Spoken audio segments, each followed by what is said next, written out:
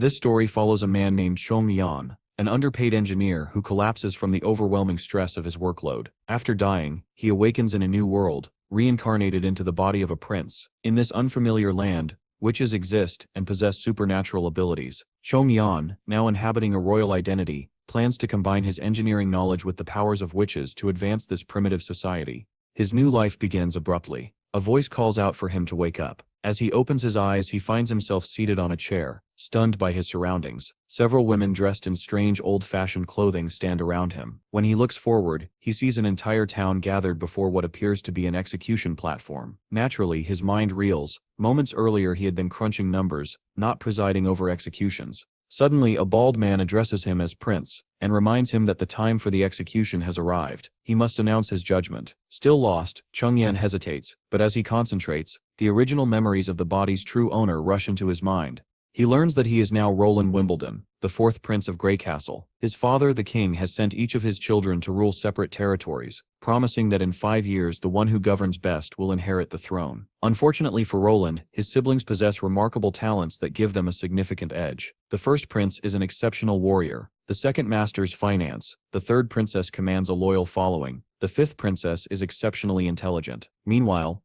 Roland, long considered the most useless of the royal children, has been sent to a remote border town filled with filth, poverty, and neglect. Here he must somehow transform this miserable place into a thriving territory.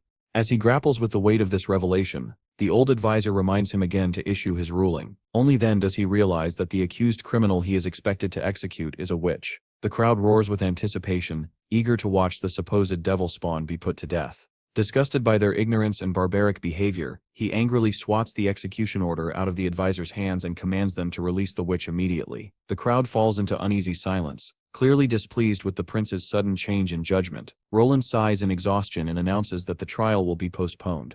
The old advisor tries to convince him otherwise, and Chief Knight Carter Lannis steps forward, urging the prince to reconsider. According to him, if they delay the execution, other witches might attempt a rescue. Roland cannot help but laugh at the idea of this muscular, battle-hardened knight being so terrified of witches. He casually strolls down from the platform, suggesting that if more witches did attack, they could simply eliminate them all at once. Carter, baffled, does not know how to respond. The scene shifts to Roland's residence in Border Town. Outside, the irritated knight stands stiffly while Roland firmly shuts the door in his face. Alone, Roland initially sighs in relief before suddenly panicking. He has never dealt with so many people before, at least not while alive. Yet he refuses to waste this second chance at life. Determined, he resolves to take Roland's role seriously and uncover the truth about the witch.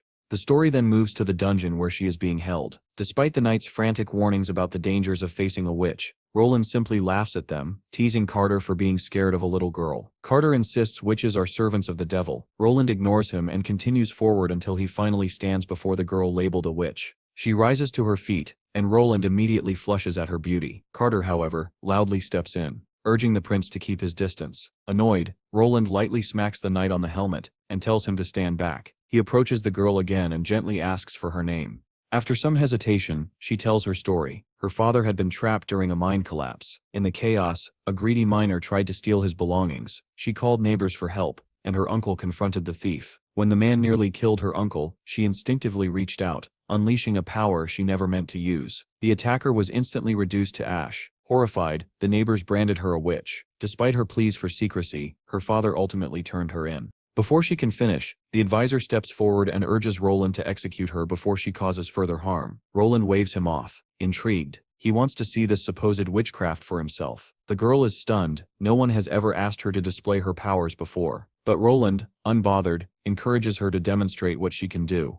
Anna calmly reminds the prince that her powers are sealed by the locket around her neck. She warns him that removing it might unleash uncontrollable chaos. Before she can finish, Roland reaches out, snaps the chain, and tosses the locket aside as if it weighs nothing. He tells her to stop stalling and show him her powers.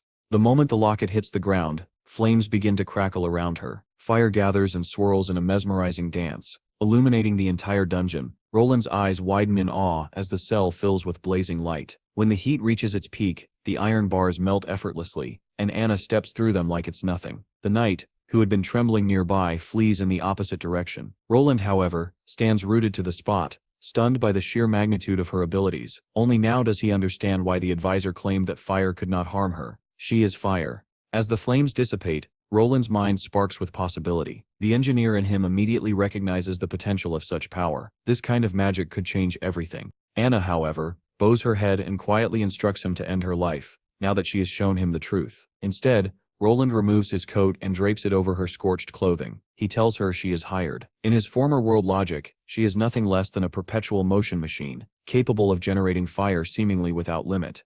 Naturally, not everyone shares Roland's enthusiasm. The old advisor is horrified. He shouts a warning, insisting that employing such a dangerous witch could draw the wrath of the Witch Cooperation Association and possibly doom them all. Roland dismisses his panic, ordering him to prepare a work contract for Anna and to arrange proper living quarters.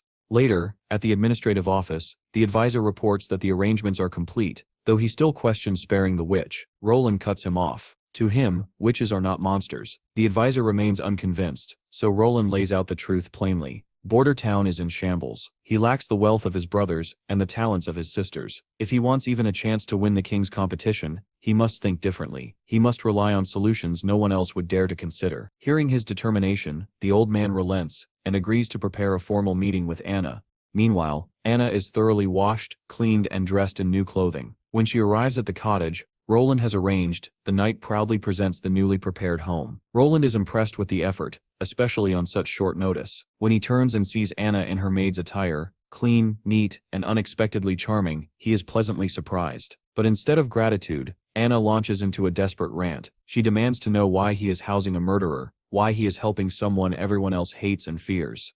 Roland calmly tells her he doesn't buy into the superstition surrounding witches. He believes people fear her only because they do not understand her abilities or their potential value to society. Extending his hand, he tells her he accepts her and promises to teach her how to use her power for good. Inside the cottage, Anna immediately begins practicing. Flames surge around her wildly, scorching whatever they touch. Roland quickly realizes that teaching her control will not be simple. Worse yet, every time she activates her abilities, her clothes burn away, leaving her mortified and forcing him to provide backup outfits. Thankfully, he prepared several in advance. Their training is interrupted when the old advisor bursts through the door, breathless and shaken. He brings alarming news. Patrols have discovered signs of demon activity, months earlier than expected. Roland, unfamiliar with the term, looks around in confusion while everyone else grows pale. The advisor explains that each winter, after the first snowfall and sunset, the gates of hell open within the Dragonspine Mountains. When that happens, demons pour into the land. Because Border Town is impossible to defend, everyone must evacuate to Longsong Fortress. He assures Roland that the prince's safety is their highest priority. Roland, curious, asks if the old man has ever seen these gates of hell. The advisor admits he has not. The mountains are impassable and emit a poisonous miasma that affects anyone who gets too close, unless they are already corrupted by demonic influence. Only witches can approach the mountains and see the gates for themselves.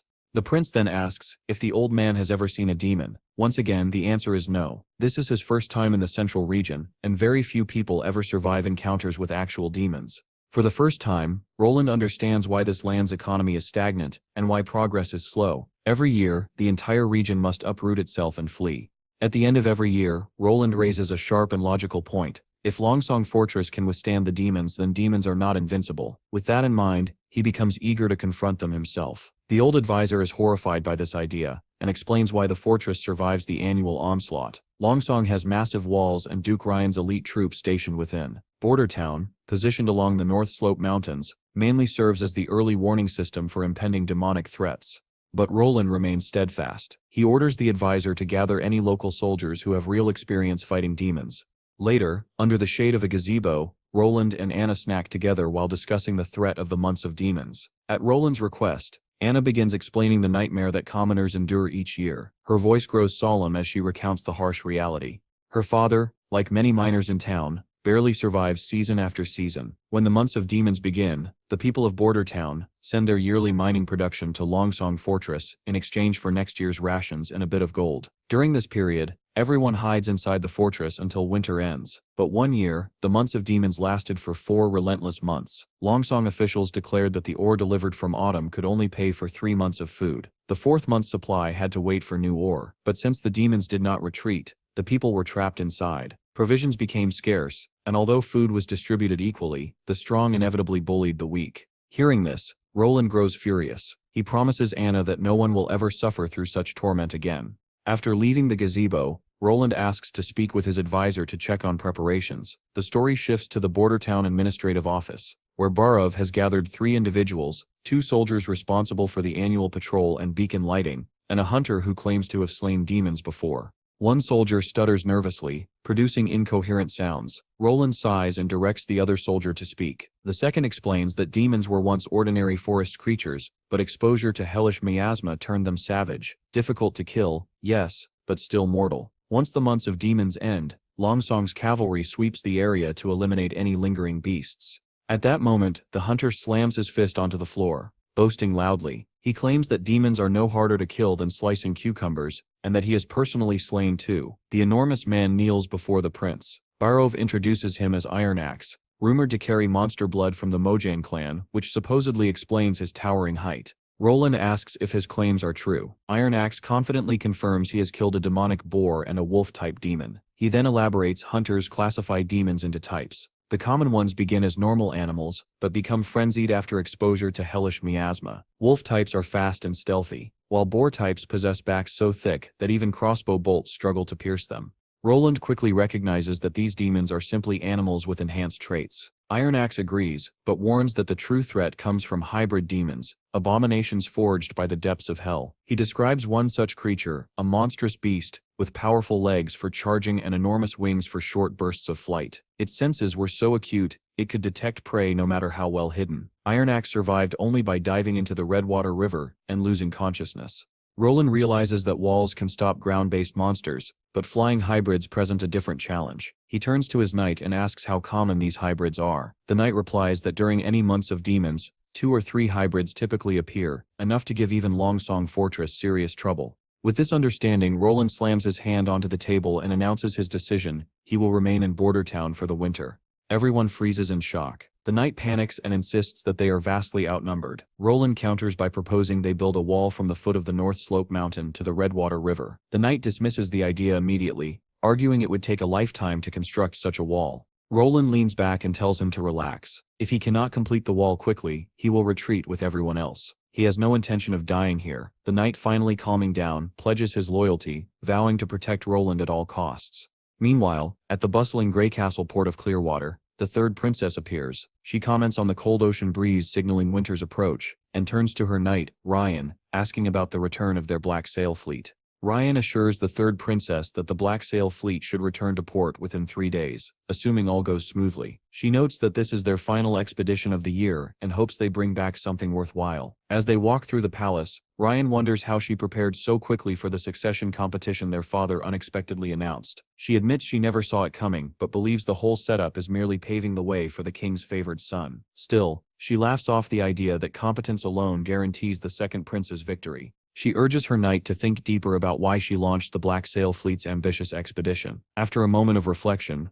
Ryan realizes the truth. The fleet isn't solely about acquiring wealth. It is a calculated move to gain influence and power. Through the Black Sail initiative, she has gathered skilled sailors, hardened fighters, and influential allies. This is Garcia Wimbledon, the third princess of Greycastle, clever, strategic, and determined to carve her path to the throne. She then asks for an update on their plot to assassinate the fourth prince. Ryan sighs, reporting that there has been no word from the border. It seems their poison plan failed, and the spies involved have disappeared. Garcia sneers, assuming her younger brother dealt with those spies as soon as he discovered their betrayal. Ironically, the poison did kill the real Roland Wimbledon. Chung Yan simply reincarnated into his body afterward, causing Garcia to believe her plan failed. She now intends to kill Roland once he flees to Longsong Fortress for winter, and she orders Ryan to wait patiently. She also scoffs that the poison seller NB lied about the poison being colorless and tasteless. As punishment for deceiving her, she casually instructs Ryan to hang him, despite the poison having worked exactly as promised. Her ruthlessness is immediate, cold, and absolute.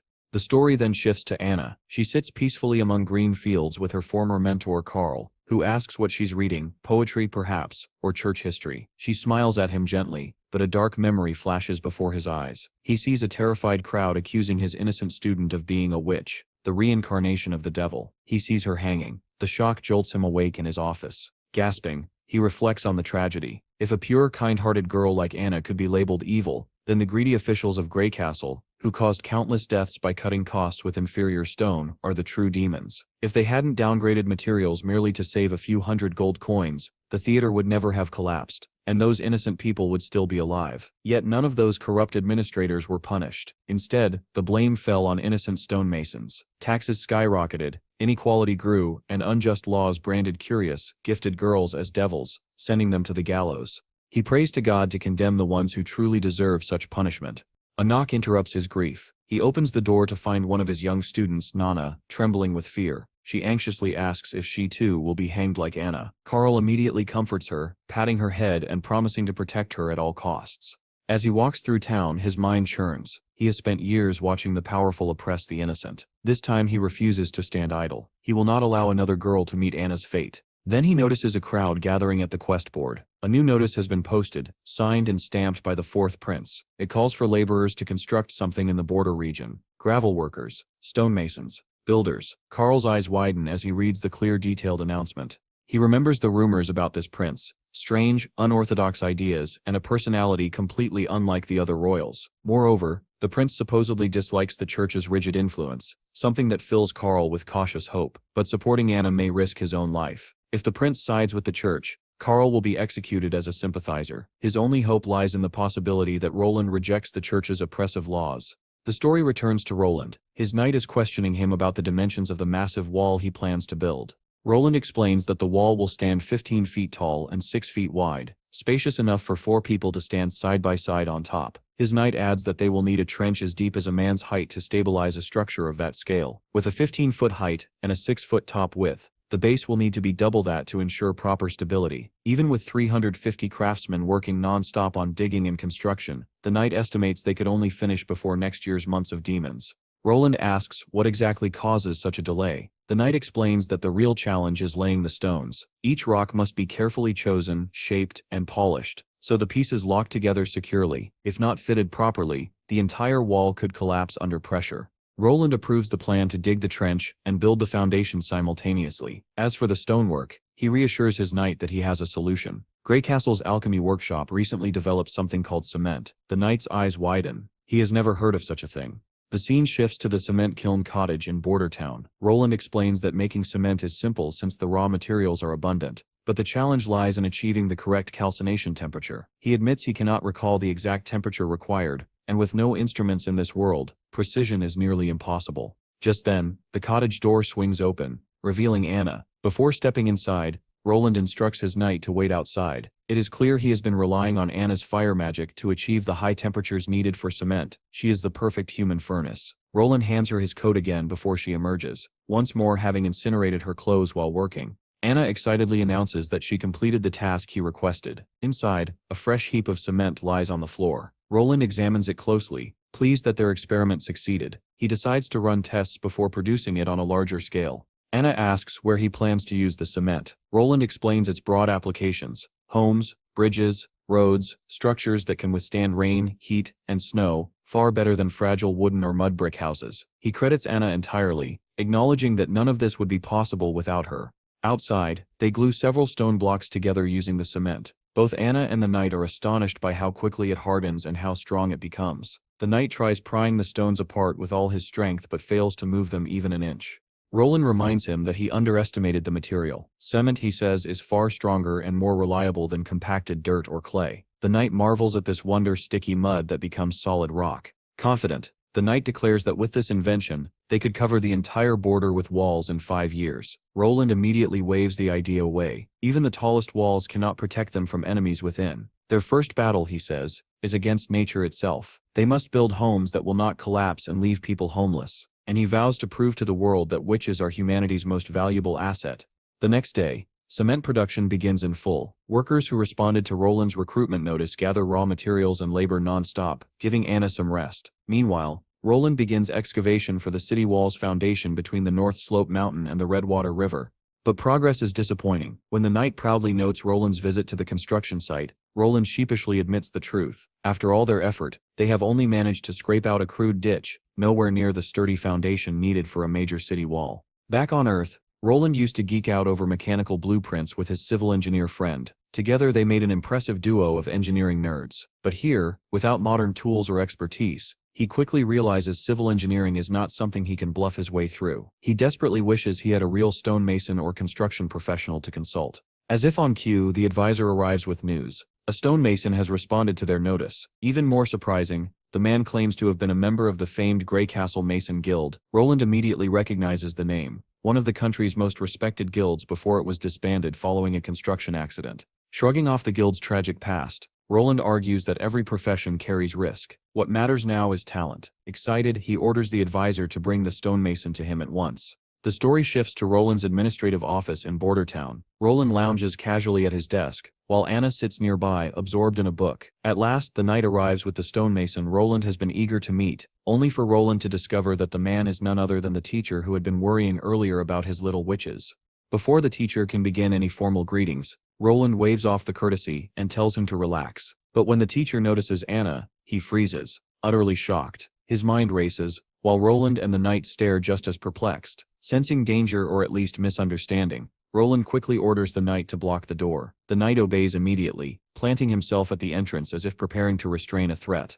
But instead of attacking, the teacher collapses to his knees and begs Anna to forgive him for being unable to protect her when she needed him most. Realizing he is no danger to her, Roland relaxes. Anna, too, immediately recognizes her former teacher. Roland instructs the man to stand and explain himself. The teacher introduces himself as Carl Van Bate, a former member of the Greycastle Mason Guild who later became a teacher in Bordertown. He reveals that Anna was once his student. He then nervously comments that he doesn't understand why the prince spared Anna's life. Perhaps, he suggests, Roland wanted her as a concubine, but even that would be better than her being executed. Roland and Anna both stare at him, baffled by the absurd assumption. Carl becomes relieved when he realizes Roland does not believe in the church's claims about witches being devils incarnate. He then mentions that another gifted girl, Nana, has also awakened powers and needs protection. Roland immediately agrees to shelter her if necessary, though he notes he cannot take a child from her family unless she is in real danger. Inwardly, he is thrilled by the possibility of meeting another witch. Outwardly, he remains calm and composed.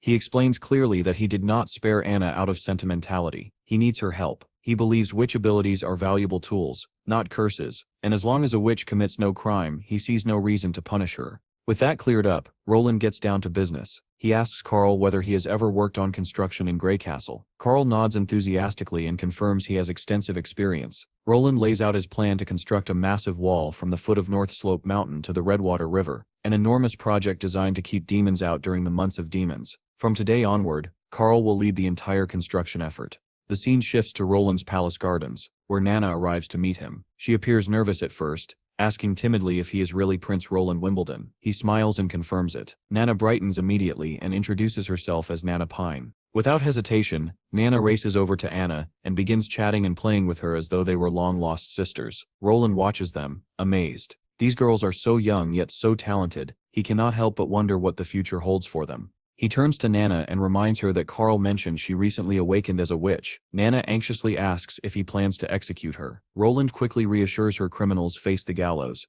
not innocent children. But Nana insists she must be possessed by a devil. Carl said so, and she believes it too. Anna gently pats her head while Roland asks when her powers first appeared.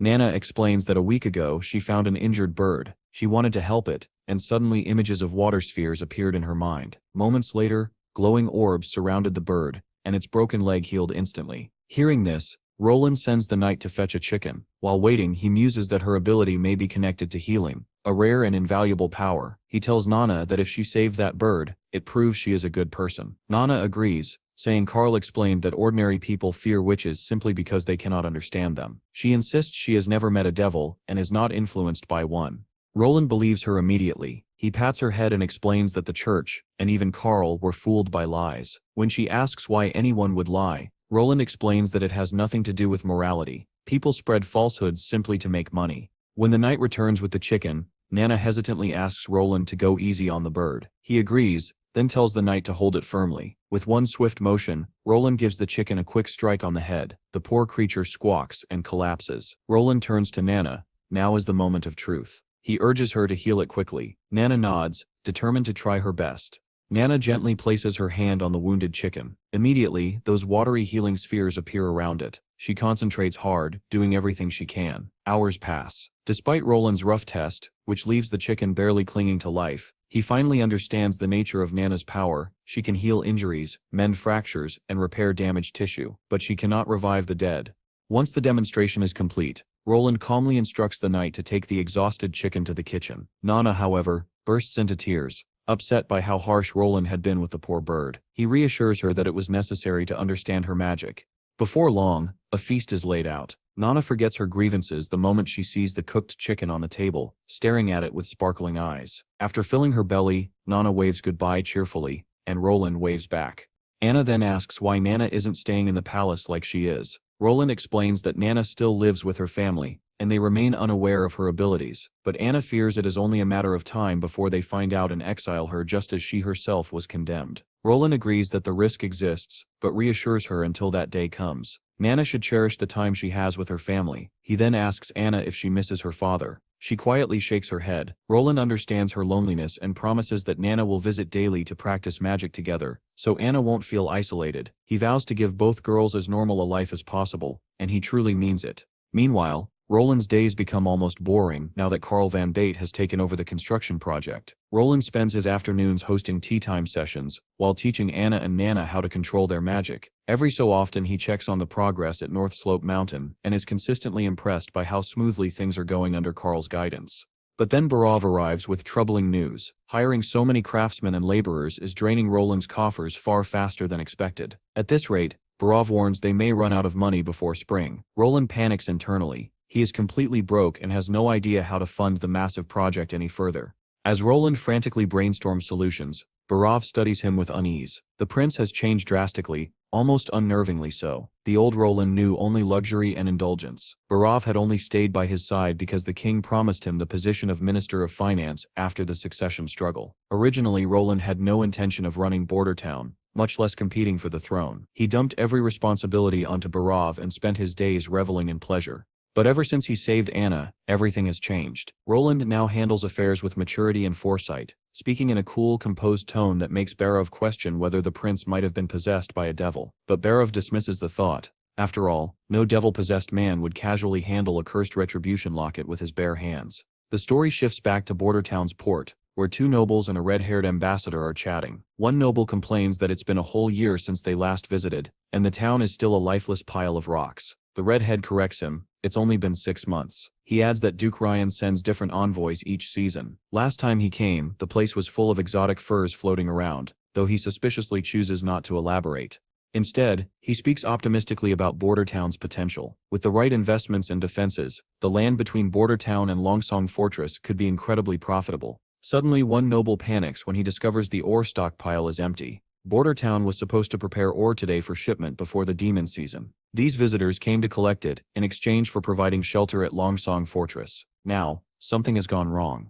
The ambassador sighs and insists they take the issue directly to Roland. Riding toward the castle, the purple-haired noble wonders if Bordertown has found a new trading partner, perhaps Willowtown or Fallen Dragon Ridge. He suspects Roland is behind the shortage. The redhead, thinking deeply, fears Roland may have already formed alliances downriver along the Redwater. If so, their old monopoly tricks won't work anymore, and they might lose significant profits. When they arrive at the castle, they are greeted not with chaos or excuses, but with an extravagant feast. The ambassador awkwardly picks up chopsticks, glances at Roland for guidance, and attempts to imitate him, but he can barely pinch anything. His food slips repeatedly and falls back onto the plate, drawing embarrassment and muffled laughter. Roland casually comments that chopsticks are easier and cheaper to make than forks. Once he introduces them to Bordertown, no one will have to worry about getting sick from eating with unwashed hands. As the sun begins to set and a warm golden glow fills the castle hall, Roland is just about to enjoy dessert when the ambassador finally brings up the purpose of their visit. They came to collect the usual ore shipment, only to find the dockyard empty. Roland drops the news without ceremony. A landslide recently hit North Slope Mountain. The miners have been clearing rubble for days, but there's no chance the mine will reopen until next year. When the ambassador asks about the ore production from previous months, Roland shrugs. It was barely enough to feed their own people. Even if they scrape together what little they have, the quantity would only buy 2 months of wheat. So Roland proposes changing the deal entirely. The ambassador stiffens. Sensing the prince slipping away, he apologizes for past mismanagement and offers a new proposal. The 6 noble families of Longsong Fortress can pool resources to lend Bordertown enough food for 1 month. They will repay it next year. Roland turns him down instantly. If they sell their ore to Willowtown, they won't owe anyone anything, and Willowtown is offering payment in Gold Dragon coins. Not only that, they are willing to trade wheat, cheese, bread, and honey, all at fair, transparent prices. Anything you can buy with gold, they will sell. Compared to Longsong Fortress's old exploitative system, this new arrangement is far more appealing.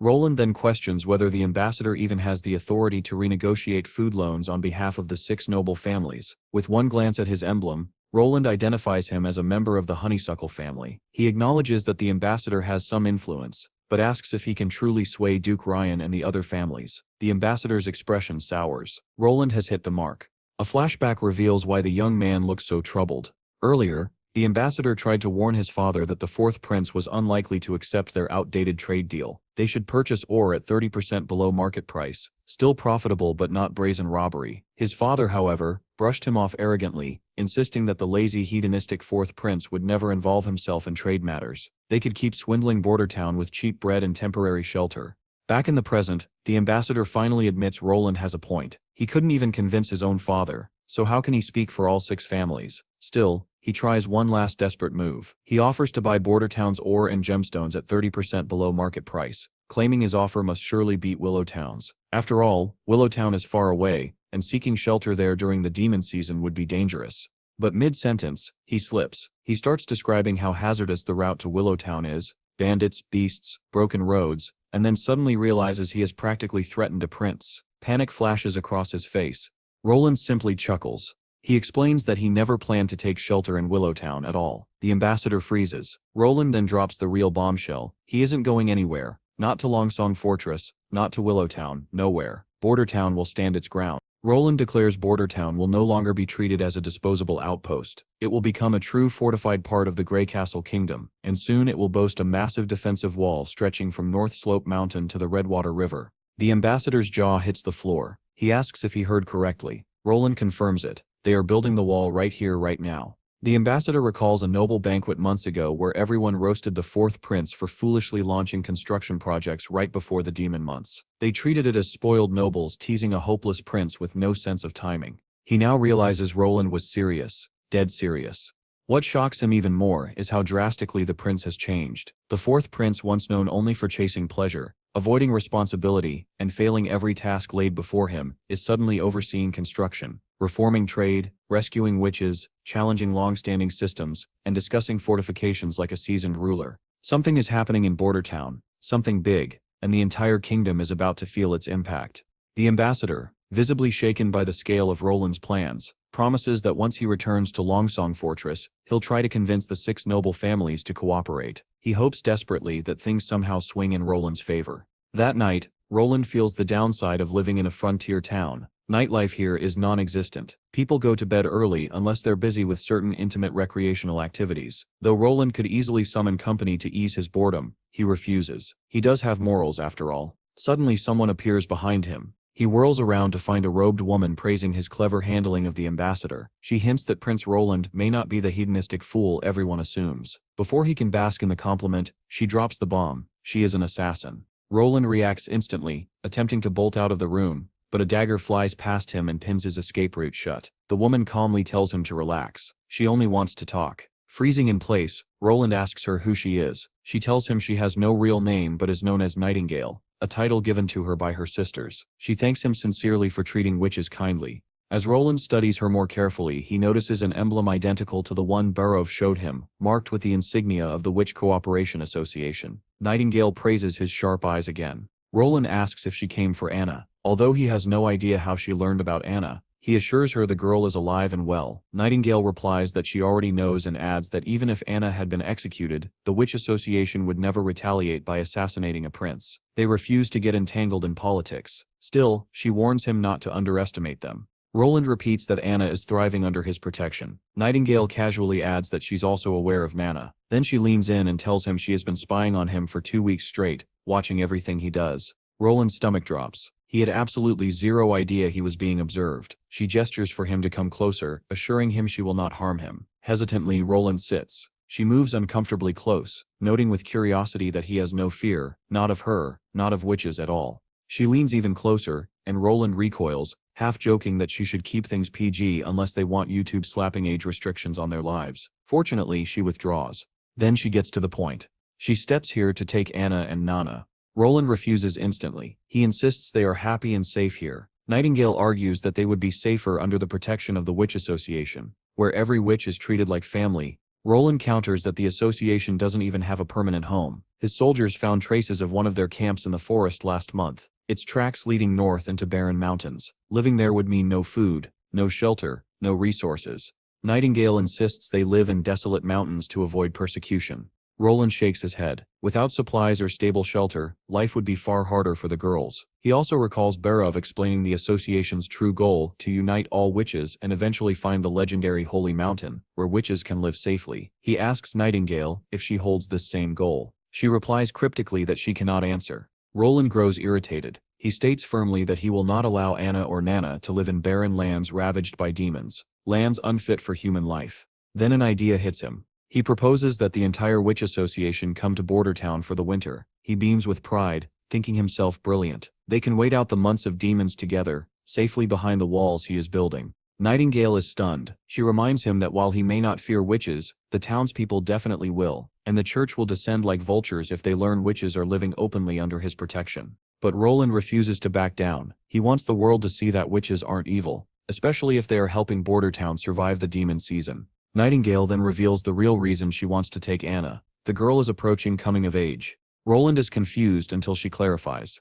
Most witches awaken their powers near the months of demons. When the gates of hell supposedly open, coming of age marks a witch's final transition. If a girl has not awakened by 18, she never will. But for those who have awakened, the months of demons trigger a violent reaction. During this period, demons influence a witch's mind. The pain is indescribable, like something inside them is clawing out, trying to tear through their bodies. Every vein strains, every muscle burns. If they survive, they recover in 4 or 5 days. Those who don't die horribly.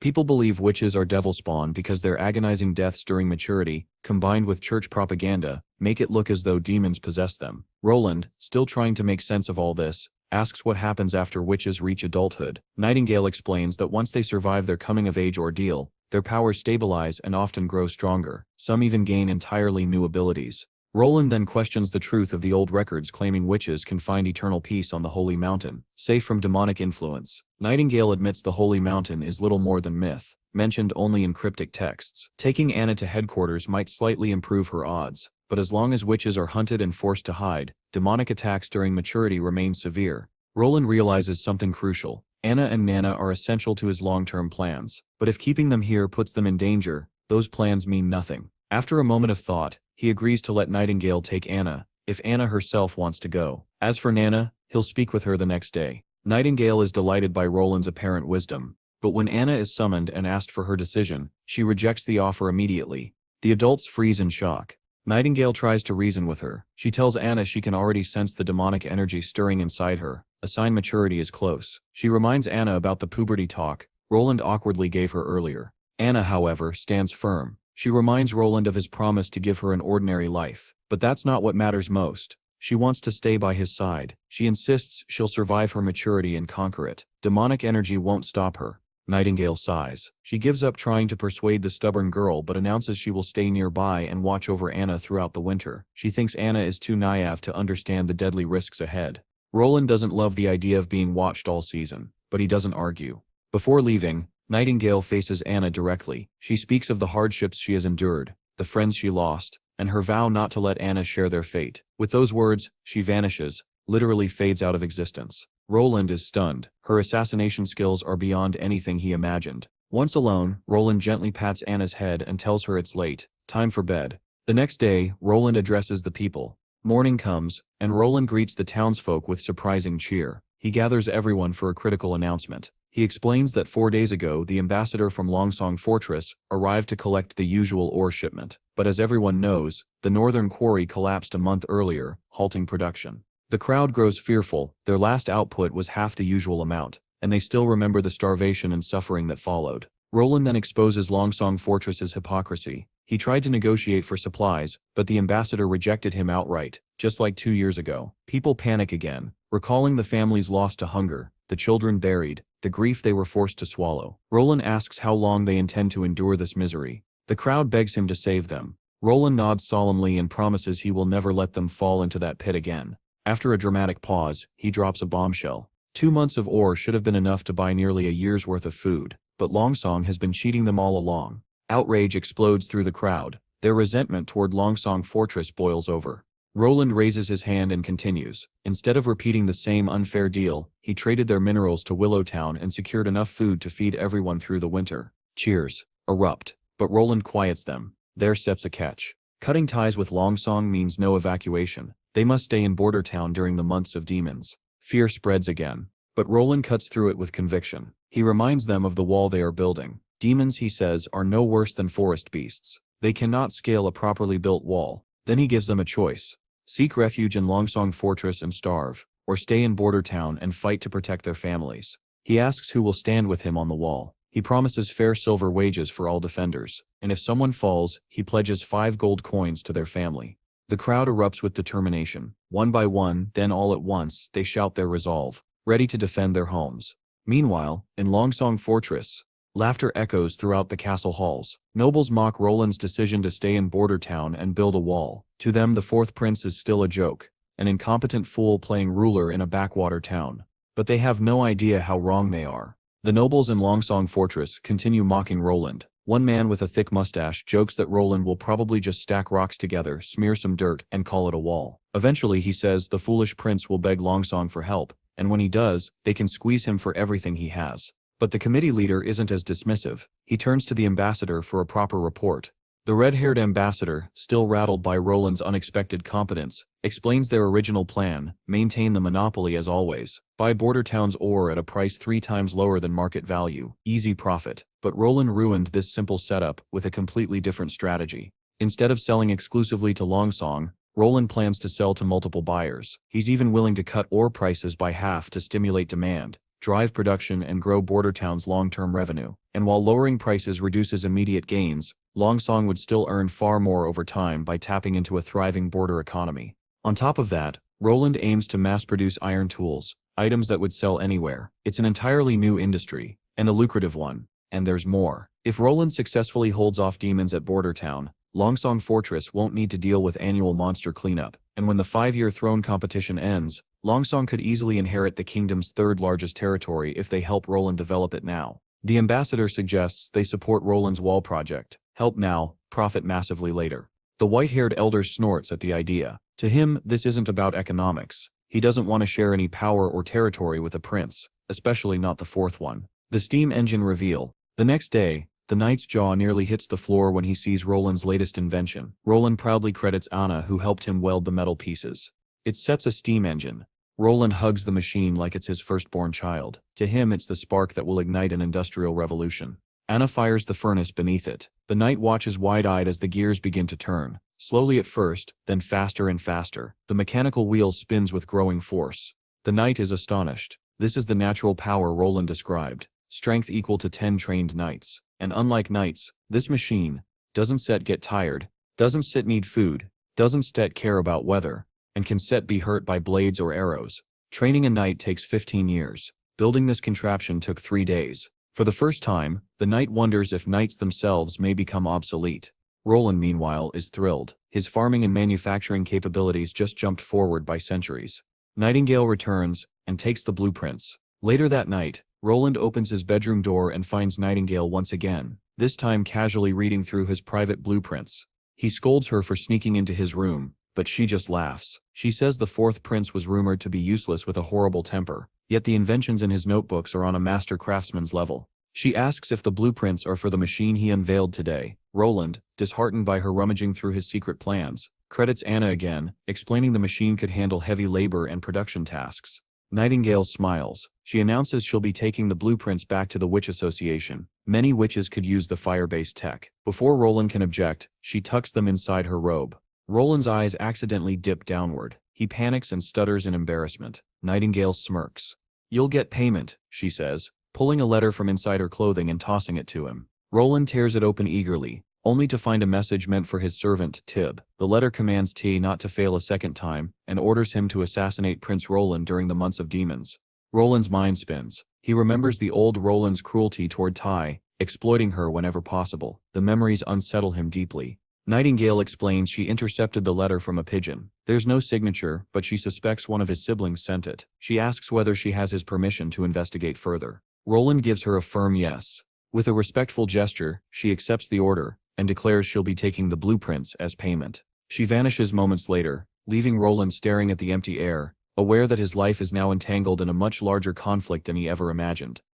The next day, he was still hung up on last night's letter when the knight arrived. The boy immediately dropped to his knees and confessed that TA had kicked the bucket during the night. Apparently, she had taken a tumble from her balcony. There were no signs of a struggle, and the guards swore they never saw anyone come or go. Visibly upset, the boy told the knight to have the head servant take care of the situation. Once the knight left the room, our hero called the assassin woman back, and she appeared right on cue. She quickly revealed that the servant had killed herself the moment she laid eyes on her. The boy couldn't hide his disappointment, muttering that he expected her to handle such things better. The woman countered that she had restrained T with ropes, but the servant had hidden poison inside a fake tooth. Once the poison took effect, the assassin threw the servant from the balcony to make it look like an accident. Even though the interrogation had reached a dead end, she pulled out another note she had found in Ty's apartment. With a sly grin, she pointed out that the sender called Ty Big Sister and mentioned a seaside view repeatedly. She hinted that there was a strong chance the third princess from Clearwater Port might be involved. She suspected that Princess Garcia Wimbledon could be holding Ty's family hostage, using her as a pawn to eliminate our hero. Judging by how Ty had chosen to end things, it seemed she had been trained for years before being assigned here. The boy felt deeply disappointed that his own siblings were so quick to eliminate each other for the crown. Suddenly the woman leaned close to his ear and whispered that she had to go because someone was approaching. He blushed slightly, perhaps catching a glimpse of her shirt straining before she vanished into thin air. Just then, the old consul arrived with good news. A number of people had volunteered to face the demons during the demon months. This put a broad smile on the prince's face, and he decided to see them for himself. Before he could leave, the old man genuinely asked whether he truly intended to send regular townsfolk to fight demons. Outside, the hero's mood sank further. The consul's concerns were absolutely valid. These people didn't look like fighters at all. They resembled street thugs at best. The knight, however, was thrilled, insisting he had gathered them according to the prince's wishes. But looking at their frail bodies, it was clear the knight had completely missed the point. The prince face-palmed, realizing he had expected too much from people who were barely surviving as it was. Even the consultant suggested they look for other recruits instead of relying on commoners. But the hero was determined to use them anyway. He believed he had already cracked the code. Building a strong army depended on people power, whether they held medieval swords or modern weapons. The knight suggested starting sword training the next day, but the hero waved him off. He told the knight to group the volunteers, then hit the jogging trail. He also requested that the Iron Axe hunter be brought along. The prince assured him to sit back and enjoy the show. By noon, the hunter had joined the cause, though the knight was unimpressed by the new training methods. Coming from a proud warrior family, he found it ridiculous that these recruits were being rewarded with eggs simply for standing around all morning. Eggs were expensive after all. But once again, the hero told him to relax. He knew that building a top-notch army could not be done in a few medieval months, and he wasn't trying to create muscle-bound fighters. All he wanted were disciplined soldiers who could deliver results quickly. He was using military techniques he had learned in college, methods that united people fast. He believed these villagers would adapt just as well. Before long, carriages arrived and everyone lined up eagerly for their eggs. Many still didn't understand why eggs were being given out as rewards. The knight banged his plate loudly to get their attention and ordered everyone to form 4 lines. Food would be distributed in order, and stragglers would have to wait. Nervous but compliant, the crowd lined up. The knight still couldn't understand why the prince bothered teaching such basic discipline. Suddenly murmurs rippled through the crowd as they chanted the name Iron Axe, who evidently had quite the reputation. The prince announced a break after lunch, followed by a trip to the town guard barracks. Iron Axe was appointed as their captain, tasked with teaching them how to pitch tents. As soon as the hero finished speaking, the crowd buzzed with disbelief over someone like Iron Axe being placed in command. To calm them, the prince reminded everyone that Iron Axe was not a local, just like the witches who didn't belong to Greycastle. In Border Town, everyone was treated equally. As long as they were not criminals, they were welcome. Then the prince unrolled a sheet of rules so long it could rival a year's worth of grocery lists. He told the chief knight to focus more on these rules than on who became captain. Everyone needed to memorize and follow them if they wanted their daily egg. The chief knight scratched his head, wondering how visiting teacher Carl was supposed to help with any of this. After dinner, the knight wondered aloud how reading and writing could possibly help in fighting demons. The prince brushed off his concerns, insisting that a well-educated army was always more effective, and that history had proven this many times. Next, we arrive at City Hall in Border Town. Our hero staggered out of his room, still half asleep, When Nightingale suddenly appeared out of nowhere, she teased him about his newfound habit of sleeping so much lately, and it seemed she had also helped herself to his breakfast. The boy was not exactly thrilled to see her eating his food and waltzing into his room uninvited. He muttered, wondering if she had ever been taught to behave more subtly around royalty. As he took his seat, she adopted a respectful posture and asked if she was being polite enough. Then, just as casually, she mentioned that she knew the prince wasn't the type for unnecessary formalities. He was startled that she understood his preferences so well. With a sigh, he told her to finish the entire breakfast so he could at least request another serving. While she dug into the food, the prince began flipping through his new blueprints. Nightingale, curious, asked why he had been ordering so much iron lately, especially since it was the dead of winter. If he wanted to cool his whiskey, she pointed out, he could simply leave it outside. When she saw his order book wide open, Roland realized she must have seen all of his recent requests, so he fed her a story. He was trying to make cheese, and for that he needed temperatures below freezing. The girl praised him for his cleverness, but inside our hero admitted that this was a lie. He was hiding something far more confidential, something he did not entirely trust her with. Unlike Anna or Nana, he wanted to gather more information about Nightingale before revealing his actual secrets. In truth, he was developing guns, which were much easier to produce than steam engines. If anyone uncovered his methods too soon, it could derail his entire plan. The ion he had ordered was actually saltpeter, commonly used by wealthy nobles to cool their drinks in summer. Its fancy name disguised its more important function. It was a key ingredient in gunpowder, making secrecy even more critical. Changing the subject, the boy asked whether witches also trained assassins, aside from their search for the Holy Mountain. Nightingale explained that a group of oddballs had gathered together because of that shared dream. She herself had joined the Witch Cooperation Association 2 years ago. Hearing this, he asked if she had worked for someone else before joining the association, and whether anyone accepted witches at all. Setting down her plate, she laughed at the idea, calling it ridiculous. If her previous owner had known she had become a witch, he would never have allowed her into the front door. Worse, had she not proved useful to him later, he would have quietly disposed of her. The boy grew more curious and pressed her for details, but she fell silent, promising to explain everything when the time was right. She reassured him not to worry, saying she had been free for the last 5 years and had no intention of becoming anyone's pawn again. He stayed quiet, looking somewhat downcast. 5 days passed since their chat in the courtyard, and by then our hero had finally finished his first gun after a series of production challenges. He was thrilled to keep it to himself. One major reason he had been pursuing steam engines was to create a way to mass-produce guns, but he needed a working prototype before scaling up. At this pace, he worried he would only manage to make 4 guns before the demon months arrived. The knight, meanwhile, was scratching his head, trying to understand how these so-called muskets would help in fighting demons. The boy simply told him to gather the village's best hunters and form an elite squad to wield them. But the prince shuddered when the knight suggested using patrol guards instead. Considering how frail and puny they were, his reluctance to hand such valuable weapons to them was more than justified. Deep beneath Roland Castle, a few soldiers marched through the tunnels. Suddenly one of them leapt into the air and attacked another. The scar-faced soldier ordered the thin-mustached man to surrender or meet the same fate as their fallen comrade, Greymutt. Remembering his friend, the thin-mustached soldier grew furious and swore he would never let these hooligans set foot in the castle. With a burst of strength, he flung the scar-faced man back, sending his sword flying. He then drove his own blade into the man's left shoulder, declaring it was for Greymutt. Bleeding heavily, Scarface scoffed, shocked that an ordinary patrol guard could injure him. The thin-mustached soldier grew even more irritated at the remark. He made it clear that while Scarface had spent his time gambling and sleeping in taverns, he and his friends had been training daily to protect their hometown. He swore he would not allow Long Song and his cronies to disturb their village's peace. As he leapt forward to finish his opponent, another cocky figure joined the fight and stabbed him straight through the chest. The poor soldier writhed in pain from the dagger wound and collapsed to the ground. The intruders stood confidently over him. Shockingly, the thin-mustached man managed to pull the dagger from his chest despite the agony. With one swift motion, he hurled it toward a nearby torch. The blade shattered the torch, extinguishing the flame and plunging the corridor into darkness.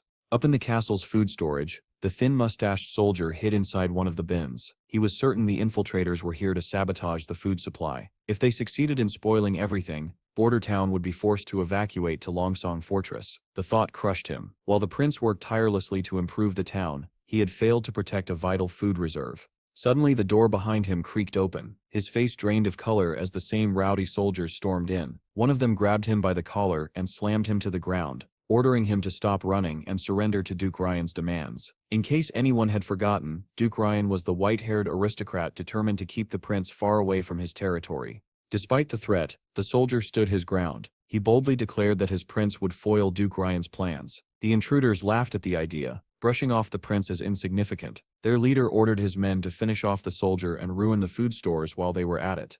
Without hesitation, a lackey struck the thin-mustached soldier on the head. As consciousness slipped away from him, he wondered if this was how he would die. But fate had other plans. Nightingale appeared in the doorway. She coolly asked whether the intruders were enjoying themselves in someone else's territory, then warned that their little party was about to end. They demanded to know who she thought she was. Nightingale replied that she was simply a local from Border Town, then mocked them for looking like sewer rats sneaking out of the drains. The intruders clearly had no idea how outmatched they were. Their leader barked at his crew to attack the mysterious woman. She only smiled. In a blur of motion, she swung her hand and bodies immediately hit the ground. With fading vision, the wounded soldier watched this enigmatic figure dispatch the intruders effortlessly. Before he could understand what had happened, he slipped into unconsciousness. The next day, their corpses lay scattered across the food storage. The knight inspecting the scene scratched his head, trying to piece together who could have taken out the intruders so cleanly. He knew the injured thin-mustached soldier could not have done it. The only explanation was that some outsider had intervened, an expert who required no assistance. Their moves were so precise that the enemies stood no chance. Not a single barrel was toppled, no blood smeared, not even a scratch marked the floor. The knight began to suspect that someone with extraordinary skill in the sword arts was nearby. Feeling a surge of pride, he thought of his clan's long history of knightly tradition. The investigating soldier added his report. The autopsies were finished, and the bodies identified. 8 were from Longsong's guard, and 1 remained unidentifiable. When asked about survivors, he explained that Captain Brian was receiving special healing, while Scarface had been thrown into the dungeon and locked away. The knight ordered Scarface to be awakened immediately for interrogation.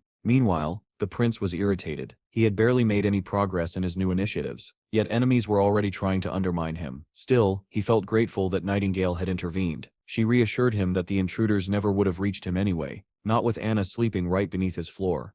That was when the prince had an idea. He proposed that Nightingale become his secret bodyguard. He offered generous pay, living quarters with a garden, 2 days off per week, and paid vacations. Despite the enticing deal, she politely declined, explaining that she could not leave the association or her friends. The prince suggested bringing her entire group to Border Town, insisting that there was plenty of room after the recent expansion. He promised they would face no discrimination and could live freely. Once again she declined, saying she might consider it in the future. The prince was left feeling awkward after being turned down so directly. He then asked if she had safely escorted Nana home after healing the soldiers. Nightingale confirmed that she had. Nana had been frightened by the sight of so many wounded people, which was understandable. She was used to tending chickens, not treating human injuries.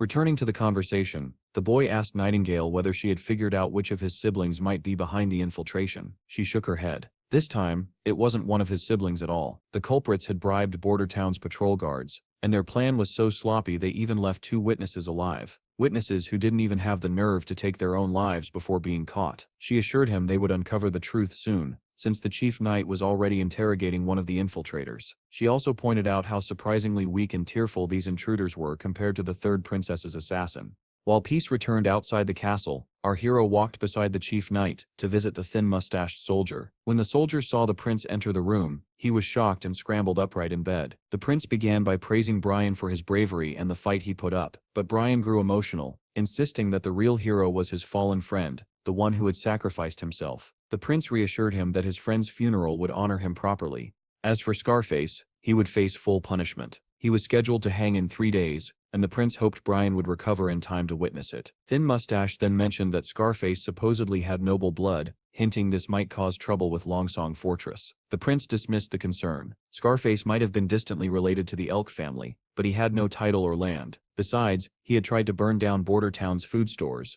an act too serious to overlook.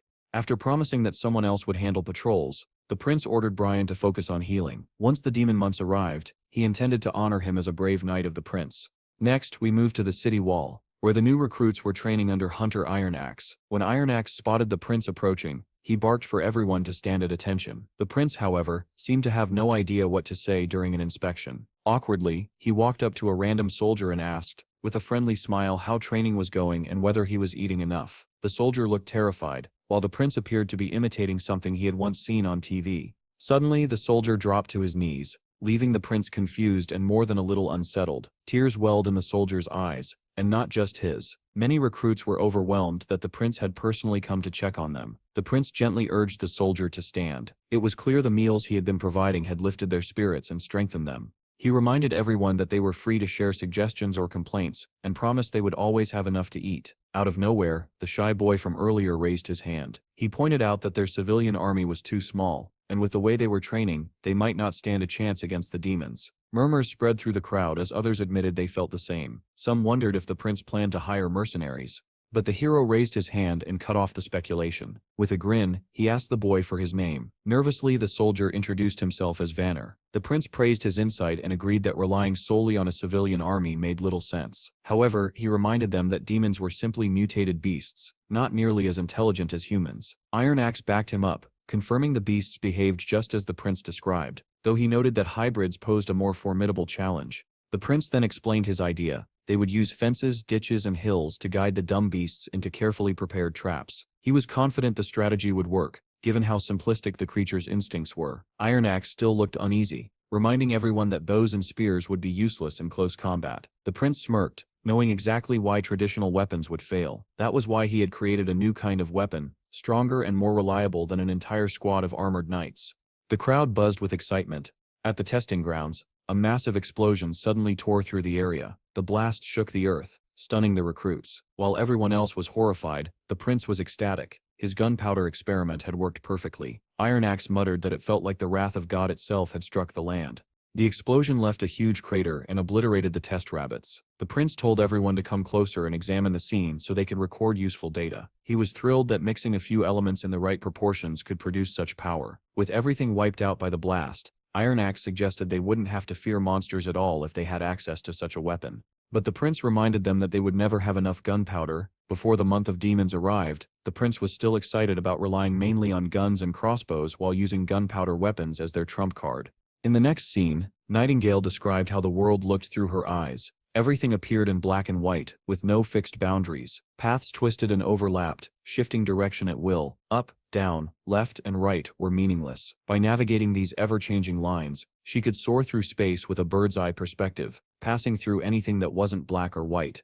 At times, she could see faint hints of color. Witches especially stood out. They carried the essence of magic, and she could sense that magic flowing within them, waxing and waning like a pulse. Among all witches, only they possessed something truly extraordinary. Anna's magic, however, was unique and vibrantly rich. Her presence glowed more brightly than any other. Suddenly Anna called out to her, pulling her back into the real world. When Anna asked what she was doing, Nightingale smoothly changed the subject, offering fish cakes she had brought along. Anna's face lit up instantly. Nightingale hesitated, saying she needed to wash her hands first, but instead of using water, Anna simply cleansed them with a burst of flame. Nightingale was stunned. It hit her then that Anna was the only witch among them with such exceptional dangerous power. That realization filled her with dread.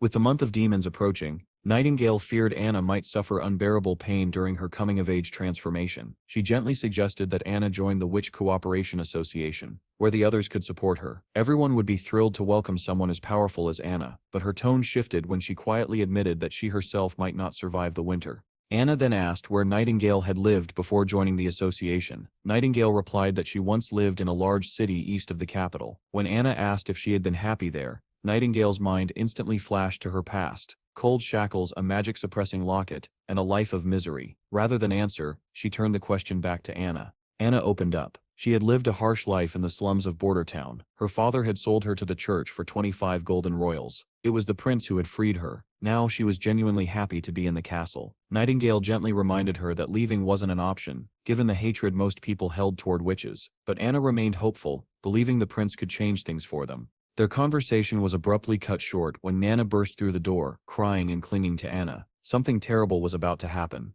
Meanwhile, our hero was fast asleep, dreaming of glorious exploits. Nightingale violently shook him awake, furious. Nana's father was on his way, and he suspected his daughter was a witch. Shocked, the prince scrambled to prepare. Perhaps he now had a chance to keep Nana in the castle. He imagined the father pleading for help, begging the prince to protect her secret. Reality shattered those expectations instantly. When the prince stepped outside, Nana's father was livid, demanding his daughter be returned at once. After they sat down, the restless father called Nana over. Terrified, she asked if he planned to sell her to the church again. Her father scoffed, saying the church would never accept someone as clueless as her. He ordered her to come home. But the prince intervened, reminding him that Nana was a witch. The man rejected the idea entirely. Even when Nana confirmed it herself, he grew angry and suggested Teacher Carl must be misleading another child.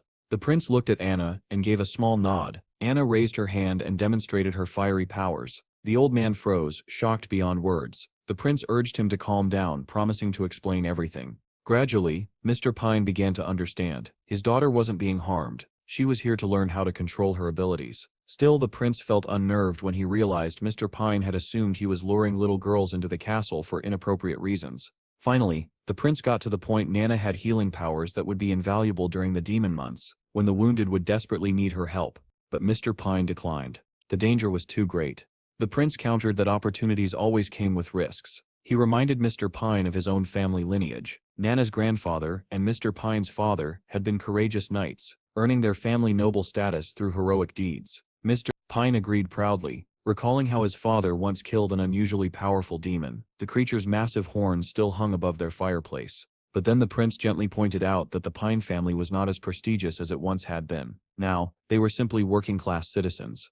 Mr. Pine sadly admitted that the prince was right about his family's decline. The prince then noticed the man's rough, calloused hands, evidence that Pine had never abandoned his warrior spirit and still trained daily to hone his sword skills. Seeing an opportunity, the prince cleverly suggested that Pine join the town's defenses. If he helped protect Border Town, the prince promised to grant him enough land to restore his family to true noble status. It was a tempting offer, but Pine shook his head. He refused to gamble his daughter's life for any reward, and insisted Nana would be safer in Longsong Fortress. The prince reminded him that Longsong was far from safe. The church had eyes and ears everywhere there. If word got out that Nana was a witch, not even he could protect her. He assured Pine that if things grew dangerous, he would prepare a small boat for a quick escape to Longsong, ensuring both Nana and Anna could flee without risk. Finally, Mr. Pine exhaled, placing his trust in the prince. He bowed respectfully and pledged his loyalty, declaring he would fight for the prince's cause. Relief washed through the room. Everyone smiled, except Anna. She pouted in clear frustration, furious that the prince would even consider sending her away. She declared that she wasn't going anywhere. The next day, the old constable arrived, looking distressed. He fretted that they had burned through almost all their money on weapons and training. At this rate, he feared the entire town would starve within months. The prince face-palmed and told him to dip into his personal savings to cover the budget. The old man agreed, but pointed out that this still wouldn't fix their long-term financial problems. The prince shrugged, saying that if their defenses failed, they would simply evacuate the town. Then he sent the constable away to handle the matter.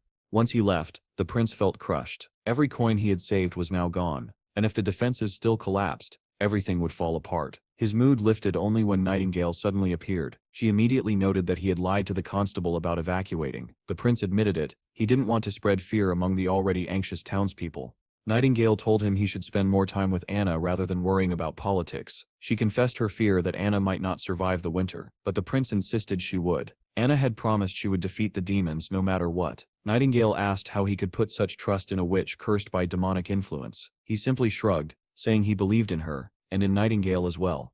Her expression softened. For the first time she realized his faith wasn't an act. He added that he never lied without a good reason. Suddenly, a noise outside caught her attention. She glanced through the window, visibly tense. It was snowing. Winter had officially arrived. The prince decided to check on Hunter Ironaxe at the shooting range. Ironaxe was firing the guns with precision, hitting bullseye after bullseye. When the prince greeted him, Ironaxe lit up with excitement. He proudly reported that he had mastered all the basics he'd been taught. The prince wasn't surprised. Ironaxe had always been a natural warrior capable of mastering any weapon placed in his hands. The hunter praised the iron pipe of the gods, marveling at its devastating power. He grit his teeth, saying that if he'd had such a weapon during his encounter with the hybrid beast, it wouldn't have survived a second. Overwhelmed, he dropped to his knees, vowing he would never betray the prince's trust. The prince then checked in with Chief Knight Carter, who looked tense. They needed more than just the 2 guns currently available. The prince understood and assured him that 2 more were already being built. He admitted they had rushed the gunpowder development simply because the month of demons had arrived so fast. Up on the city wall, soldiers bowed their heads when the prince arrived. He felt embarrassed, wishing he had taught them proper military etiquette. Ironaxe pointed out that demons were rare after the first snowfall, but the prince warned him not to relax. Then they spotted something in the distance. A demon alone, approaching slowly. Panic flickered among the soldiers. One asked if he should sound the alarm. The prince told him to decide for himself. He had more experience now. After a moment, the soldier chose not to sound the alarm and lowered his bow. The prince felt relieved. Their training was finally paying off. The creature picked up speed, charging toward the wall. Squinting, the prince wondered if it was a mutated fox. Iron Axe confirmed that the beast had recently been possessed and posed minimal danger. Still, as it prepared to leap over the wall, Iron Axe drew his bow. Carter stepped in front of the prince protectively. The beast lunged.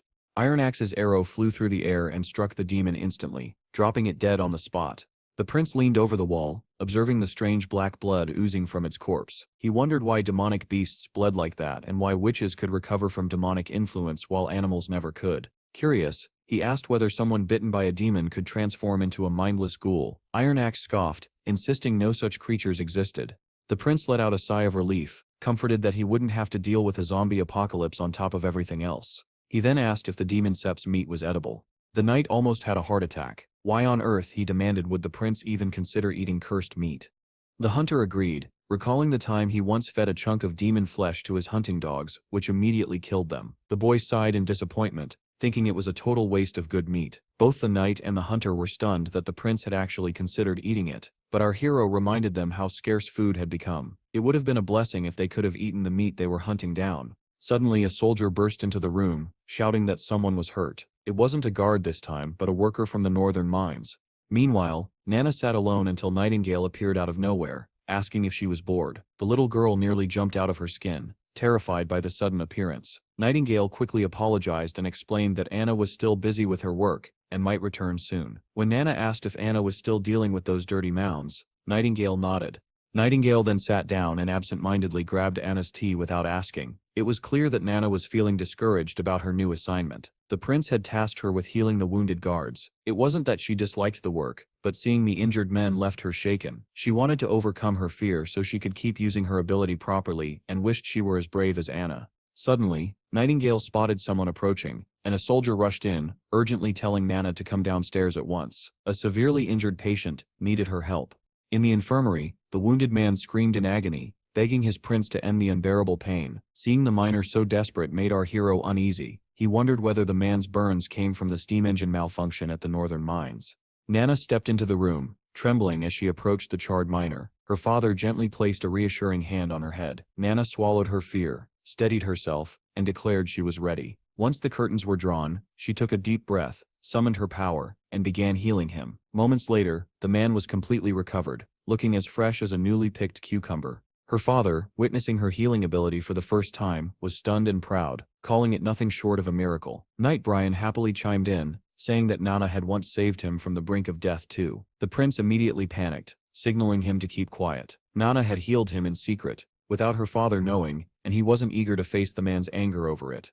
Now fully conscious and healed, the miner couldn't believe he was alive. Prince Roland assured him it was real and revealed that Nana, one of the witches, had saved him. Later that night, when our hero returned to his room, Nightingale greeted him and demanded to know why he had revealed Nana's secret so soon. This led him to recall the moment when the miner learned she was a witch and panicked, shouting about witches being devils. Nana's father quickly shut him down, reminding him that his daughter had saved his life and had nothing to do with devils. Overwhelmed with guilt, the miner dropped to his knees before Nana, apologizing and thanking her profusely. Back in the present, our hero explained that revealing her identity had been the right move. If they planned to use her powers against demons in the coming months, hiding the truth would become impossible anyway. Besides, the church forces had already departed for Longsong Fortress, leaving no one behind to harass the witches. Nightingale asked if he had planned all of this from the beginning. The boy confirmed it. With the snow blocking the roads and the seaports under his control, the church had no way of learning what was happening in Border Town, let alone taking action. This gave him 3 full months to change the public's view of witches. He pointed out how Nana was now seen as an angel by the soldiers she healed. As she continued treating the wounded, morale would rise, and the townspeople's prejudice would slowly fade. Nightingale still didn't understand why he was doing so much for the witches, so she asked him directly. Our hero repeated that Border Town did not judge anyone by their origin. Even those as hated as witches deserved to live on this land just like everyone else. The woman's eyes widened as she heard our hero's grand plans. It was clear she had something important to confess. She admitted she hadn't been entirely honest with him earlier. The prince was caught off guard, and she began explaining how her sisters in the association had been wandering for years, losing hope along the way. Now all they wanted was a safe place where they could be happy, even if it was just a single castle. At first, the boy didn't understand what she meant, but then the realization struck him. she was actually open to bringing all the witches to Bordertown. Before he could get too excited, she grounded him with a warning. If witches gathered at the castle, he would eventually have to face the church. The boy calmly reassured her. The church's main headquarters was far away, and even if they learned that witches were living in Bordertown, they wouldn't march all the way to Greycastle just for him. He was already planning to gather enough influence to rival the church, and create a world where witches could live alongside ordinary people. He dreamed of expanding that world throughout Greycastle, and maybe even across the entire kingdom. The scene then shifted to the capital of Greycastle. Soldiers on horseback marched through the streets until their captain suddenly called for a halt. The man looked eager, finally returning to the castle. Fireworks lit up the sky as the people welcomed the one approaching the city gates. Gerald Wimbledon, the first Prince of Greycastle. It was amusing how these people had enough explosive material for fireworks, even though it had only been a few chapters since our hero invented gunpowder in this primitive world. The gates lowered, and Prince Gerald entered the city with his entourage. Once inside, he wasted no time announcing that he had come to claim what was rightfully his from his father. 3 shady figures appeared, bowing before him and reporting that they had completed their assigned task. Gerald asked if they had managed to replace the royal guards as planned. The lackey admitted there had been complications. They had only managed to replace the guards in the king's chamber. Gerald dismissed the issue, saying that as long as he and his men could enter the castle, everything would go according to plan. The lackey reassured him that no one would be able to stop their entry.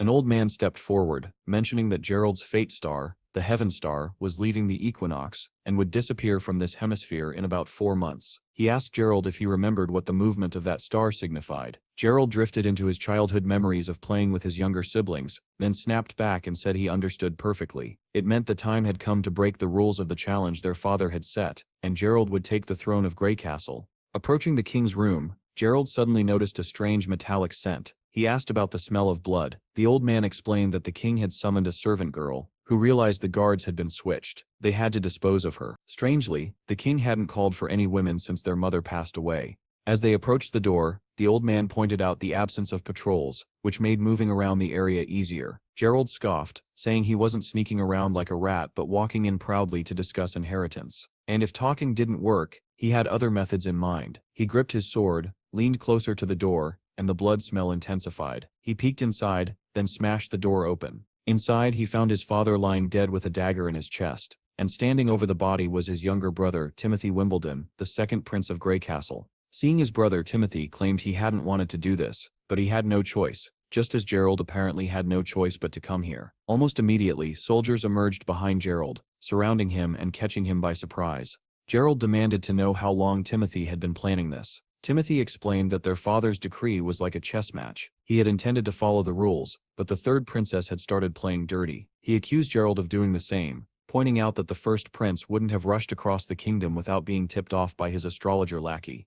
It became clear that the lackey had betrayed Gerald as well. The old man insisted he hadn't lied. When the Heaven Star leaves the equinox, it symbolizes a seeker losing their way, but it also foretells downfall. Infuriated, Gerald shouted at his brother, reminding him that he had always been their father's favorite, given every advantage, yet he was the one who killed the king. Timothy only grinned, shamelessly pointing out Gerald's hypocrisy. After all, Gerald had also come here prepared to kill their father if negotiations failed. Gerald trembled, shaken by the brutal truth. He asked Timothy if he had lured him here intentionally to eliminate him as well. Timothy simply shrugged, saying he never planned to confront their sister. He only needed to wait in place to kill his older brother. He even admitted he was impressed that their sister had foreseen all of this before the decree was ever written. Timothy went on to explain that he wanted to end the royal decree early because his Valencia city wasn't like their sister's Clearwater port, which was producing warriors like rabbits. He needed an army, one big enough to challenge her, and that would only be possible if he possessed the Greycastle crown. The first prince, enraged, charged at Timothy, but the surrounding soldiers quickly intercepted him. One struck him from behind with a spear, forcing him to his knees before his brother. Timothy coldly informed Gerald that he would be framed for killing the king and condemned as a murderer, destined to meet the guillotine. The soldiers pinned Gerald down as he protested furiously, demanding to know whether Timothy even had the right to judge him. He vowed to expose Timothy's crimes to the world, but Timothy had already prepared for that. He revealed a potion called the Silencer. Once someone drank it, their voice would be permanently stolen. With Gerald executed and no other heirs in line, Timothy planned to play the grieving son flawlessly and claim the throne without resistance. He even urged his brother to curse their sister for the cruel fate he was about to suffer. As soldiers dragged Gerald away, his mind drifted to childhood memories one last time. The astrologer servant, the traitor, began addressing Timothy as king, proudly proclaiming the crown was now his. Timothy praised the man for his loyalty, then immediately pulled out a deadly pill and ordered him to swallow it if he wished to avoid becoming a future liability. Timothy then turned back toward his father's corpse, gritting his teeth in frustration. A flashback revealed the truth. When Timothy had warned the king that Gerald was heading for the capital with plans to forcibly seize the throne, the king simply grinned maniacally. Before Timothy could make sense of it, the king drew a dagger and plunged it into his own chest, killing himself instantly. Now in the present, Timothy was infuriated, desperate to discover who was manipulating the chaos behind their fight for succession. He was determined to hunt down whoever had interfered. The women who had visited the king earlier were likely involved. Back in Border Town, things had been peaceful. The steam engine prototype in the mines had been repaired, no accidents had occurred, and no demons had shown up recently. Our hero had been enjoying a rare moment of calm, brainstorming ways to grow the town's economy and refill his empty coffers. But that peace shattered when a night burst in with alarming news. A massive horde of demons was swarming outside the walls. At the border, below the fortress wall, monstrous howls echoed through the air. The soldiers stationed atop the wall looked horrified by the sheer number of creatures. Among them was Vanner, a former miner who had joined the army simply to eat eggs. One of the beasts charged the wall, slamming into it with tremendous force and shaking the entire structure. The impact left a noticeable crack in the stone, though the monster collapsed moments later. A pack of wolf-like demons began advancing next. Hunter Ironaxe barked orders, telling everyone to brace their spears. As the wolves scaled the wall, Vanner gathered his courage and thrust his spear on command. One wolf managed to leap onto the rampart, but the captain quickly drew his gun and shot it through the skull. With the immediate threat neutralized, Ironaxe warned everyone to remain alert. Suddenly a soldier cried out as a creature pierced his abdomen, spilling his innards. The sight nearly sent Vanner into shock. Fortunately, the knight and the prince arrived in time. The knight reminded Vanner of his training, snapping him back to his senses. Vanner immediately ordered the wounded man taken to the hospital while the others held their ground. The prince couldn't help but smile at Vanner's discipline. All those eggs had not gone to waste after all. They had helped build a competent civilian army. Then something unexpected caught everyone's attention. Even our hero recoiled at the sight of it. The hunter, equally horrified, drew his gun. They had encountered a monstrosity unlike anything they had seen. A massive behemoth that defied the rules of biology. Our hero had never imagined facing such a mutant creature. The soldiers released a barrage of arrows, but it was like firing toothpicks at a tank. The arrows bounced harmlessly off its thick armor-like hide. The troops looked toward their leader in panic, uncertain of what to do. The monster's steps shook the earth as it lumbered forward. Realizing they needed more firepower, our hero ordered the muskets loaded. When the creature drew close enough, the soldiers opened fire, but it was about as effective as trying to stop a T-Rex with a water gun. The soldiers began panicking when even the muskets proved useless against the monstrous behemoth. The prince quickly ordered them to calm down, then instructed Vice Captain Vanner to gather a few men and fetch dynamite from the storage room. As he was giving orders and trying to regain control of the situation, bam! The colossal monster smashed through the very wall they had worked so hard to build. At this point, the prince was certain they were in serious trouble. He had never expected the creature to be this powerful, and immediately ordered a retreat before the situation spiraled completely out of control. As the wall crumbled beneath him, Nightingale swooped in and caught him just before he fell, carrying him safely back to solid ground. Once they landed, the boy asked why she had come. Nightingale explained she had rushed over because she was worried, and clearly her fears had been justified. She then asked how he planned to deal with the monster. Our hero assured her he still had a trick up his sleeve. Right on cue, Vanner returned carrying a bundle of dynamite. The prince shouted for Vanner to light the fuse and toss the explosives beneath the monster's legs. Poor Vanner, shaking in terror, struggled through the moment, but eventually got the fuse lit. He dropped the dynamite and ran for his life as the fuse sizzled down. Seconds later, boom, a massive explosion rocked the battlefield, hitting the behemoth square in the abdomen. The soldiers erupted in cheers as the giant creature collapsed, lifeless. The prince grinned like he had just aced an exam, but their celebration ended abruptly when they saw more beasts approaching, not mutants, but regular demonic creatures, and plenty of them. The soldiers scrambled to raise their shields as panic spread. In the chaos, a massive demon boar charged toward them. One soldier lying on the ground stared in disbelief as a girl stepped directly into its path. That girl was Anna.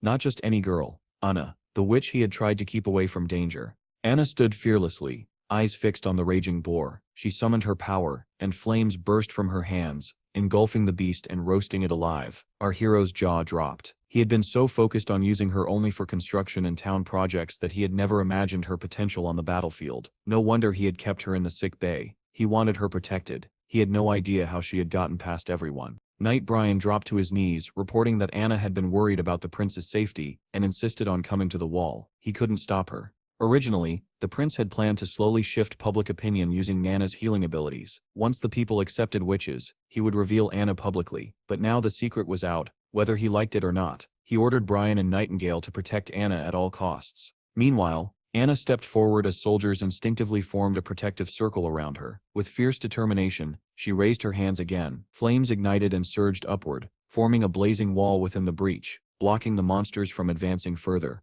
Our heroes stood stunned by her magnificent display, but the monsters kept emerging through the fire. Their eyes met, and in that moment, the prince knew exactly what he needed to do. He grabbed the knight's gun and began firing at the monsters, aiming straight for their heads. His sudden burst of courage shocked everyone. Raising his weapon high, the prince rallied the troops, commanding them to ready their spears and charge. His voice echoed across the battlements, urging them to defend their wall and protect Bordertown. The soldiers roared in response, filled with new determination. Together they fought fiercely until the last wolf fell, riddled with arrows. Only then did the soldiers finally savor their victory.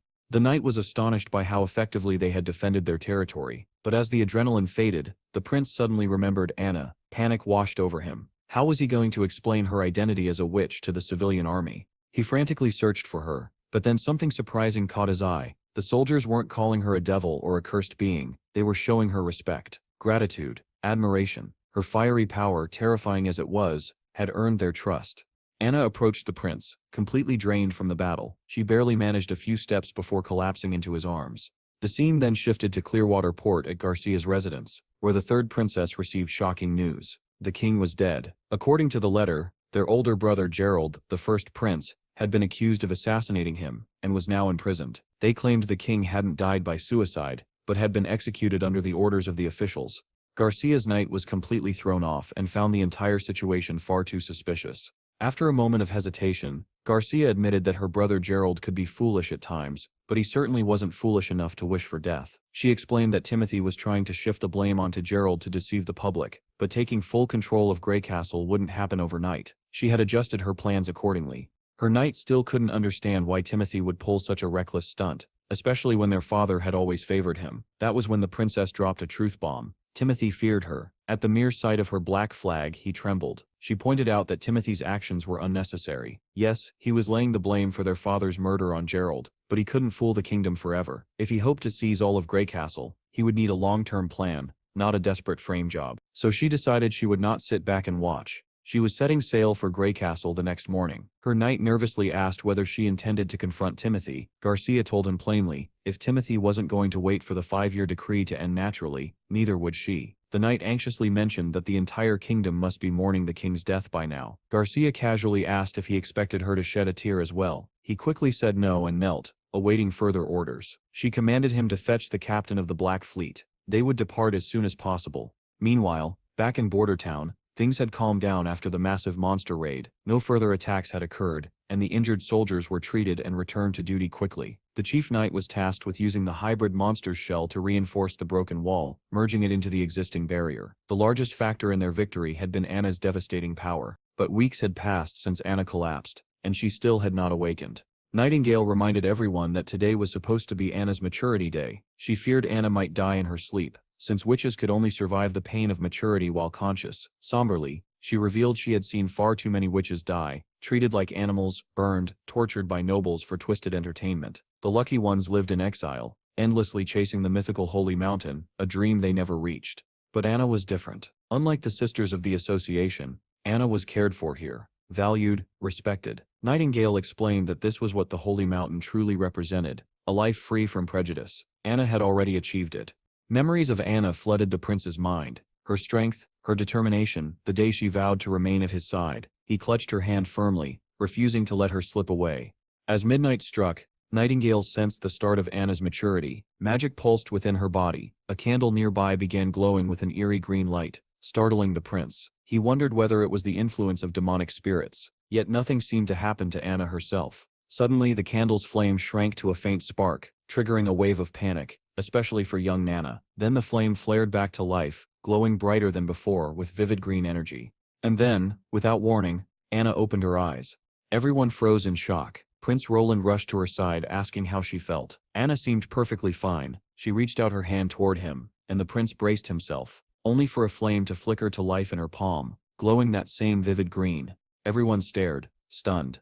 Gathering his courage, the prince carefully reached out to touch the flame, and the scene shifted abruptly to the office, where our heroes sat in complete shock. Nightingale had just informed him that she was planning to leave Bordertown. She explained that Anna's awakening was miraculous in more ways than one. Not only had Anna survived maturity, but she had also survived demonic possession, something unheard of. Nightingale added that Anna's new green flames responded perfectly to her will. She could control their temperature, shape, and movement within a radius of 5 meters. Still, Anna had somehow avoided the excruciating pain that came with maturity, which Nightingale found baffling. The prince theorized that Anna must have depleted her magic completely during the battle at the wall. With her magic tank empty, the pressure inside her body wouldn't have built up enough to cause unbearable agony. Witches normally kept their magic hidden, causing it to accumulate dangerously before maturity, like a pressure cooker waiting to explode.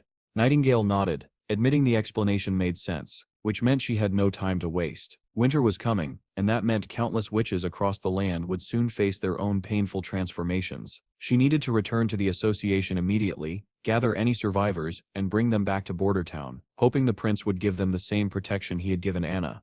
But Roland urged her to stay, at least until the demons stopped appearing, and the weather settled. Nightingale smirked. Arriving at the association even a day early could save lives, she said. Besides, the demons wouldn't detect her. She would be fine. And with that, her departure was set.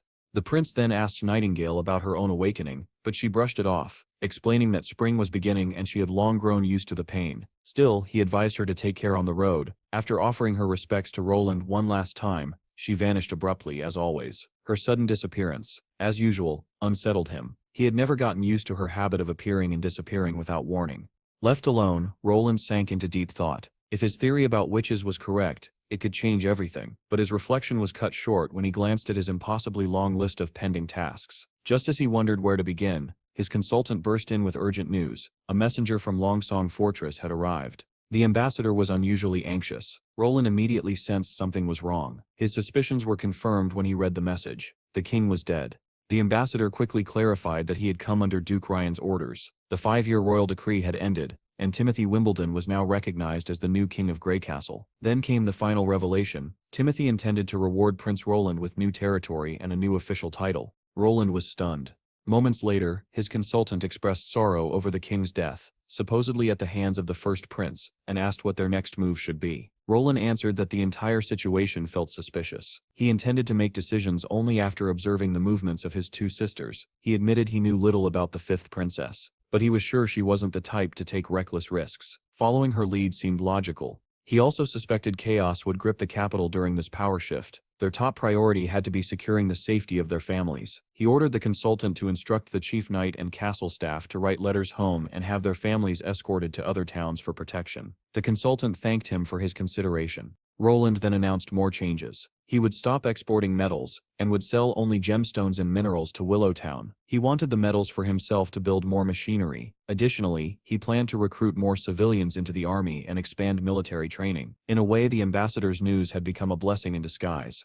Roland felt confident that simply staying in Bordertown would eventually draw trouble, especially from Duke Ryan of Longsong Fortress. After the months of demons, Ryan would no doubt attempt to extend his influence into the Western Territory under the new administration. But that was precisely what Roland wanted. His top priority was industrialization, and what he lacked most was manpower. Bordertown had barely 2,000 people, far too few to fuel his expanding projects.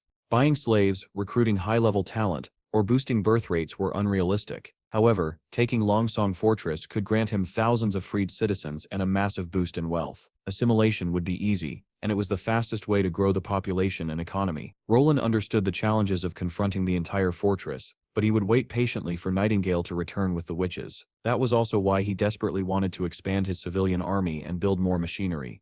The scene then shifted to the northern mountain range, where Nightingale descended into one of the tunnels. Her path was suddenly blocked by roots sprouting from the ground. She introduced herself, and the roots withdrew. The witch controlling them, Leaf lit up with joy at the sight of her friend.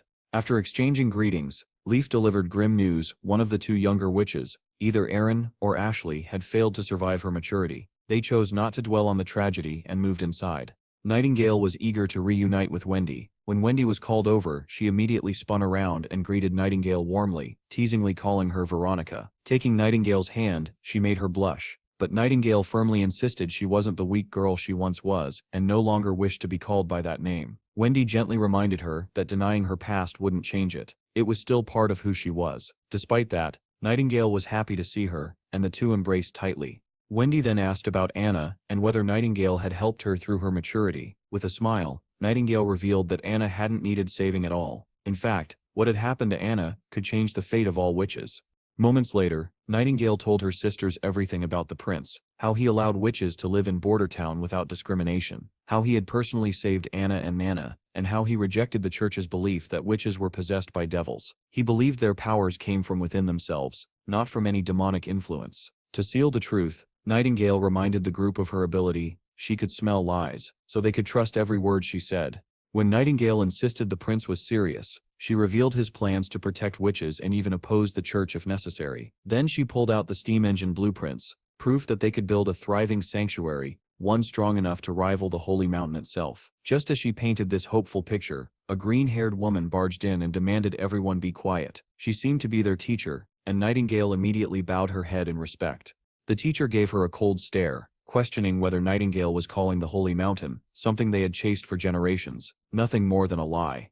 The scene shifted to the new king, Timothy. A knight presented him with a stone known as Divine Judgment, supposedly the ultimate weapon against demonic forces. The knight boasted that the church had long proven its effectiveness in subduing witches. But Timothy was irritated. He blamed witches for his father's suicide and ordered the knight to continue capturing them and scour the capital for more. Back with Nightingale, she awoke tied to a pillar with a witch suppression stone locked around her neck. She tried to figure out how she ended up in this position. A flashback revealed the moment the green-haired teacher exploded at the suggestion of the prince aiding witches. She ranted that witches had suffered persecution for ages, and claimed that Nightingale had been deceived by the prince. To her, the agonizing pain of witch maturity was a sacred trial, one that shaped the mind and body of a true witch. Only those who endured it earned the right to ascend to the Holy Mountain and achieve peace. Nightingale was horrified. To the teacher, every fallen sister, every witch who died enduring that agony, was simply disqualified. Their suffering meant nothing. The teacher then offered Nightingale a final chance at forgiveness. If she repented, she would be shown mercy. But Nightingale refused. She would only leave with sisters who believed in her. As she attempted to walk away, a snake shot forward, coiling around her feet. Venom surged into her body, petrifying her instantly.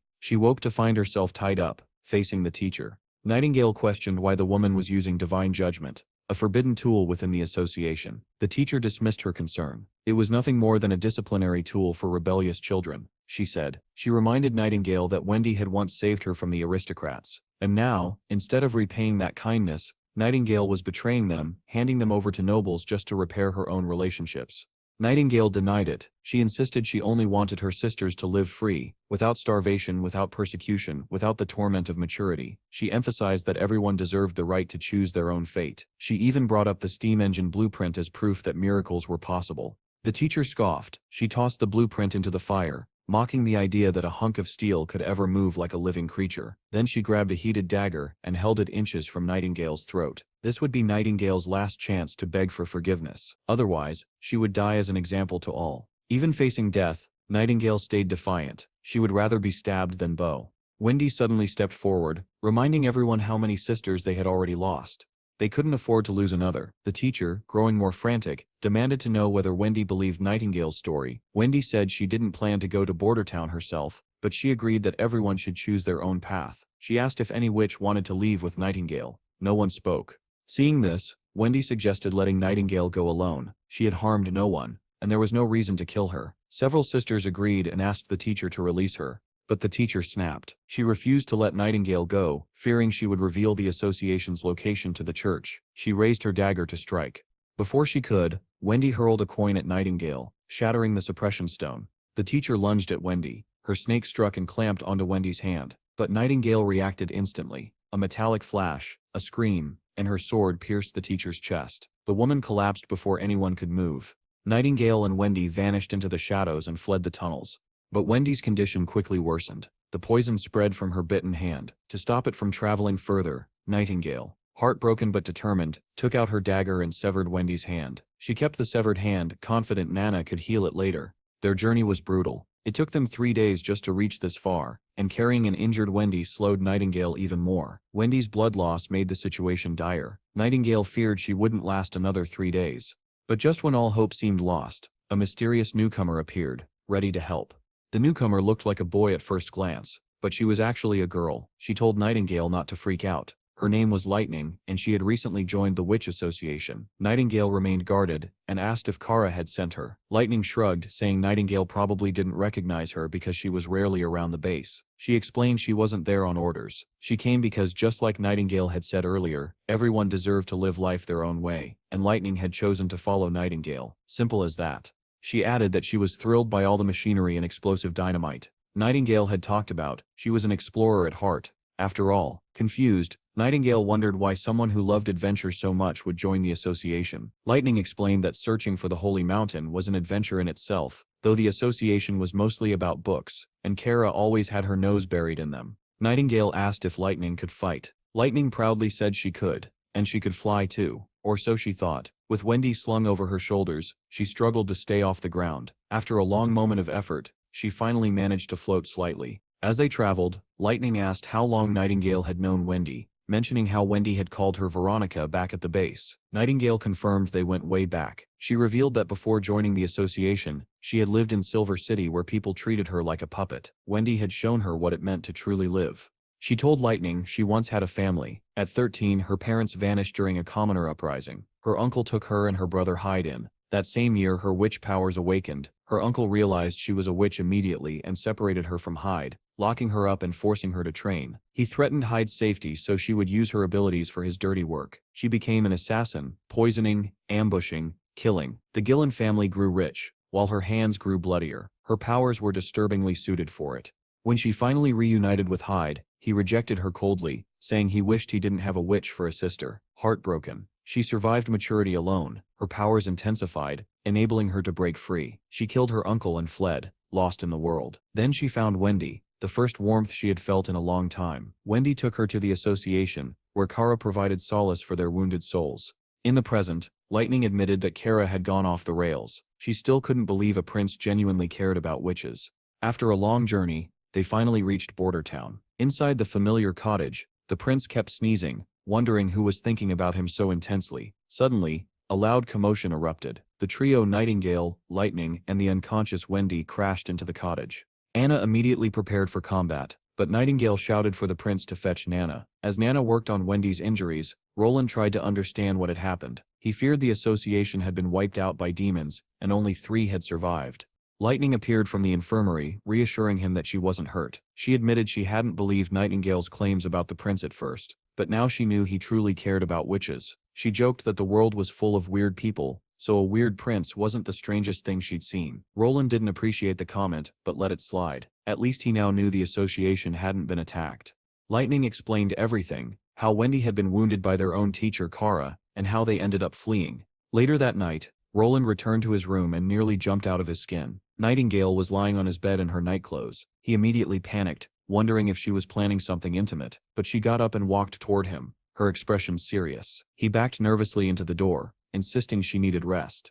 Instead, Nightingale, Veronica Gillen, knelt before him. She formally swore her loyalty. She vowed to follow his commands, stand at his side in battle, and face demons or any danger until her final breath. Roland wasn't shocked. After being betrayed and disillusioned by the association, it was clear she was turning to him and placing her future and the future of witches in his hands. Without hesitation, he took the sword from her and officially appointed Nightingale as his right-hand woman. The prince asked Nightingale if her real name was Veronica, and she nodded, saying there was no need to hide it from him anymore. We then caught up with Wendy, who had just been offered a contract. Roland told her she could stay in Bordertown and work for him. If she agreed, she could sign on the dotted line. He promised fair pay for her magic. He also revealed he'd discovered a possible method for witches to pass through maturity without feeling any pain. The idea shocked the new witches.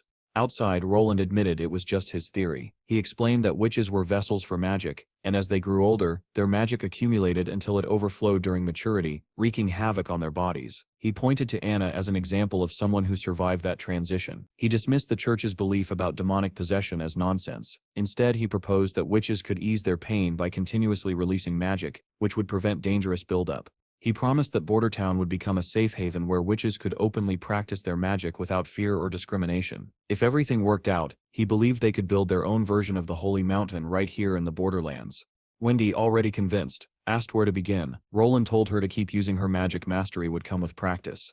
While Roland got busy training the newcomers, Nana and Anna had a quiet conversation. Nana admired Wendy's wind magic and lightning's flying, which had helped save Wendy's life. Anna was thrilled to have more sisters around, but Nana teased her, pointing out how warmly Nightingale seemed to look at Roland. Anna didn't get what she meant, but Nana warned her that if she didn't make a move soon, Nightingale just might win the prince over. Suddenly an alarm blared. Something was wrong. A report came in. A demon monster had appeared. Roland rushed to the wall, joining the soldiers. He strained to see the creature, but nothing was visible at first. He wondered if it was a false alarm, but the hunter who raised it insisted he look closer. As the mist thickened, a dark, shifting blob came into view.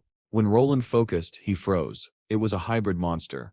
The hunter revealed it was the same one that nearly killed him years ago. Roland pieced together the truth. This creature was no ordinary beast. It had intelligence. It retreated when endangered. It survived for years. It learned. When the beast reached the wall, it halted. Everyone grew tense. Without warning, the monster launched into the air. Roland shouted for his soldiers to attack, but the creature was already airborne. It landed directly on the wall above him, smashing into its weakest point. That confirmed his suspicions. This monster was thinking. Once it breached the wall, soldiers reported it was heading toward town. Roland ordered his 2nd Civilian Division to follow him, while the backup division held the line. He marched toward the town, regretting he had underestimated the creature's cunning. When they finally reached the site, they were greeted with horrifying news. The monster had already devoured someone. A trail of blood snaked across the ground, sending a chill down Roland's spine, but he forced down his fear and commanded everyone to stay sharp. Moments later, the monster emerged again, snatching another civilian. Soldiers hesitated. They couldn't fire without risking innocent lives. Iron Axe quickly ordered them to take higher positions. Soldiers scrambled up rooftops, aiming from above. They fired, their shots grazing the monster's oversized skull but missing the vital point. The creature turned, glaring furiously. Before it could attack, Iron Axe rushed in and fired at point-blank range, blowing its head apart. He finally avenged the innocent lives the creature had taken. Meanwhile, far to the north near the Hermes perimeter outside Grey Castle, another threat loomed. A colossal, mutated creature crawled toward the towering defensive wall. The knights atop the wall trembled as it approached. When it finally climbed onto the rooftop, it drooled heavily, its eyes lighting up at the sight of the humans nearby. Without warning, the monster opened its enormous jaws, unleashing an entire army of creatures pouring out of its belly. The soldiers realized they were trapped. With nowhere to run, they broke into a desperate sprint, fleeing in the opposite direction as the horde surged forward. A creature soared overhead, shadowing the fleeing soldiers as they raced toward the inner city's north wall. When they finally reached the gate, they had no choice but to wait for it to open. The young woman with them revealed that the entire outer city had already fallen to the monsters. Their objective now was to defend the church, but with only a handful of soldiers and an army of hybrids at their heels, it looked like a hopeless task. Then the girl pulled out a red pill and ordered the soldiers to take it and destroy the enemy without hesitation. They obeyed. As soon as they swallowed the pill, a powerful surge shot through their bodies, filling them with strength. They marched forward, ready to fight to the death. But before these reckless soldiers threw themselves into certain doom, the gate finally slammed open. A cocky figure strode out, announcing himself as part of the Judgment Army. Fully armored knights followed behind him, their heavy plate gleaming like they were elite warriors straight out of legend. The woman stared in disbelief. She had no idea who these so-called Judgment soldiers were, and she doubted mere humans could stand against hybrid monsters. But she was about to get her answer. As the monster and the Judgment Army clashed, the flying beast swooped down. One knight grabbed its enormous claws mid-air, while another took his stance and hurled a spear with godlike speed. The spear pierced straight through the creature's skull. The woman was stunned. Their speed and strength rivaled the hybrids themselves. As these terrifyingly powerful knights tore through the monsters, the scene shifted to a church spire, where 3 archbishops watched the battle using a telescope. They were pleased to see the monsters falling. Archbishop Ton noted that the worst part of the fight had already passed. The reinforcements sent by the 4 great kingdoms had been completely annihilated. Archbishop Heather chuckled, mocking the kingdoms for sending thousands of soldiers who became nothing more than cannon fodder. To her, this proved that the kingdom's forces could never compare to the church's mighty Judgment Army. A 3rd archbishop interjected, however, reminding them of the cost. Many Judgment soldiers had died, and they had used a massive number of the red pills, the same pills that formed the core of the church's military strength. Tun gritted his teeth. He insisted they had no choice. The beasts of the wasteland had risen exactly as foretold in scripture. He warned that unless the continent unified, complete destruction awaited them. Heather scoffed, arguing that humans were just as monstrous as demons, so wiping them out might not be such a loss. Her irreverence enraged the old archbishop, who snapped at her to stop her blasphemy and defiance of God's will. Heather simply shrugged, pointing out that God never promised humanity's survival. She even questioned whether God cared more about humans than demons. The old man bristled but stayed silent, perhaps because her words struck too close to the truth. Even Archbishop Maine, though quiet, privately agreed with her, but he also believed the only ones God favored were the victors. Back in Bordertown, they laid the fallen soldier to rest. Roland gathered everyone and announced they were there to honor Mr. Aggie of the 2nd Civilian Division. He spoke of the man's bravery and sacrifice in protecting their home before giving him a final farewell. The soldiers covered the grave with earth. Chief Knight Carter was deeply moved. He had never seen someone of noble birth honor a commoner so sincerely, especially one whose name he hadn't even known. Roland explained that it felt right. Bordertown had never held proper funerals for those killed by monsters. They deserved more than unmarked graves. Funerals, he said, were not only about decency, they strengthened morale. When people remembered what they were fighting for, their resolve grew stronger. He wanted to ignite that resolve. As they talked, the fallen soldier's wife appeared with her 2 children. The men wondered how she would survive now, but a bald soldier reassured them she would receive her husband's wages, extra compensation and essentials. While they spoke, Vice Captain Vanner suddenly sensed something nearby. When the bald man asked what was wrong, Vanner said he felt a presence, but dismissed it as his imagination. Back at the cement-making cottage, Roland checked in with Anna about the progress on the blunderbuss barrels. Anna sweetly explained that thanks to the new steam-powered boring machine, the blacksmiths could handle the heavy work. Meanwhile, lightning bounced around the forge like a hyperactive spark, bombarding the blacksmiths with non-stop questions about everything she saw. They could barely keep up. Roland had been wondering why he hadn't seen her around lately. Now he understood. And judging from her excitement, he already had another project in mind for her. Roland showed Anna a rough sketch of a 12-pound gun, a massive weapon he planned for their sweet Nana to use one day. He dove into the technical details of how the weapon functioned, but everything he said went completely over Anna's head. Then he instructed her to use 2 holes in the ground as molds to cast cannonball dies. Anna got straight to work, pouring molten metal into the molds. Roland warned her not to look directly at the glowing hot metal. She immediately squeezed her eyes shut, which made Roland blush. He stepped forward to wipe the sweat from her face. It was hilarious. Despite the freezing temperature, both of them were sweating. The knight nearby clearly saw that this was more than just a prince wiping sweat from a worker. Roland's red face made it obvious, and Anna was blushing too.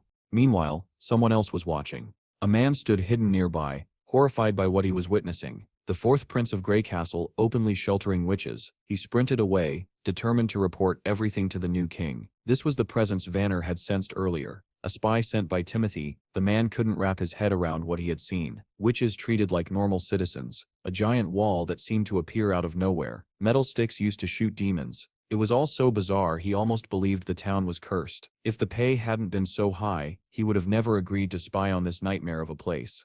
Too bad for him. He was terrible at spying. In the background, Vanner spotted him immediately and shouted for him to halt. Word spread like wildfire. They had caught a spy. The terrified man had no idea what to do as angry townsfolk swarmed around him. All he could think was that the 4th prince must be dabbling in devil magic. Inside the castle, Roland's consultant was tearing his hair out again. The prince's newest demand? Buy 2 boats, but don't hire captains or crews. How am I supposed to sail them? The old man yelled, completely exhausted from Roland's impossible orders that somehow always worked out. A knock interrupted his despair. A soldier announced they had caught a rat. Cole, also known as Groundhog, a spy sent by Prince Timothy. He had lived under a fake identity for months. They found money and letters on him, and he was now being interrogated. The consultant coldly ordered them to extract every drop of information and then execute him. This wasn't even the first spy. They had caught 4 already. Roland had anticipated more spies would come. He instructed the consultant to spread a rumor that someone was trying to sabotage the food reserves and offered rewards for turning in suspicious individuals. The consultant was endlessly amazed. In his eyes, Roland was a brilliant devil, fearless even of the stone of divine judgment. Back in the Greycastle capital, Timothy asked about the responses to his decrees. None had replied. His advisor reported that the 4th Prince, Roland, sent a message saying he would return once the months of demons ended and his people were safe. Worse, Roland still referred to Timothy as prince, not king. Timothy scoffed, labeling Roland a fool for rejecting his generosity. He had intended to offer Roland land and comfort. Instead, Roland insisted on opposing him. Timothy asked about the 3rd and 5th princesses. His lackey reported the 3rd princess was missing, gone with her butler and servants. Timothy face-palmed. Despite their differences, he didn't want commoners harming his sister. He then asked about Garcia Wimbledon, the stubborn pirate. Before the advisor could answer, a knight stormed in with breaking news. Garcia had defeated Duke Joseph's forces at the southern border and seized control of Hawk City. The revelation horrified Timothy. It worsened when the knight added that Garcia had crowned herself Queen of Clearwater, backed by the local dukes, and the entire southern half of Greycastle had split away. Down by the river south of Bordertown, two exhausted captains were dismantling the giant cannon they had just assembled. Both men complained bitterly. It was insanely heavy. The chief knight wondered aloud why he was stuck guarding such a monstrosity. No one could move it, let alone steal it. Roland sighed and explained that this wasn't just a weapon. It was a masterpiece forged from blood, sweat, and steel. He couldn't understand why no one else appreciated its beauty. Lightning, on the other hand, was thrilled. She eagerly asked to clean the barrel, and Roland gave her permission. She practically skipped toward it, happy as ever. The knight looked confused and asked why Lightning hadn't signed a labor contract like the other witches. Roland explained that she insisted on working for free, so long as he kept inventing interesting things. Food and clothes were all she needed. For a broke prince, that was too good a deal to refuse. After Lightning finished cleaning the cannon barrel and proudly reported it was empty, she bounced in place, eager for the next step. Roland reminded the soldiers of the basics: always check the barrel first to ensure nothing was stuck inside. Next came the gunpowder, packed tightly, followed by the cannonball pushed down firmly to eliminate air gaps. Finally, they inserted the fuse. Once everything was set, the prince ordered everyone to clear out. He lit the fuse himself. It crackled to life, and the soldiers quickly covered their ears. Boom! The cannonball blasted forward, tearing straight through the dummy target and punching a clean hole through its chest. The hunter muttered a prayer at the sheer destructive power. Vanner was speechless. Even after smashing the dummy, the cannonball traveled another 100 meters. A 12-pound cannon could theoretically shoot several kilometers, so for a first test, this was more than promising. The knight acknowledged the weapon's power but worried about its weight and the hassle of moving it, loading it, and transporting cannonballs and powder. Roland agreed but insisted it was worth it if it allowed them to slay hybrid demons effortlessly. He already had ideas to solve the weight problem, like mounting cannons on ships. He'd even asked the consultant to acquire sailboats from Willowtown. Wendy's wind control ability would boost travel speeds for civilians and weaponry, making it easier to launch a surprise attack on Duke Ryan's army from behind. But the consultant shattered Roland's dream. Willowtown's ships were far too expensive. A double-masted sailboat cost 120 gold royals, not including the 200 royal cost for the crew. Even if they emptied their entire treasury of 3,155 gold, they'd only afford boats, nothing left to pay the civilian army. Back in the office, Roland argued with the old man again, insisting he didn't need crews. The consultant refused, saying Willowtown didn't sell boats without them. Roland suggested buying ships from other ports, but the old man shot that down too. Every major port was too far, and transporting boats inland would cost a fortune. Then Roland's eyes lit up. Why not build their own boat? They didn't need a fancy ship, just something that floated. Wendy could handle the steering. A simple flat-bottomed barge would be enough. But the old man raised another concern. Materials. Roland confidently suggested light wood, until he realized a log raft wouldn't survive heavy loads. He even considered having Anna weld a full metal boat, but they lacked the steel after producing guns and cannons. Then inspiration struck. They still had plenty of leftover concrete from building the wall. He proposed a wooden base reinforced with steel rebar and a concrete hull. It was ridiculous, but so were most of Roland's great ideas. With that, he marched off to draft the blueprint. Before long, they were down by the river at a makeshift boat workshop. The basic structure was already assembled. Lightning stared at the giant shape and joked that it looked like a massive bathtub fit for a king. Roland laughed and explained it was a boat, not a tub, but Lightning remained doubtful. It didn't look like any boat she'd ever seen. As they bantered, Wendy smiled, happy to see Lightning and Roland getting along. Nightingale pointed out that Lightning had always been like this, energetic, friendly, and easy to bond with. But the mention of the association darkened Wendy's expression. She couldn't help worrying about the sisters they had left behind. The scene then shifted to the mountain range, where the remaining witches marched downhill. One sister warned that demons were nearby. The teacher ordered Leaf to lay her down and help the others. Leaf gently placed the injured teacher on the ground as monstrous shadows emerged. The witches stepped forward to confront them.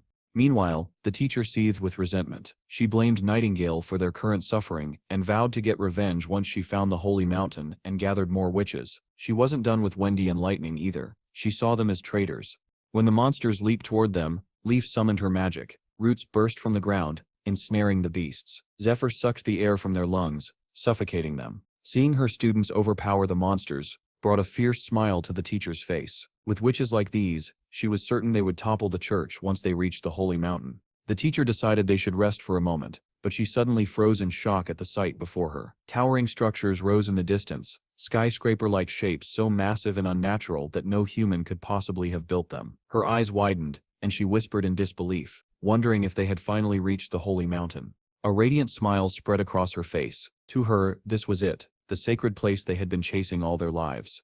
But the other witches were far less convinced. According to every book they'd ever studied, the holy mountain was supposed to be serene, peaceful, and overflowing with life. What lay before them now looked nothing like that. An eerie, desolate landscape dominated by colossal monoliths. Leaf, still uncertain, tried to speak, but the teacher was already losing herself in excitement. She insisted these towering shapes were proof they had found the holy mountain at last. Leaf hesitated to argue, remembering what the teacher did to Nightingale for disagreeing. She knew opposing her again could be dangerous. With no other choice, Leaf reluctantly began walking forward. She realized that unless they explored, the teacher would never let them rest. As they advanced across the strange terrain, one of the witches suddenly collapsed, dead before she even hit the ground. Shock rippled through the group. Leaf knelt beside her fallen sister, wanting to mourn, but the teacher snapped at her sharply. She ordered Leaf to keep moving, warning them that stopping even for a second could mean death for all of them. Fearful and grieving, Leaf stood and pressed forward, the surviving witches following her toward the unknown. At nightfall, Leaf breaks down in tears, torn between grief and the teacher's urgent commands. The teacher insists that staying here any longer will only invite demon attacks, so they push forward. But soon another witch realizes the mountain they had been heading toward has completely vanished. The sight shocks the teacher, who, let's be honest, behaves more like a tyrant than a caring leader. She sinks into despair, recalling a city that appears like an unreachable illusion in the sky, fading every time the sun sets. The Snake Woman declares that what they saw was nothing but an illusion, something she has heard rumors about, usually seen over open seas, never on land. Before they can process this revelation, something begins to approach. Another witch confirms it. 3 demons are heading their way, but it soon becomes clear that this new threat is far from ordinary. A mysterious entity launches a weapon at one of the witches, striking her down instantly. A long spear pierces her chest, leaving Leaf frozen in terror. When Leaf looks toward the direction it came from, she sees hybrid creatures riding demonic beasts. With bodies twisted beyond recognition, it is no surprise they felled a witch with a single blow. One witch quickly unleashes her power, turning the ground into a swamp, but the creatures leap off their mounts with unnatural ease and land directly in front of the women. One monster swings its massive hand and smashes a witch with brutal force, blood splattering across the ground. The survivors are left trembling, petrified. Another monster fixes its gaze on a redhead among them. Her face drains of color as the grotesque tongue-like appendage dangles from its jaws, looking nothing like a normal tongue. Before it can reach her, a fireball slams into its body. The attack does little more than irritate the creature, but it buys the women a moment. The redhead grabs the hand of the traumatized orange-haired witch, trying to pull her to safety, but the terrified girl cannot even remember how to move. Another witch attempts to stand her ground, pulling out her tiny bow, a weapon that looks more like a toy. The monster retaliates with a savage kick to her chest, sending her flying. She crashes lifelessly to the ground, likely killed instantly. Despite watching her friends fall like insects, Wendy calls upon her root magic again. Vines erupt and wrap around one of the monsters from head to toe. The Snake Woman's summoned serpent coils around it as well, and together they manage to force the monstrous creature to its knees. Wendy shouts for the others to run while she holds the creature in place. Meanwhile, the second monster retrieves a spear from its back. As it prepares to throw, its feet sink slightly into the swampy ground, but still it hurls the weapon with incredible speed, leaving a trail of pink light as it hurtles forward. The impact is so intense that the target is briefly lost in a haze. Miraculously, Wendy narrowly dodges the attack. Suddenly, the remaining monster unleashes a surge of electricity, zapping everyone within range. When the crackling light fades, only Wendy and the arrogant Snake Woman remain conscious. Wendy refuses to accept how quickly their world has fallen apart. As the monster advances toward the Snake Woman, it extends its massive hand and grabs her effortlessly. Dangling in the air, she unleashes her poisonous serpents. One snake bites into the strange tongue-like appendage protruding from the monster's mouth. The moment its fangs sink in, a red fog begins leaking from the appendage. The enraged monster grabs the snakes and crushes them in its bare hands. Tears fill the teacher's eyes while Wendy watches helplessly. The demon abruptly drops the Snake Woman as it begins choking, its movements faltering. Honestly, the Snake Witch had been insufferable from the moment she appeared, but even this is a brutal sight. The creature's legs buckle, and it collapses. The red mist drains completely from the container on its back, and the giant beast falls lifeless to the ground. Wendy begins piecing things together. She turns to the remaining monster thrashing helplessly in the swamp. she spots the same strange appendage and takes a desperate gamble. Running to her fallen sister, she grabs the crossbow. Determination hardens her expression. She aims directly for the creature's weak point and fires, shouting with all her remaining strength.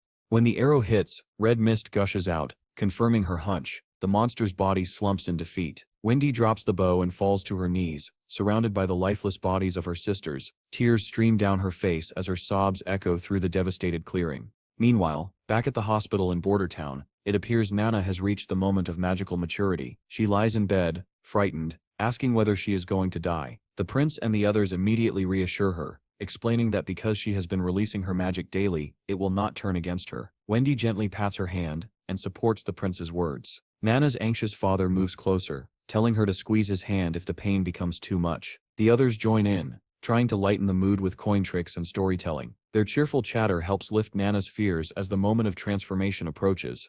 Anna steps forward next, gently reminding Nana that everyone is right beside her. She kisses her forehead with the tenderness of an older sister. As midnight approaches, the group remains gathered around Nana's bed, patiently waiting for her moment of maturity. Lightning, true to her nature, is the only one who doesn't look bored. The prince, however, looks like he might collapse at any moment, yawning uncontrollably. Just watching Lightning's boundless energy is enough to exhaust him. He turns to Nightingale and quietly asks if she has sensed any magical fluctuations in Nana's body. Nightingale shakes her head, admitting that the wait has been long and nothing unusual has occurred yet. The prince gives himself a sharp slap on the cheeks to stay awake and mutters that once the months of demons are behind them, he wants to build a clock tower so they won't have to pass time in such tedious uncertainty ever again. Suddenly, Nightingale hears a rooster crowing. The prince pulls aside the curtain and is blinded momentarily by the morning light. Anna startles awake as sunlight floods the room. It becomes clear that the next day has officially begun, and to everyone's delight, Nana awakens. Lightning bursts with joy. Nana's father breaks into tears, and the entire group lets out a collective sigh of relief. Nana has passed safely through her maturity without any complications.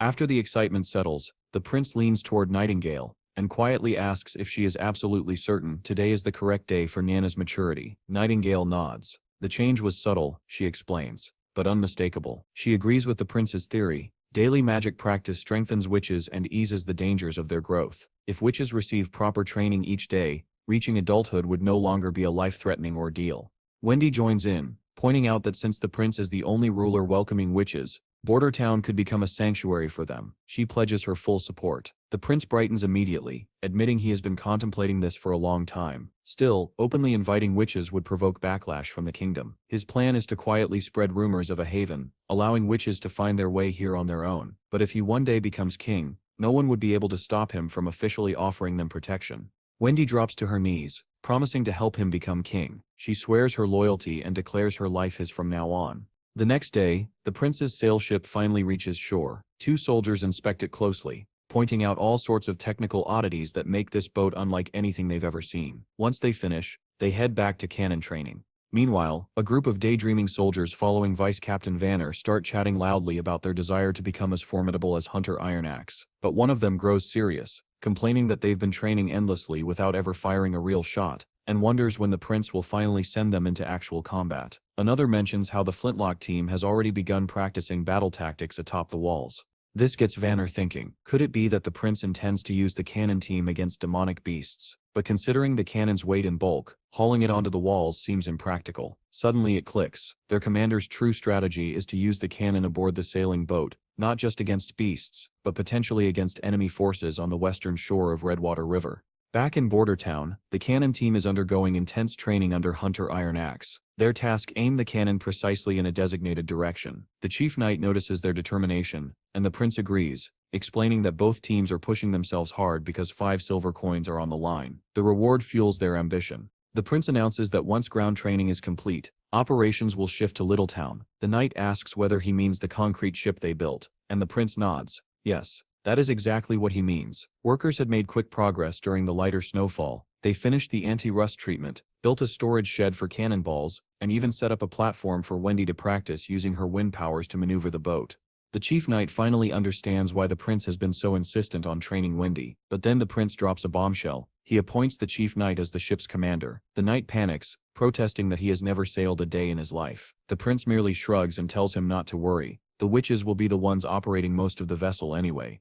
When the soldiers finally fire a cannonball, The explosion echoes across the training ground. The prince can't help feeling smug. With the shattered glass bottle marking their first successful shot, Lightning eagerly inaugurates their upcoming voyage. The boat is ready, the crew is assembled, and she proudly takes her position as Littletown's navigator, setting the stage for the next chapter of their journey. Meanwhile, Taigu Pine, ever the overprotective father, takes charge of communications. The knight, reluctantly forced into the role of captain, looks anything but thrilled. Lightning pats him on the shoulder and assures him that navigating the ship is no problem for her. After all, she's a seasoned adventurer at sea. She even brings up her father, Thunderbolt, who was also a natural sailor. As she explores the ship, Lightning is astonished by the strange materials it is built from. Unlike anything she has ever seen, the chief knight is pleased that the weather is perfect for their test voyage of Littletown, a deliberate choice by the prince. Once the boat hits the water, everything goes surprisingly smoothly. Brian has been assigned as helmsman. Lightning tells Brian to turn the rudder fully to the right, and the knight echoes the command word for word. Curious, Lightning asks why he keeps repeating her. He explains he is simply following the prince's instructions. Brian, however, seems utterly confused by what he is supposed to do. Lightning face palms, then takes over herself, grabbing the rudder and spinning it sharply to the left. Both men nearly fall over in panic. After her fun, Lightning marvels at how much detail the prince built into the ship, even details that seasoned sailors like herself might overlook. She then calls to Wendy, reminding her to start generating wind, since she has officially been assigned as the ship's movement power support. Before arriving in Bordertown, Wendy had barely trained her magic. Early attempts were so weak she could only blow dry small pieces of meat, but thanks to the prince's guidance and the intense practice she endured, her magic has matured. Now she channels her power and gives the boat a mighty push, sending it gliding across the water with ease. Lightning and the knight cheer, amazed at the boat's momentum. Pine, meanwhile, drifts into philosophical awe. He mutters that the prince has turned rocks into boats and made them float, and at this point he's starting to believe there is nothing the prince cannot accomplish. As the ship sails smoothly, the chief knight even compliments Brian for becoming a sailor in less than half an hour. Brian shyly credits Lightning for guiding him so well. But on the pedestal, Wendy begins to waver. Her energy drains rapidly and she struggles to keep generating wind. She tries to push through it, determined to last until they reach shore, but instead she collapses, losing consciousness. Lightning immediately orders the crew to steer toward shore. When they get Wendy down, they discover her entire body covered in icy sweat, dangerously close to freezing. They scold her for not warning them sooner. At the same time, their luck turns again. The boat crashes against rocks, damaging the hull. The captain issues urgent orders. Lightning must take Wendy back to the castle immediately, while the others stay behind to gather the sails. As Lightning departs with Wendy in her arms, the captain stares sadly at the damaged ship. Their test run of Littletown wasn't a failure, but it wasn't a success either. At least two major flaws are now clear. Wendy needs to be kept warm on the pedestal, and the ship desperately needs shockproofing. Meanwhile, far from Bordertown, a lonely carriage rattles down a desolate road. The driver is a one-legged man. Inside the carriage, a priest savagely beats a young girl. She is not alone. Several girls are packed inside with her. The carriage driver can't help feeling sorry for them. Still, he believes the priest is their savior. Without him, these children would have frozen to death on the streets. When the priest steps out, the driver asks if the girls are orphans from Wolfart Kingdom. The priest nods, explaining that churches often take in children when food and clothing grow scarce. With so many mouths to feed, the church welcomes any help, and the driver's reliability is appreciated. The driver is grateful for the job too. 20 silvers to ferry orphans is a fortune, especially for a man with one leg. Driving suits him perfectly. What he doesn't know is that these girls are not ordinary orphans. They are witches. That is why the priest pays him so generously. But the priest keeps this hidden, urging the driver not to ask questions, and promising more money upon arrival. At a roadside hotel, the priest casually tells a woman he has brought her some tender kids to take care of. The driver watches, horrified, as the priest handles the girls like livestock. Unable to stomach the sight, he closes the curtains. The scene shifts. Archbishop Maine descends into a vast underground chamber. Once again he stops to absorb its magnificence. No matter how many times he visits, the grandeur of the enormous stone dome leaves him breathless. He gazes upward and declares that this dome, this colossal, ancient structure, is surely a natural creation crafted by the Lord himself. The Archbishop explains that while the Hermes Church above ground symbolizes steadfastness, the heavily guarded depths beneath it may be the institution's true heart. Once he enters the restricted underground complex, a knight guides him deeper. As they walk, we learn that these knights are the church's most loyal hounds, rewarded with living quarters inside these tunnels. Any misconduct is dealt with harshly, often resulting in lifelong confinement within the very dungeons they guard. Other tunnels house libraries filled with church literature, historical documents, and more grimly, the prison where criminals spend the rest of their days. Through another heavy door, they enter the prison itself. Desperate voices echo throughout, prisoners begging for freedom and offering anything in return. The priest stops before a particular cell secured with a massive lock. He orders the knight to wait outside. Once alone, he urges the man inside to eat properly, reminding him that these meals are among the best available, aside from alcohol, of course. The prisoner is revealed to be none other than King Wimbledon. He bitterly asks if the priest even has anything to eat in a place like this. He laments 6 months of isolation with no news of his children. The priest hesitates, but under the kingcept's pressure finally reveals the grim truth. Gerald Wimbledon, the king's first son, was executed on Timothy's orders for attempted regicide.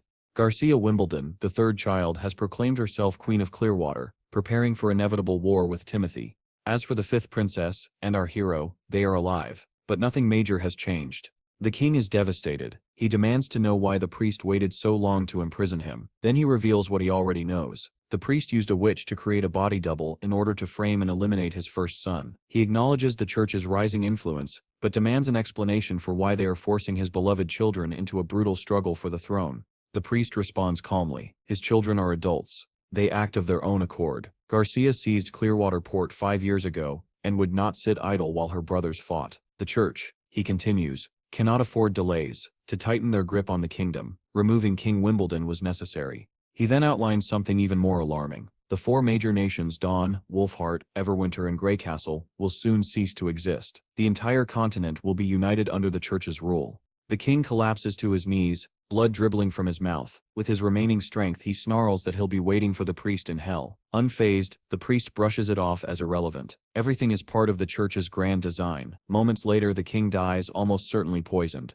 The priest sees the king's death as a pivotal moment. Now they can focus on their true enemy, the demons threatening humanity's survival. Back in the mountains, the Witches' Association mourns the sisters who died failing their maturity trials. Anxiety looms. Their food is dwindling, and the scouting group searching for the Holy Mountain hasn't returned in 2 weeks. Suddenly, footsteps echo through the tunnels. Lady Leaf appears, exhausted, staggering and finally collapsing face first onto the floor. Rewinding a bit, we see Leaf wandering alone through a desolate landscape. Her face is pale, hunger gnawing at her body. Her maturity suddenly hits in the middle of her journey, and before she can recover, a monstrous figure looms behind her. She cries for help, and awakens with a gasp. It was only a nightmare. She had been unconscious for 2 days.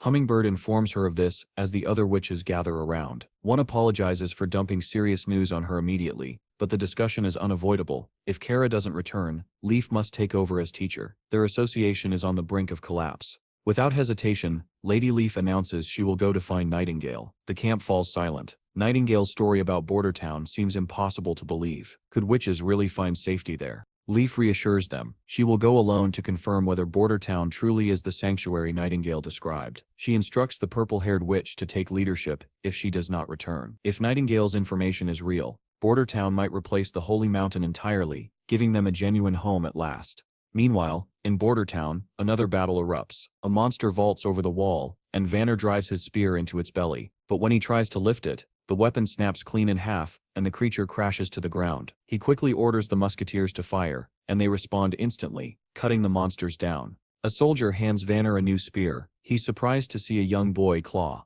among them. Claw simply says he goes wherever he's needed. As the corpses of the monsters lie scattered, Vanner reflects aloud. Individually, these creatures aren't much of a threat, but they must never grow complacent. Still, he's thrilled. Ever since the prince took command of Bordertown, they've been able to repel these terrifying enemies. Before, only Longsong Fortress could manage such feats. Now even common townspeople can fight back, thanks to the prince. Vanner notes that the prince is always there on the front lines, standing side by side with ordinary soldiers whenever danger draws near.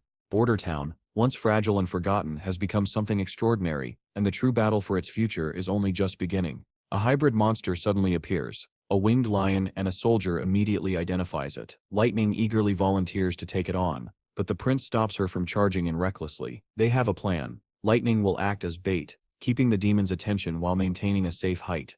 The monster lands on the wall, and Lightning, full of confidence, assures everyone she won't disappoint. The prince officially initiates the hunt, but Lightning's confidence wavers for a moment when she blurts out that the prince's fierce battle cry sounded more like a whimpering dog. The ladies look at him and hesitantly agree. Before he can react, Lightning vanishes, leaving him baffled and slightly offended. He reminds the witches to stick to the plan. They nod with amused smiles.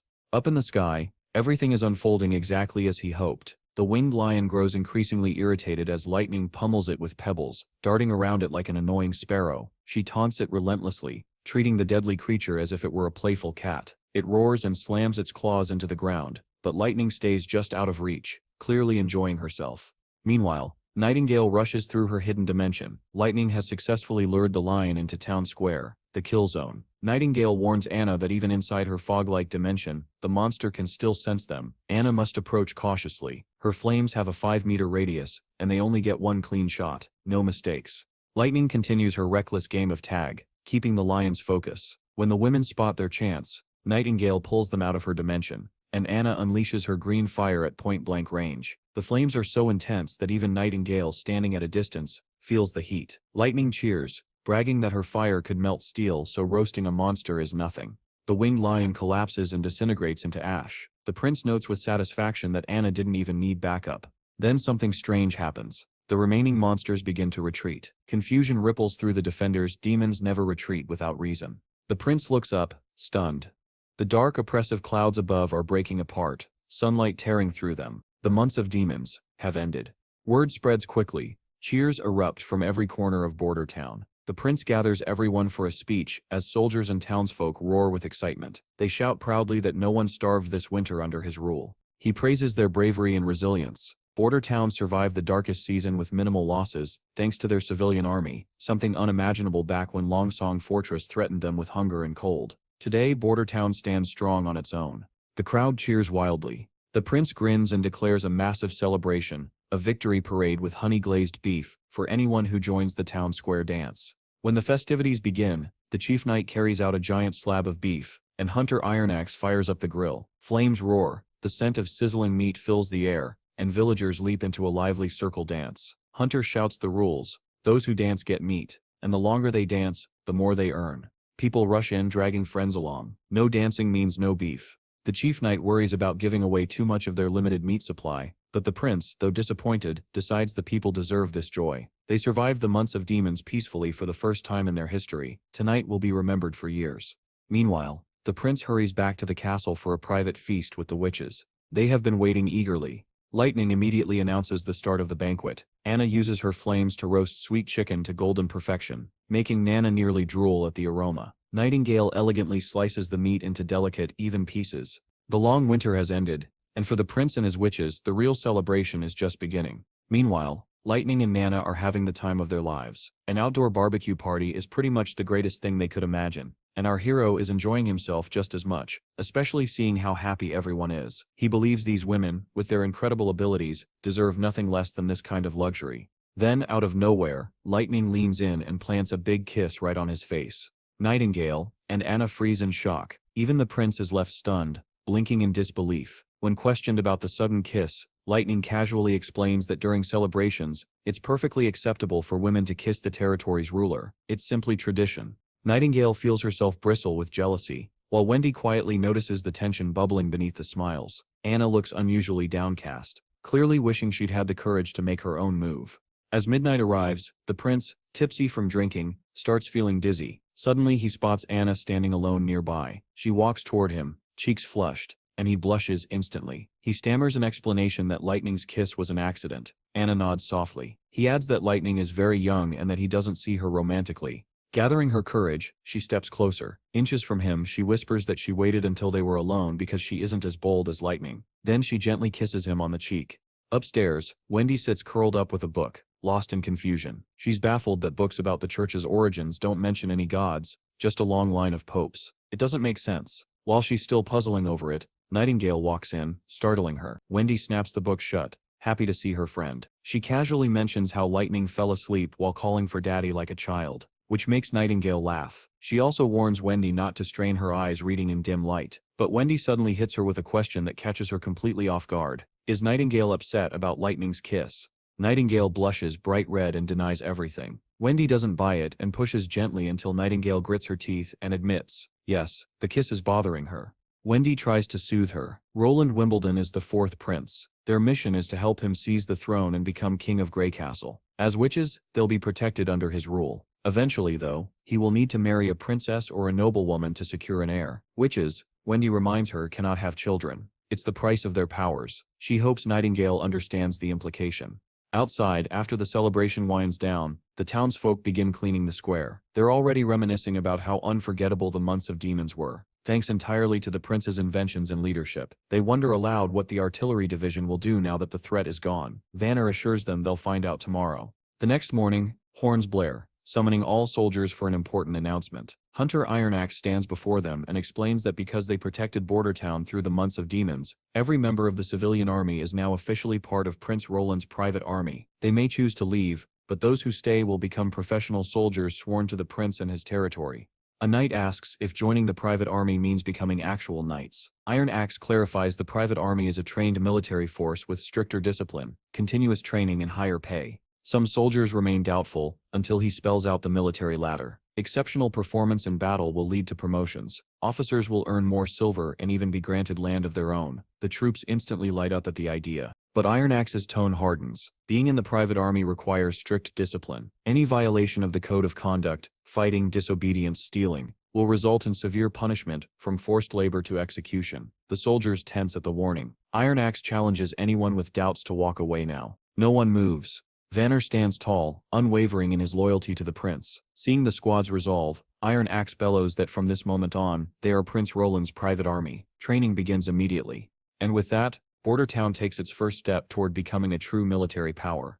Back in the castle, Lightning reports the latest updates about the newly formed private army. Because snow still blankets the outskirts of the city, she explains, the soldiers will be crawling rather than running through their 4-mile daily drills. As Lightning admires the new blueprints the prince has drawn, he sits deep in thought, wrestling with the enormous challenge ahead. Creating an entire military structure from scratch, regulations, ranks, training systems, rewards, punishments, is a monumental task. He once enjoyed playing military chess as a child, but those memories are far behind him. Now he must innovate and build something the world has never seen. As they examine the blueprints together, the word bayonet catches Lightning's eye, and she grows curious. Before they can discuss it further, a knock interrupts them. Both witches vanish instantly. The prince calls the visitor in. The old custodian appears, reporting that an aristocrat named Chris is demanding an audience. Chris had left during the months of demons and only now returned, furious because his mansion was demolished during the construction of the new walls. When Chris enters, he sternly demands answers. He claims his mansion cost 150 gold royals, a fortune, and demands compensation. The prince calmly asks if he means the westernmost house in Bordertown. Chris confirms it. Roland apologizes, explaining that the house was too close to the wall and blocked troop movement, but assures him he will be reimbursed.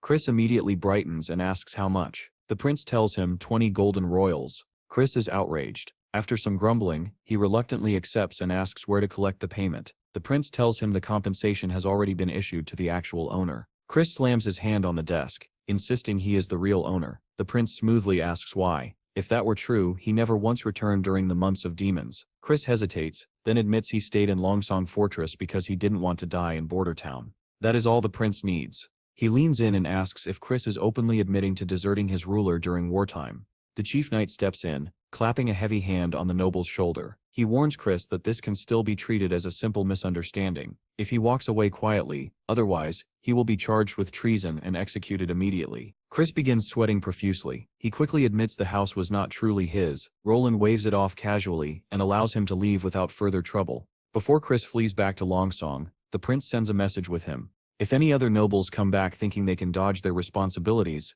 they should reconsider. Outside the city, Chris punches a tree in frustration. He convinces himself that once the Duke of Longsong regains control of the territory, Roland will be forced to step down, and he will be there to gloat over the prince's downfall. But his anger evaporates when he sees a mysterious veiled woman approaching Bordertown. Her grace and beauty stun him. He wonders if she could be the prince's wife. As she strides through the streets, bustling and lively even though the months of demons just ended, she briefly lowers her veil, then covers herself again. She reaches the castle gate, hesitating. Was Nightingale telling the truth about this prince? Could Bordertown really be sanctuary for witches? After weighing her options, she decides she can handle at least 2 guards if things go wrong. The knights react instantly, shouting at her to step back. Commoners are not allowed near the castle, but the woman stands her ground. She pulls down her hood, revealing her face, and boldly states her identity. She is a witch. The soldiers stare at one another, shocked and unsure what to do. Lady Leaf swallows nervously and requests to meet Nightingale, Nana, or Anna. One guard reluctantly goes inside to report. Watching him walk away, Leaf's stomach twists. What if he's fetching reinforcements? What if Nightingale lied? What if Anna and Nana were never here at all? Lost in anxious thought, she suddenly feels two warm arms wrap around her, and another pair join from the side. Leaf looks up. It's Stets, Nightingale and Wendy.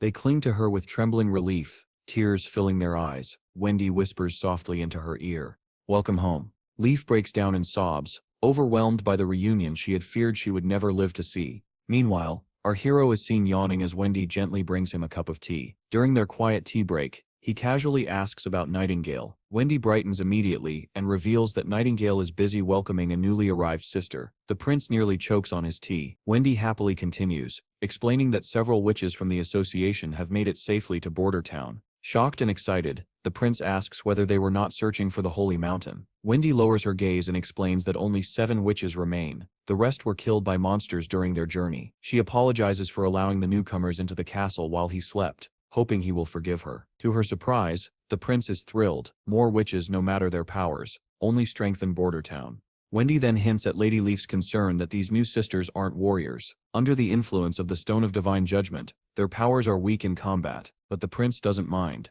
A witch who can generate electricity means no more dark nights. One who can sculpt or preserve materials means skipping entire production steps. His mind races with possibilities. Using their abilities, he could drag this ancient world into a new era of technology. Right then, Nightingale breezes into the room, snapping him out of his daydreams and reminding him everyone is waiting. Soon after, all the witches gather for dinner. The prince warmly welcomes them to Border Town, inviting them to enjoy the food and ask for anything they desire. Lightning enthusiastically chimes in, boasting about how generous their prince is, and how he's always happy to accept new witches. One witch scolds Lightning for being too casual, but the prince waves off the concern. Titles and rigid formalities mean nothing here. They should all eat before the food gets cold. The newcomers watch with fascination as Nana and Anna use chopsticks, strange little sticks they have never seen before. Still, confusion does not stop them from devouring the delicious meal. After dinner, the prince retreats to review the documents detailing each witch's abilities. As he scans through the profiles, he is disappointed to find none capable of sculpting materials or generating electricity, 2 skills that would have accelerated his modernization plans. But even without those, the talent before him is far from lacking. First is Lady Leaf, who can dramatically increase fruit yields and manipulate plants at will, perfect for agricultural expansion. Second is Scroll, gifted with an inhuman 24-hour memory who can recreate any book she has ever read, ideal for building a proper education system. Third is Hummingbird, the adorable witch capable of adjusting weight, making transportation and cargo lifting effortless. Fourth is Sazen, daughter of a merchant family from Grey Castle's capital. Using her magic brush, she can recreate any landscape in perfect detail, without paint or paper. She's essentially a living camera. Fifth is Echo from the southern continent, able to mimic any sound flawlessly, turning her into a master of sonic illusion. Sixth is Lily, who just turned 16 and can prevent food from rotting, opening the door to large-scale food preservation, though the prince isn't yet sure whether her ability can kill bacteria. But after Leaf, the most intriguing witch is the 7th, Moon. Quiet, withdrawn, often bullied by her former teacher Kara for being useless. Yet her ability after maturity is astonishing. She can magnetize metal, almost any metal. For our hero, magnetism means one thing: electricity, the oldest engineering trick in the book. Thank you, Faraday. With electricity comes light. With light comes industry. Another miracle is about to bloom in his territory. He decides not to sort the witches into battle and non-battle groups. Instead, he organizes them into 3 categories. First category: self-reinforcing abilities, passive powers unaffected by the Stone of Divine Judgment. Second category: summoning abilities, magic projected outside the body with an area of effect of 5 meters or less, powers easily weakened by the Stone of Divine Judgment. And thus, the foundation of Border Town's future, its military, its science, its agriculture, its education, is slowly taking shape under the prince's careful hands.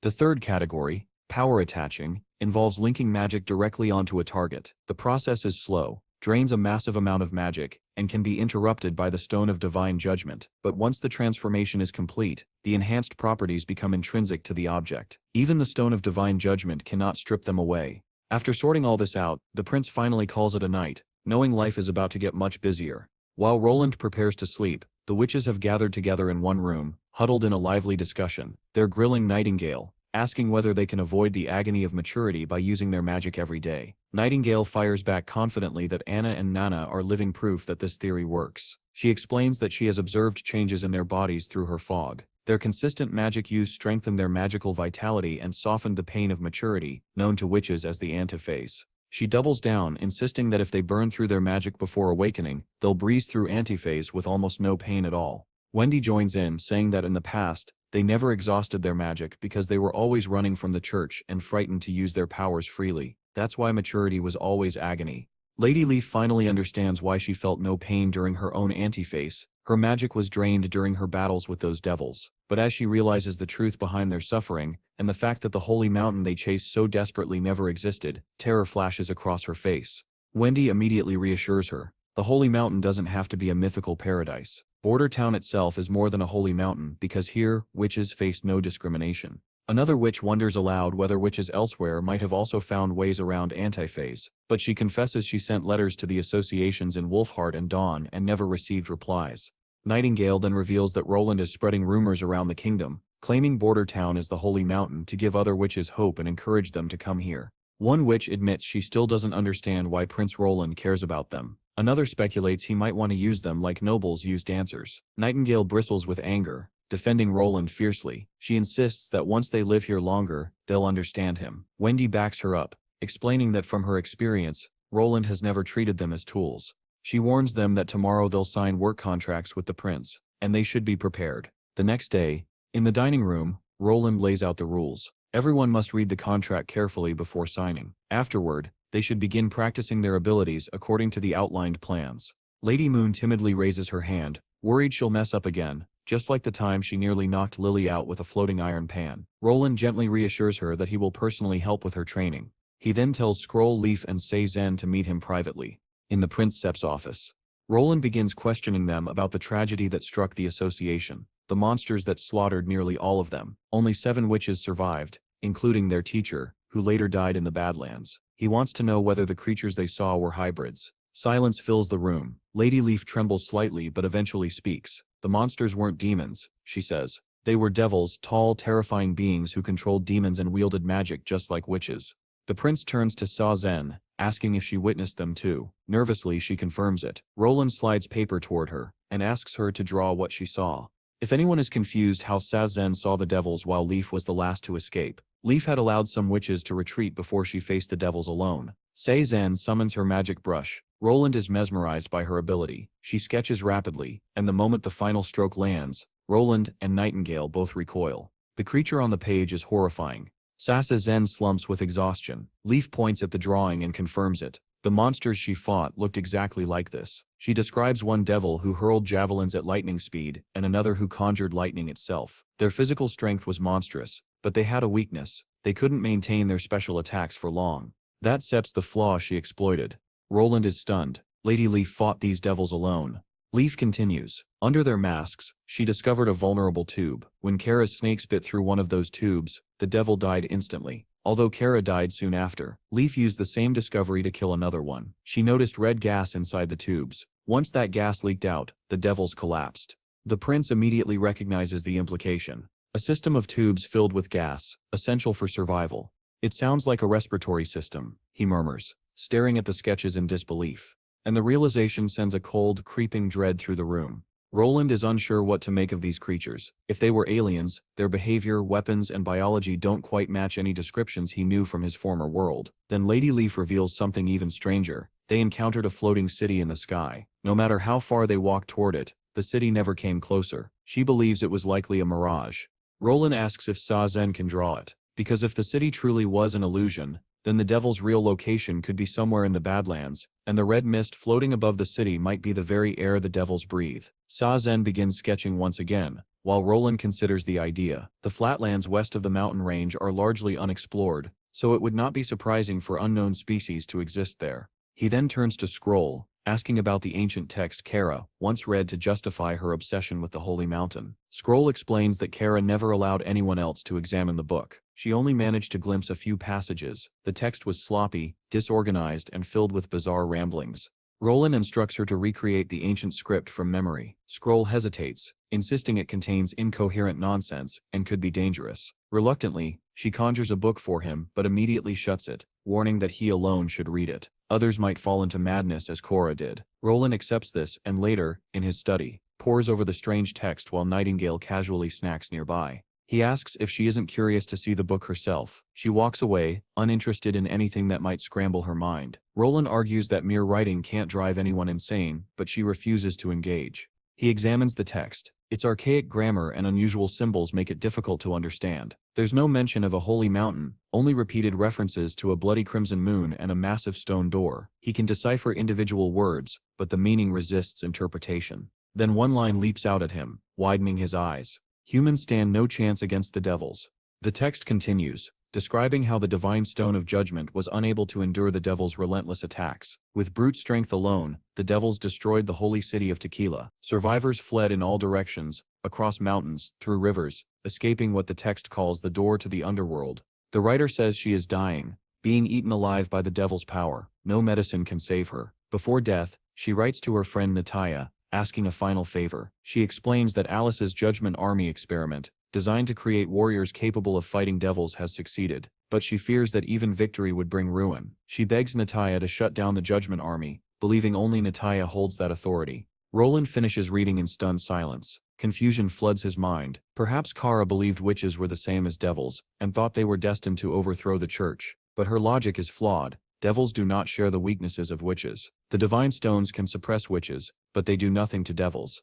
At the very least, Roland now knows the monsters Leaf fought were a different species, not witches. Still puzzled, he wonders when the church fought devils, and what kind of place Tequila was. He curses the original Roland for being such a useless student. If only he had studied instead of wasting time, he wouldn't be so lost now. He asks Nightingale if she knows where Kara found the book. Nightingale explains that Kara already possessed it before joining the association. According to Wendy, their group began in a seaside town called Seabreeze. Kara, Wendy, and Scroll were the earliest members. They once explored ancient underground ruins in the eastern forest near that town. Only Kara went deeper inside and claimed to have found the book there.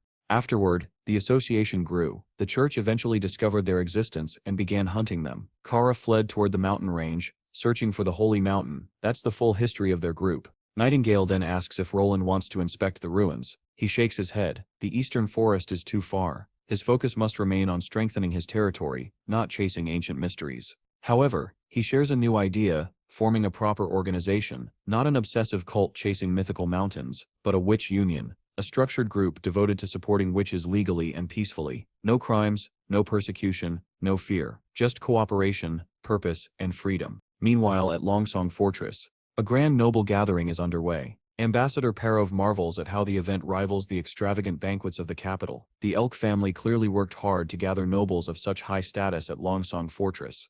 In the corner, a blonde nobleman urges his sister to approach the ambassador. She reddens in embarrassment, unable to bring herself to do it.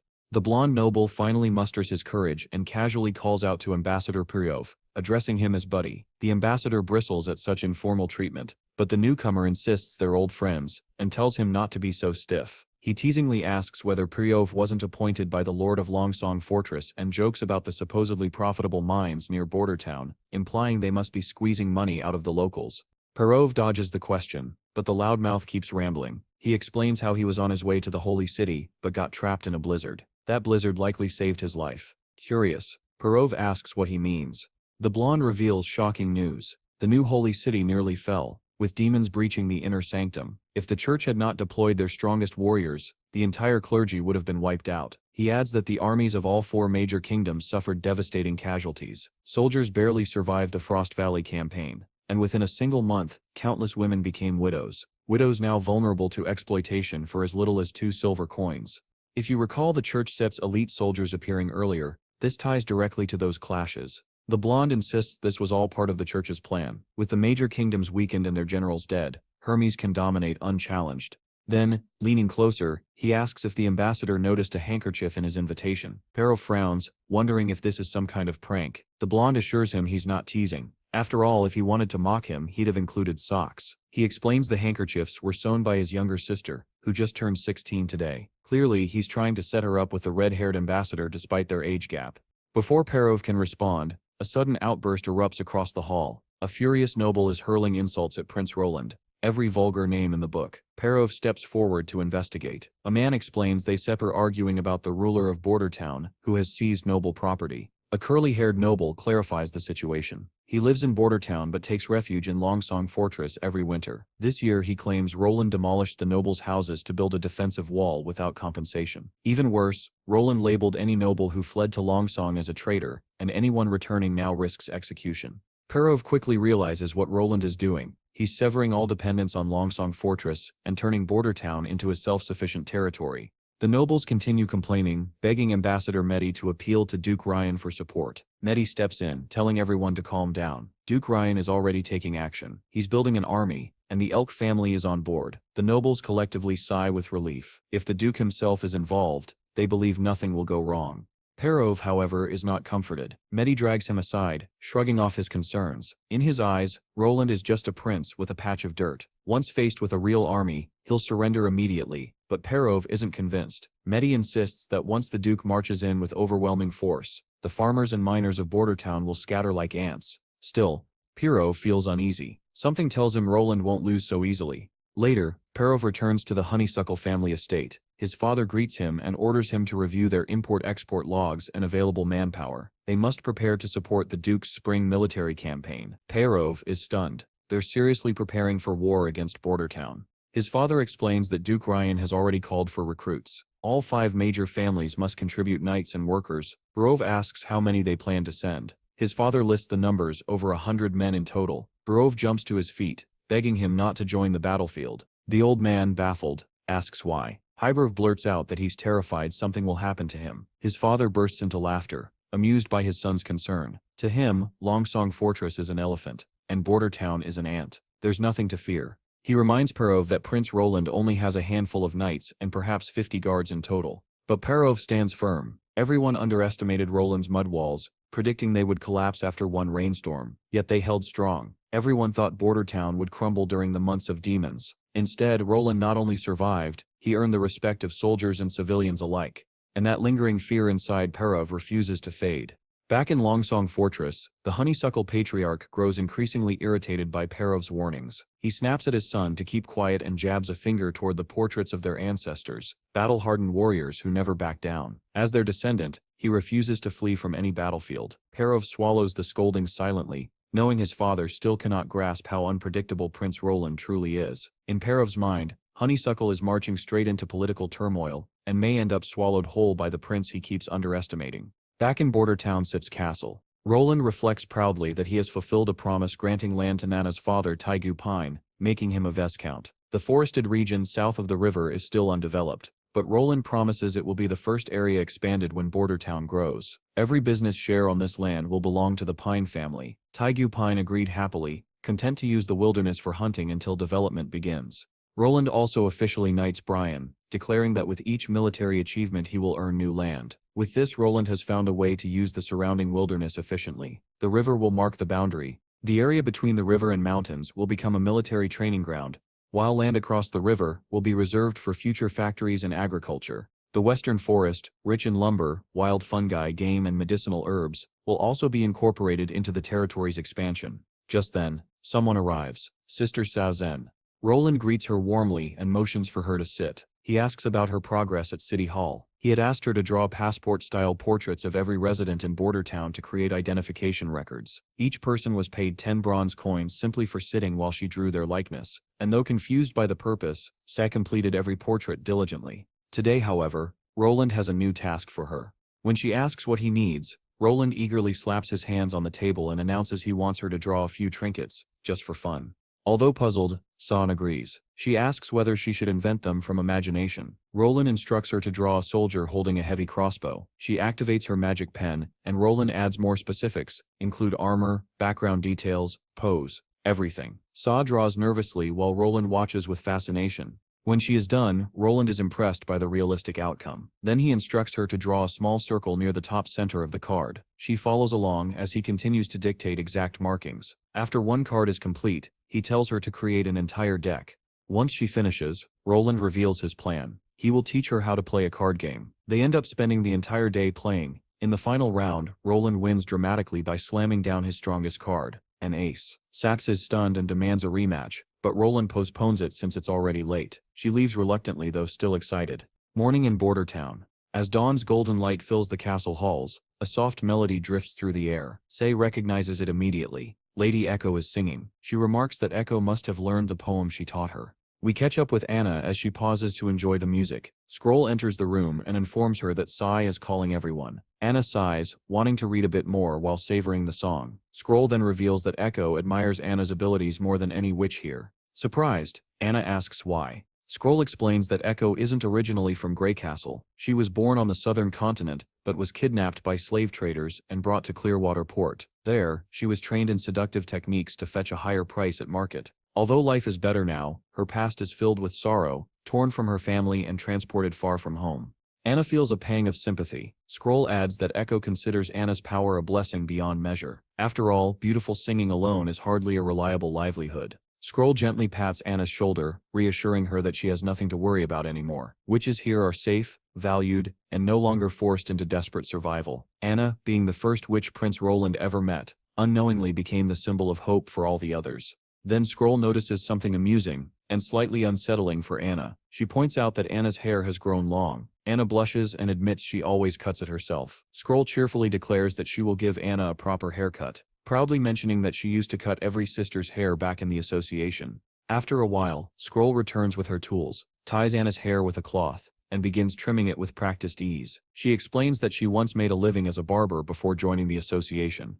Anna hesitates, then asks something that has clearly been weighing on her mind. She mentions that the books she read last night always tell stories where the prince marries a princess or a noble lady. She asks why it always has to be that way. Scroll replies calmly, "It's simply how the world works." But Anna immediately challenges the logic, asking what happens if a prince doesn't like princesses or noble ladies. Scroll explains that personal preference doesn't set matter. A prince, especially one expected to become king, must marry into nobility. A kingship's marriage is political, not romantic. And more importantly, royal bloodlines must remain pure. The realization hits Anna like a stone. She quietly processes the fact that witches cannot bear children. Even Scroll knows this well, and she tries not to let Anna feel discouraged. Once Scroll finishes cutting her hair, Anna looks cute and refreshed. Scroll promises that from now on she'll choose stories with less rigid endings. She heads toward the door, but tells Anna to visit her anytime if she reads something she doesn't understand.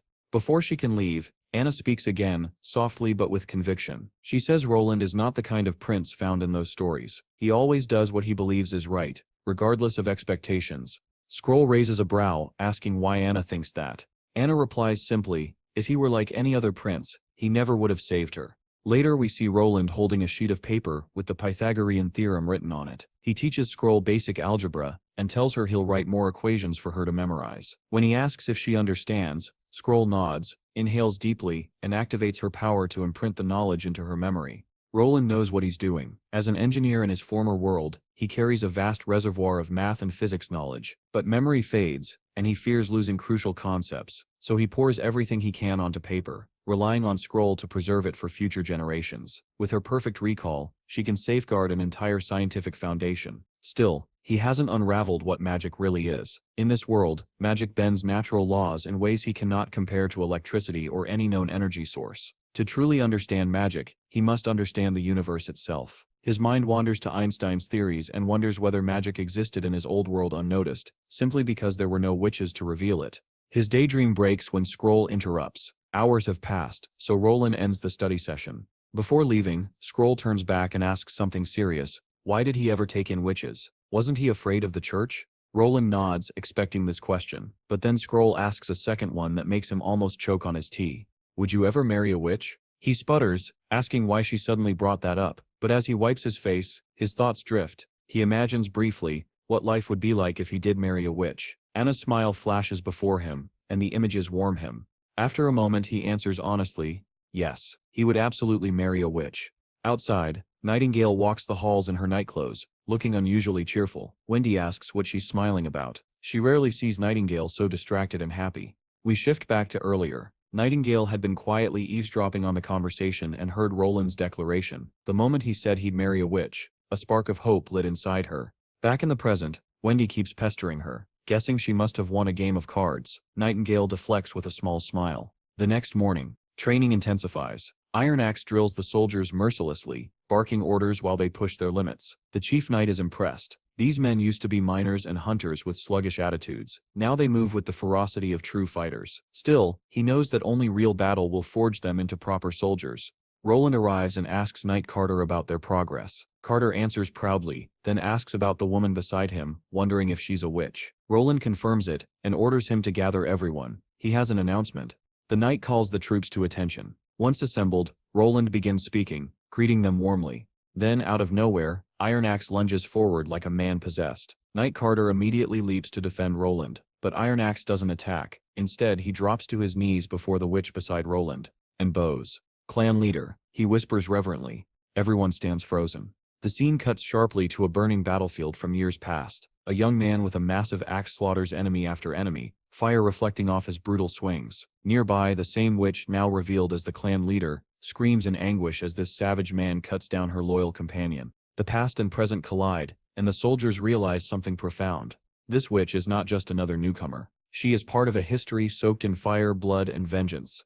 Iron Axe's memory continues. The arrogant invader stands over Lady Echo in the past, demanding to know whether she is the last surviving member of the Osha clan. He declares a sacred duel, insisting that her father and brother died by his hand, and that by the ancient rules, her fallen clan must now become slaves under his rule. When he reaches out and forcefully lays a hand on her, her loyal subordinate, Iron Axe, steps forward, shouting for him to stop. But before either can act, someone crashes a heavy blow into the back of the attacker's head, dropping him instantly. Even so, the brute recovers quickly and continues humiliating Lady Echo. Stepping over her as though claiming victory, he orders his men to haul her off to Clearwater Port, believing they've found a prize worth fortunes. Meanwhile, Iron Axe collapses from his wounds. As his consciousness fades, he watches helplessly while the intruders load their spoils and prepare to flee.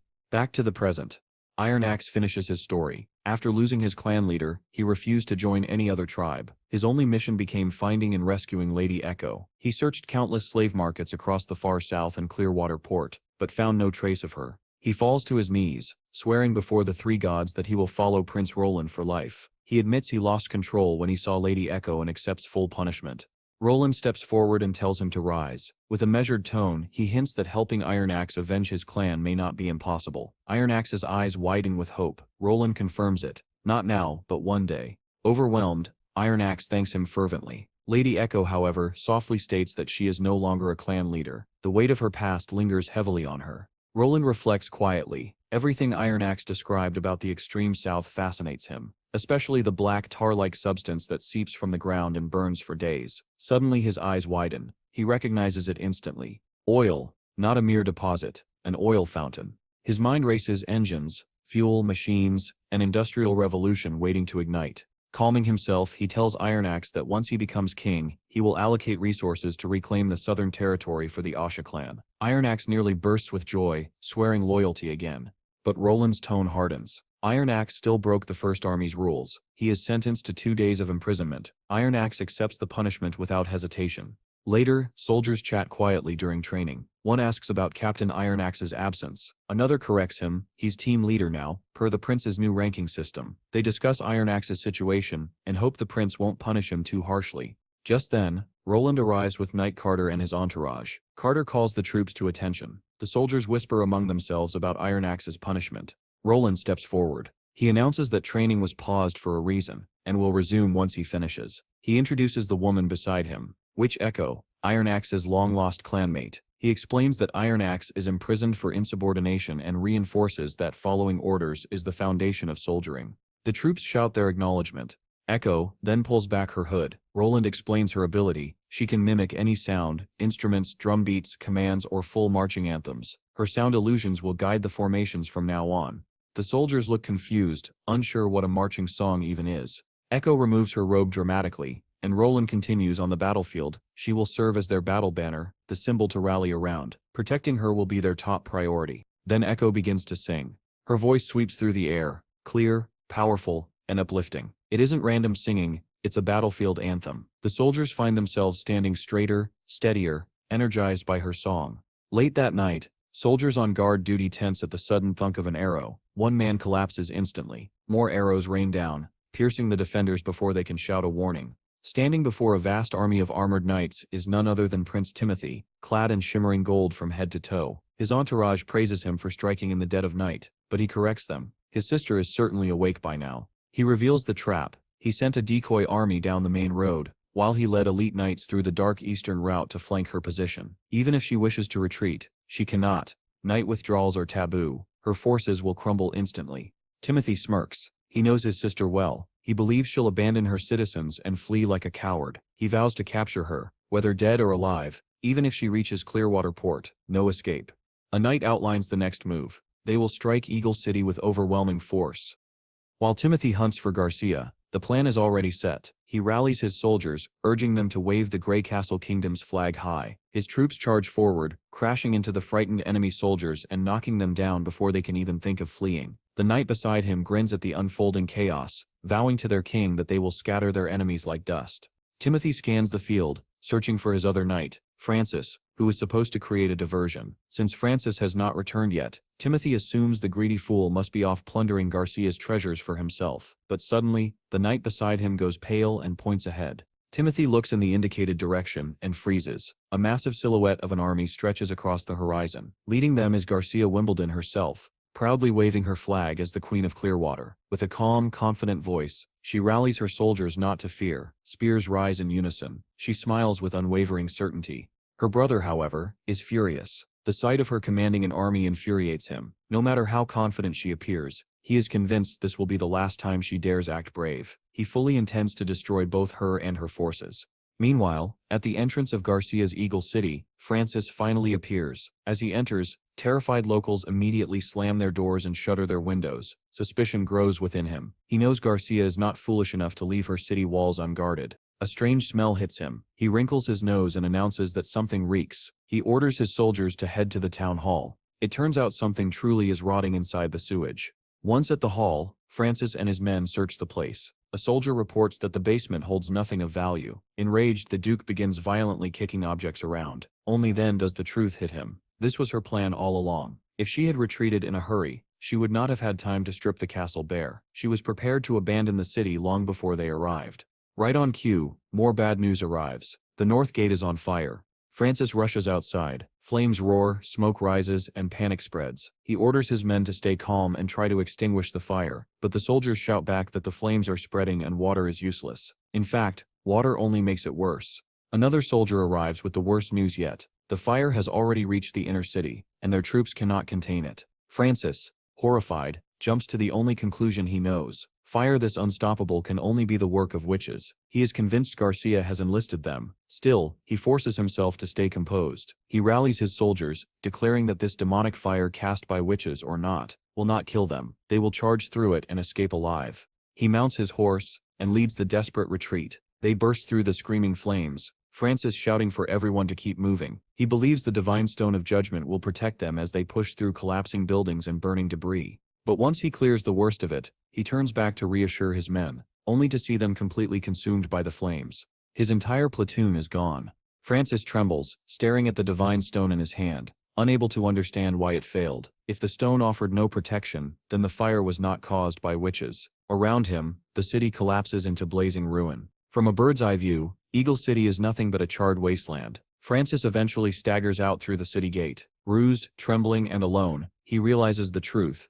This fire was no sorcery. As he collapses to his knees, a towering, axe-wielding warrior approaches. Francis instantly recognizes him as one of the Sand People. He barely has time to tremble before the axe comes down and severs his head. Back on the battlefield, Timothy's troops clash with Garcia's soldiers in a brutal melee. Blood spills as both sides hack and stab in a frenzy. Chaos rules the field. A brave soldier attempts to charge the queen, who sits calmly on her throne-like seat, surrounded by sand warriors. Without even speaking, she lifts her hand and casually flicks a finger. In an instant, the sand warriors sprint forward. They chop the soldier's horse legs clean off. The soldier hits the ground, and before he can react, an axe descends, ending him in one brutal strike. Timothy's forces begin to panic. Another army stands behind Garcia's troops. The people of the southernmost region, homeland of Lady Echo and Captain Ironaxe. The region is rich with oil, and suddenly everything makes sense. The inferno in Eagle City must have been caused by burning oil. No wonder Francis could not extinguish it. The sand warriors raise their axes and charge with ruthless efficiency. They slice through Timothy's soldiers as if cutting through vegetables. This is no battle anymore.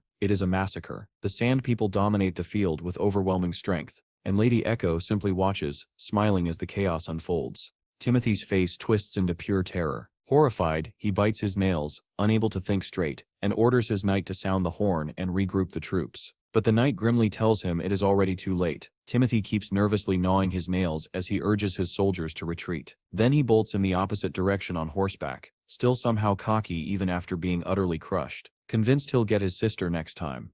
After that messy showdown between the two stubborn siblings, who fought over territories like kids arguing over ice cream, the story shifts back to Border Town. Prince Roland is preparing to face Longsong Fortress. He is certain they intend to strike now, believing Border Town must be at its weakest right after the demon months. But Roland has been ready for this.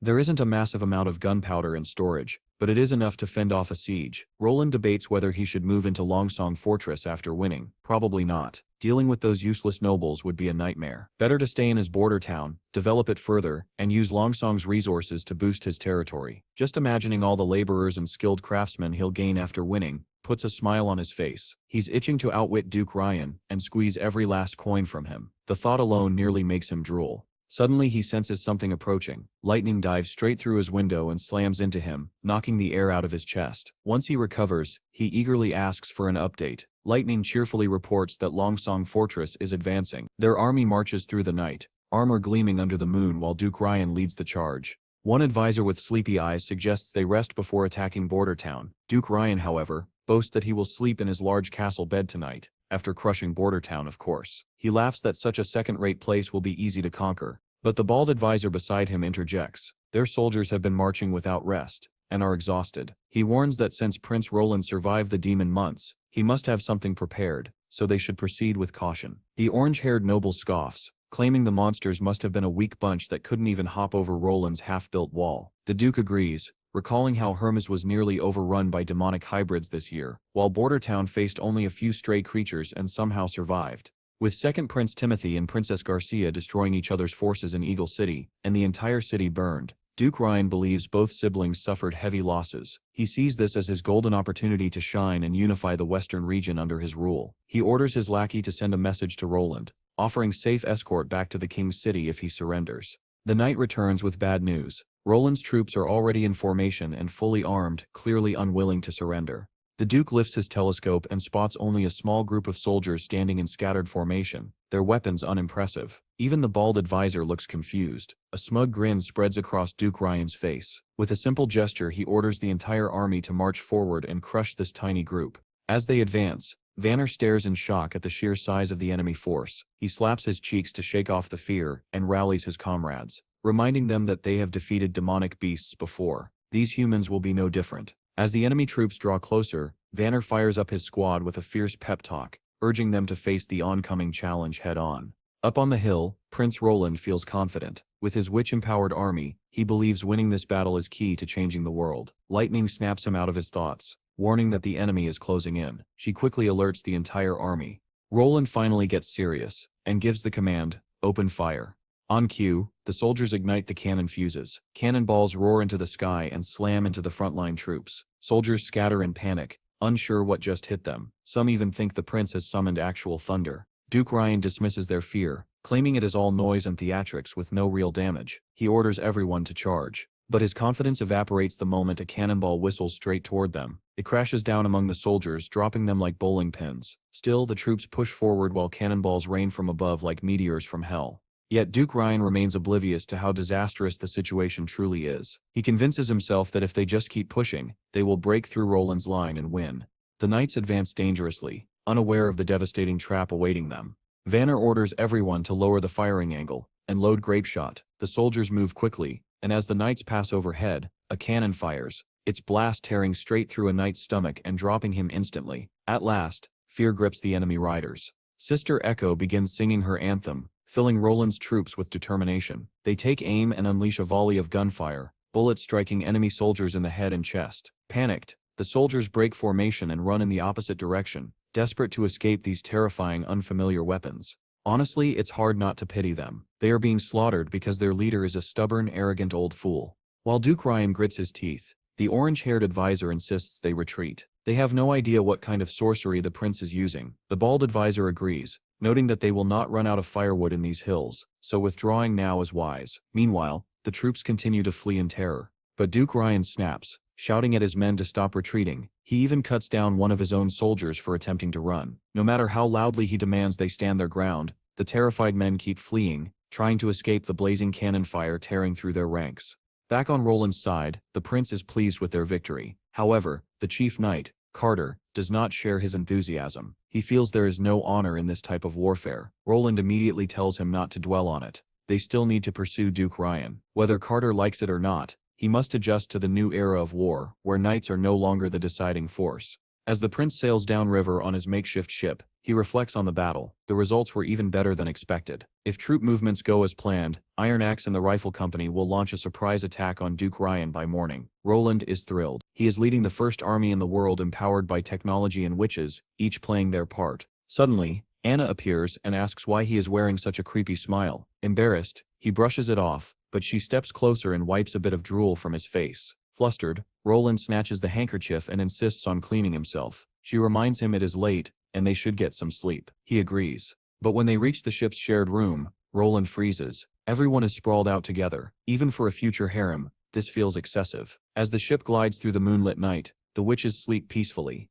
Roland, however, can't help noticing certain distracting features all around him. No matter where he looks, someone is too close for comfort. His unease grows, until he notices Anna awake, staring at him like a curious puppy. He gives her a gentle smile and playfully pinches her nose. He teaches her a trick to fall asleep. Imagine sheep jumping through hoops, counting one after another until she drifts off. Anna obeys immediately, quietly counting. The problem is that now Roland can't sleep at all. Nightingale seems awake too, sneaking glances at him from the shadows. Morning finally arrives. Roland dresses and Lady Leaf appears, still half asleep. She asks how everyone rested. It seems Anna had a rough night. She is still counting sheep and is about to reach the 100,000th one. The scene shifts to Duke Ryan's camp, furious. He smashes his wine glass on the ground, demanding to know how Prince Roland acquired such advanced weaponry. He interrogates his soldiers about the catapult-like machines with impossible range. Trembling, a knight admits he has no idea. All he heard were thunderous blasts, and then the knights hit some invisible wall that tore them apart instantly. The orange-haired advisor suggests witches may be involved, but Ryan scoffs. Their divine stone of judgment should have neutralized any witchcraft. He decides to retreat for now, before the situation worsens. Once he regroups at Longsong Fortress, he will block all trade on the Redwater River. Bordertown, he believes, cannot last a month without food. He orders everyone to prepare to return to Longsong the next morning. But their plans crumble instantly. Sister Echo's voice echoes across the camp, sending chills through everyone. Before the command tent can react, a massive explosion erupts, shaking the ground. Duke Ryan storms outside, demanding to know how the enemy caught up without anyone noticing during the night. A knight rushes over with a spare horse. Ryan leaps on and flees at full speed, only to skid to a halt moments later. Gun barrels are pointed directly at him. Captain Ironaxe stands before him with his troops. Before Ryan can even process the situation, a rifle cracks. The bullet slams into his chest, knocking him off his horse and face first into the dirt. Weak and fading, he barely glimpses Prince Roland marching forward with his forces before losing consciousness. After some time, Roland and his party make a grand entrance into Longsong Fortress. Local soldiers panic at the sight of them, especially unnerved by the witches walking confidently at Roland's side. Knight Carter reports that the Duke's family attempted to escape through the back door, but was intercepted by the First Army. Roland immediately lays down the law. All rebels and prisoners of war are to be locked in the dungeon. Then he blurts out, "First things first, let Sitz touch the corpse." Anna and Nightingale snap their heads toward him, horrified. They demand to know what kind of bizarre fetish he is talking about. Roland quickly backtracks, explaining he meant looting the body, not anything disturbing. With that clarified, the looting begins. They gather 300 shiny gold royals, a rare Clearwater port pearl necklace, premium wolf pelts from the Wolfheart Kingdom, and a stash of Hermes Godstones. But then they discover the jackpot, a hidden room. They open it to find a treasure vault overflowing with glittering riches. Roland practically drools as he stares at the gold piled high. He muses that the lives of the wealthy may be boring, but he'd happily cry in a golden carriage rather than stress about rent any day. Just then, Carter bursts in, announcing that Ambassador Petrov Hill of the Honeysuckle family has already arrived at the castle. Roland is surprised. He didn't expect the man to come so soon. The knight and the witches scramble to tidy up the loot. Outside the gate, Ambassador Hill reluctantly enters the fortress, anxious and imagining Roland demanding a massive ransom in exchange for his father. But when he finally meets Roland, he finds the prince calmly smiling. Roland assures him that his father wasn't harmed since he surrendered first. Grateful, Petrov offers to pay any ransom the family can afford. To his shock, Roland declines money. Instead he asks for livestock and people. Petrov quickly offers cows, sheep and horses, but admits the honeysuckle family is short on manpower. Roland becomes very specific, listing bricklayers, stonemasons, blacksmiths, farmers, and serfs. He also lists alternative goods for items they cannot provide. Eventually, he settles on a hefty demand: 1,000 sheep and 300 craftsmen in exchange for Petrov's father. Petrov is left scratching his head. He has only a day to find a solution. Then Roland adds a deadline. He won't stay in Longsong more than a week. He'll be returning to Border Town soon. This throws Petrov off. Without Roland or Duke Ryan, who will manage Longsong Fortress, he timidly asks if Roland wants someone to look after it. Surprisingly, Roland asks whether he is interested. Longsong will need a new overseer. If the Honeysuckle family accepts, they will owe Bordertown 30% of their revenue plus goods worth 1,000 gold royals. It steps a tempting proposition. Roland rests a hand on Petrov's shoulder, hinting at the influence the Honeysuckle family could gain. But before anything is finalized, Roland asks how Petrov plans to deal with resistance. Nervously, Petrov asks about Longsong's revenue and taxes, but Roland shuts him down. Those answers are his responsibility. Roland wants to hear the strategy he will use to provide monthly goods and secure steady income. He slaps the ransom terms onto the table and signals Carter to escort Petrov out. With a sly smile, Roland reminds him he'll be waiting for a proper answer and not to forget about the ransom for his father. Nightingale suddenly appears beside Roland. She remarks that Petrov seems sincere. Roland blushes, looking away as she leans closer. He admits he used to believe nobles were nothing but lazy pleasure seekers, but the Honeysuckle family's business sense has impressed him. Nightingale steps even closer, her breath warm on his ear, asking whether he truly doesn't want to stay in Longsong Fortress. Before he can respond, she darts forward, appearing again right in front of him, urging him to consider the wealth and prosperity of Longsong compared to Border Town. Roland shakes his head. Longsong is tangled in deep political roots and impossible to reform quickly. Border Town, on the other hand, is a blank slate, a place where he can build his vision like an endless game of Anno 1800. Besides, the church holds tremendous influence here, and discrimination against witches is strong. He wants witches to walk freely in the streets, something achievable only in Border Town.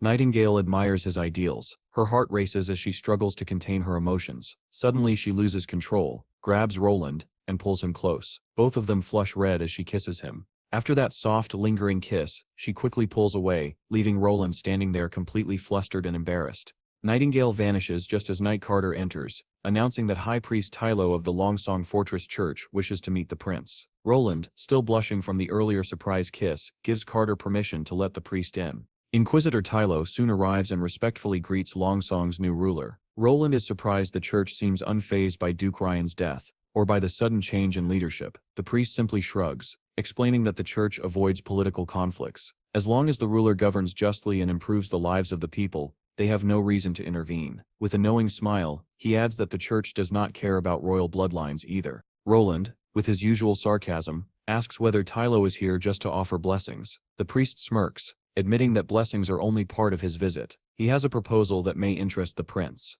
Tylo explains that the conflict between Timothy and Princess Garcia has destabilized the southern region. The church wants to support a ruler with strong moral values, someone who can restore peace quickly. Roland's actions, he says, have already earned him a positive reputation across the western region, and the church is willing to back his rise. However, since they don't want to become too entangled in political affairs, the priest instead offers material support. From his coat, he produces a small box and sets it before Roland. Inside are 2 pills, one red, one black. The red pill grants temporary superhuman strength. The black pill boosts pain tolerance and resistance to extreme temperatures. After Tylo leaves, Roland reflects on the church's unexpected friendliness. He asks Nightingale whether she could detect the priest's intentions, but she shakes her head. His mind was shielded, likely by a divine stone of judgment. When she inspects the pills with her fog ability, she notices the same black void surrounding them. Though unlike the divine stone, it doesn't interfere with her senses. She suggests testing them on a death row prisoner to see if they actually work. Meanwhile, Roland cannot understand why the church wants him fighting his siblings for the crown, especially after Garcia's major victory at Eagle City. A succession war would bleed Greycastle dry. He wonders whether the church wants chaos to increase its influence. Setting politics aside, he decides to focus on reforming Longsong Fortress and using its wealth to improve Border Town, especially through new machinery. 3 days later, they return to the borderlands. Knight Carter wonders aloud whether entrusting Longsong Fortress to the Honeysuckle family was wise. Roland confidently insists they won't dare break the contract, and if they do, he'll simply take Longsong again. Besides, he respects their business skills and expects good results. Lady Leaf then spots figures in the distance. The first batch of serfs sent from Longsong. Roland explains their grim lives bound to the land for generations. Treated as property, beaten, starved, and controlled by their masters. Lady Leaf looks heartbroken, but Roland assures her that they will provide these people with basic needs and work toward freeing them entirely. He pledges to abolish slavery in the years to come. As their boat approaches shore, Roland suddenly smells something foul drifting from the seaside. His face goes pale. It is unmistakably human waste. He immediately doubles over, dry heaving as his hands tremble. Then he declares, with absolute seriousness, that today he will make the most impactful decision in Bordertown's history. They need toilets. Everywhere. Carter and the others freeze, startled by the announcement. Roland explains that the first toilets will be placed near the serfs' wooden shelters. He plans to enforce a law requiring everyone to use them and designate the land opposite the Redwater River as an industrial zone, completely free of foul odors. Carter, confused, asks why anyone needs a designated spot to relieve themselves. People are used to doing it outdoors, he argues, and the countryside smells bad anyway. Roland understands his perspective. He too used to shrug off hygiene, but insists that proper sanitation prevents disease and keeps the town healthy. Then the old man asks the big question, what are they going to do with all the collected poop? The prince calmly explains that they will store all human waste and use it as fertilizer for farming. Both the old advisor and Knight Carter nearly collapse at the idea. The mere thought of spreading human waste across the fields, and then eating food grown with it, makes them gag uncontrollably. They practically vomit rainbows on the spot. Roland clarifies that feces can significantly boost crop yield, especially when paired with Lady Leaf's improved wheat seeds, which grow faster and more abundantly. While he explains, Lady Leaf hears suspicious noises coming from Roland's room and scolds the gagging fools to vomit outside next time. That night, Roland falls asleep quickly. Nightingale appears silently beside him, gently pulling a blanket over his shoulders. Her expression softens. Warmth flickers in her eyes each time she looks at him. After a moment, she vanishes and slips back into her own room. Wendy, however, catches her emerging from Roland's quarters. Nightingale freezes, blushing. Wendy raises an eyebrow, reminding her that Roland is not a child. Sneaking into his room at night is questionable. Flustered, Nightingale changes the subject and mentions the troubling news that the Witch Union has disbanded. She fears some witches may hurt Roland because of it. Wendy reassures her. The castle is well guarded, and Roland even keeps a divine stone of judgment under his pillow. As Nightingale undresses, Wendy reminds her that witches cannot have children. Nightingale blushes again, whispering that Roland once said he wouldn't mind marrying a witch, and she believes he meant it. After washing up, Nightingale flops onto her bed and nudges Wendy to share what she knows about the church. Wendy asks why she's suddenly curious. Nightingale reveals that a well-paid priest visited Roland earlier and offered support for his claim to the throne, even though Roland wasn't enthusiastic. The priest also gave them 2 suspicious holy pills. Wendy explains her time in the abbey. She knows little of the church's inner workings. The high walls kept the girls isolated. They only saw the sky. Many were orphans or abandoned children, even some sold by their parents. They learned etiquette, singing, and reading until they became adults. Then the abbey expelled them without explanation. As the memories surface, Wendy shivers. Nightingale immediately hugs her, offering warmth and comfort. Wendy trembles but returns the embrace. Then she continues. She had spent 10 years in the abbey before everything changed. One day her teacher grabbed her by the arm and dragged her into a prison cell, shoving her into a dimly lit room. Before slamming the door shut, the stern woman warned her not to ask questions, just endure. Inside, Wendy saw a sight that froze her blood. Several priests, whips in hand, were mercilessly beating another girl. When they turned toward Wendy, a chilling dread washed over her. Their eyes gleamed with vile hunger. Once the tortured girl collapsed unconscious, they approached Wendy. To them she was simply another choir girl, another body to violate. They yanked her by the hair, slamming her into the gate. Tears ran down her face as one of the men covered her mouth, threatening her not to scream. His filthy hand slipped under her skirt. Wendy's soul shattered. Her gaze went blank as despair swallowed her. Then, impact. A brutal punch crushed the man's jaw, killing him instantly. The blow came from the very girl who had been tortured moments earlier. Somehow freed from her shackles, she moved with terrifying strength. Another priest lunged at her. She silenced him with a single punch, tearing open his gut. The next attacker fell seconds later. Wendy could only stare in horrified disbelief. One remaining priest, desperate, pulled out his divine stone of judgment, shouting that she must have awakened a witch's power. The girl responded by lifting her long stretchy leg and bringing it down with tremendous force, cracking the man's skull. When the slaughter ended, Wendy still trembled violently as the girl walked calmly toward the gate. Knights burst into the room. The sight of the mangled corpses shocked the arriving woman so much that she collapsed. One of the knights swung his sword at the girl, but she dodged every strike effortlessly, moving with lethal grace. The knight charges at the girl again, but she catches his arm and twists, with such overwhelming strength that she tears it clean off. The soldier standing by the gate freezes in horror. She doesn't even pause. She leaps forward and takes him down before anyone can react. Word spreads instantly. A demon has appeared in the cell. The girl fights every knight who enters as if they are nothing. Wendy watches in terror as the girl moves with ruthless precision, stabbing one knight in the back without a flicker of emotion. More soldiers rush in, trying to surround her. But the moment they charge, her expression hardens. She swings her sword so fast it becomes a blur, slicing through their defense, as if cutting cucumbers. Meanwhile, Wendy crawls toward her unconscious teacher, retrieving the key she desperately needs. The flashback ends. Wendy explains that thanks to that mysterious girl, she managed to escape the abbey. She used a few silver royals found on one of the bodies to survive and wandered from place to place until she eventually reached the Seawind region. 2 years later, she awakened as a witch. She never learned what became of the girl who saved her, or of the other abandoned girls left behind. The church later covered up the entire incident, claiming the abbey had burned in a fire. Nightingale is deeply moved by Wendy's story. She understands her pain all too well. She squeezes her friend's hand, offering warmth and reassurance. The scene shifts. Bailey is turning bright red, radiating an intense aura. Knight Carter is fighting him and struggling badly. It looks like the prince gave this bald inmate one of the power-boosting pills to test whether it truly works. Judging by Carter's difficulty, the pill absolutely delivers. Anna watches with excitement as the prisoner holds his own against Carter, one of the strongest knights around. Roland is impressed too, realizing the priest wasn't lying about the pill's effects. If a regular man can fight like this, a trained knight on the same drug would be terrifying. The duel continues. Carter eventually lands a heavy blow that makes the man spit blood, but the prisoner recovers almost instantly and charges again. Carter disarms him with a decisive strike. Acknowledging his impressive skill, he calls for another sword.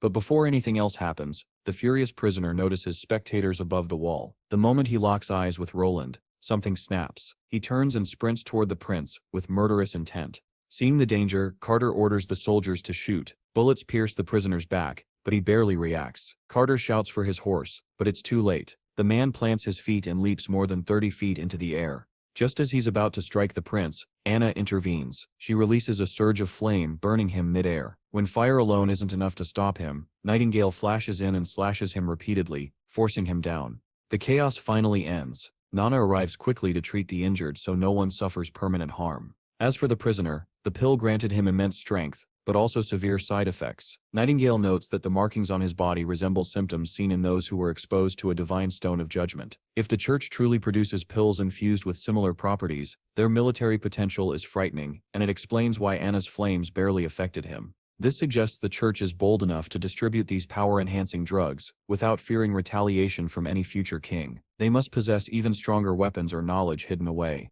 Originally, Roland planned to focus this year on education, agriculture, and manufacturing, but now he realizes that weapons research must become a priority. He intends to develop breech-loading firearms, since they are simpler to produce. As for the cartridges, he only knows they require something called mercury fulminate. He will need a great deal of money, alchemists, and laboratories to bring these ideas to life.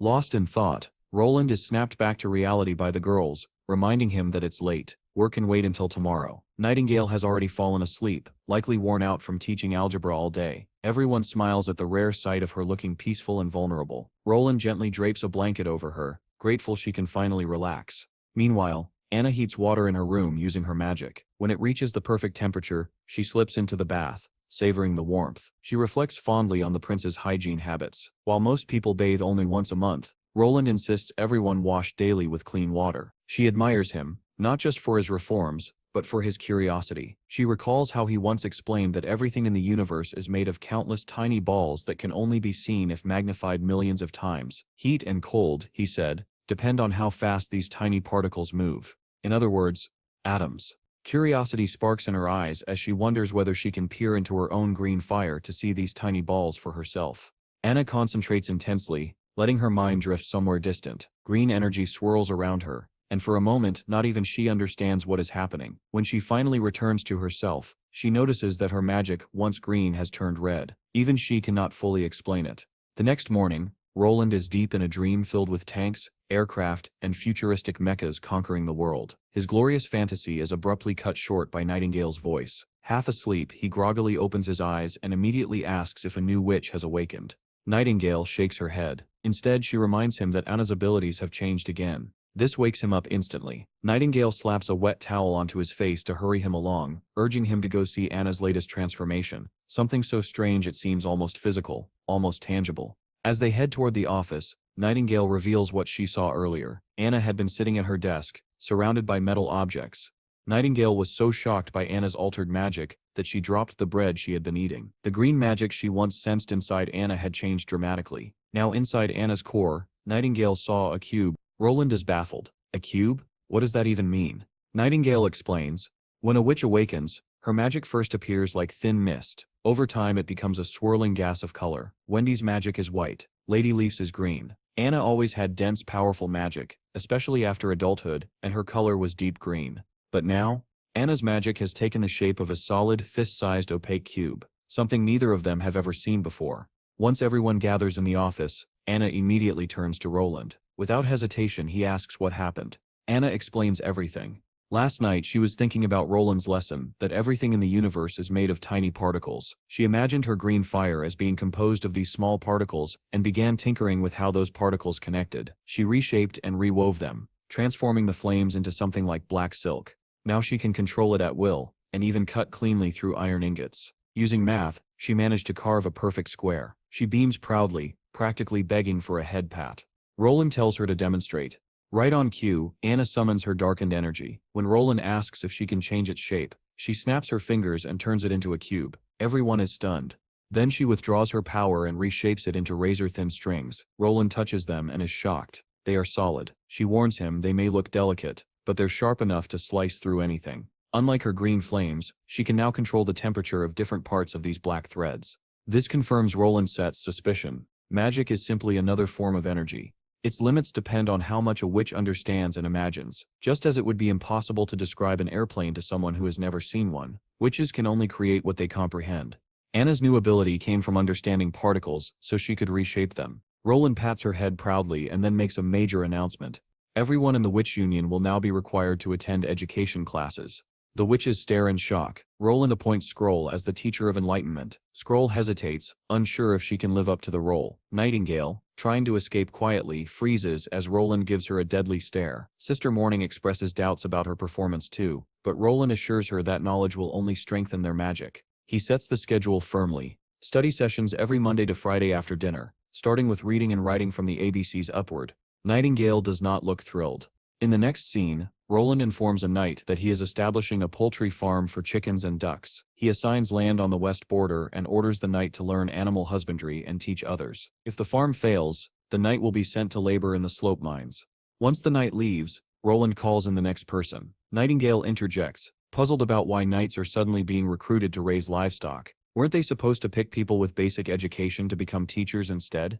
The prince explains that the knights all have ordinary hobbies, and since there is genuine demand for those skills, he has allowed them to pursue what they are best at. The lady calls up the next knight, and he steps forward immediately. This one looks educated and refined. He introduces himself as Furland Eltek, and expresses how glad he is that our hero has taken command of Longsong Fortress. He thanks the prince and offers assistance whenever needed. Our hero is startled by the knight's loyalty, especially since Furland serves Duke Ryan, but then Furland's expression turns serious. He reveals that he used to be Duke Ryan's top knight and had sworn loyalty only to him. However, the Duke abused his power, committed countless crimes in the Western Territories, and even took Furland's wife by force. Furland has been waiting for a chance to bring the Duke down. Although he could not kill the Duke himself, he is relieved that someone else finally did. Our hero then asks whether Furland is literate. The knight answers yes, and Roland immediately appoints him as a teacher. He will be given a house and a generous salary. Furland asks whether this means that all the illiterate people will end up working in the mines. Roland nods,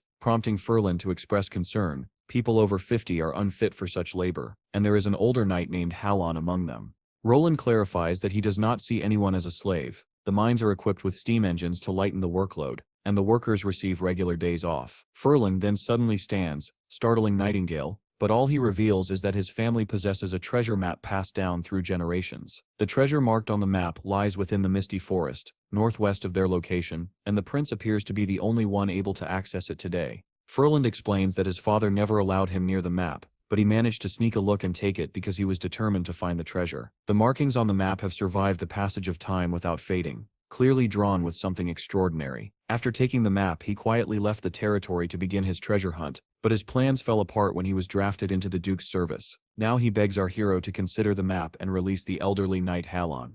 Nightingale confirms that Furland is telling the truth, and Prince Roland agrees to consider the request. He then asks to see the map. Upon examining it, Roland is astonished to discover that it points to a place called Tequila. Macroll remarks that if the map is accurate, then the symbols match locations recorded in ancient texts. This implies that the church once built a city deep in the plains as a defense against demons, yet no one knows why the church erased this part of history. If Tequila contains ruins similar to those in the Eastern Forest, they might uncover clues about why the church hides the truth about demons, their ancient battles, and their hostility toward witches.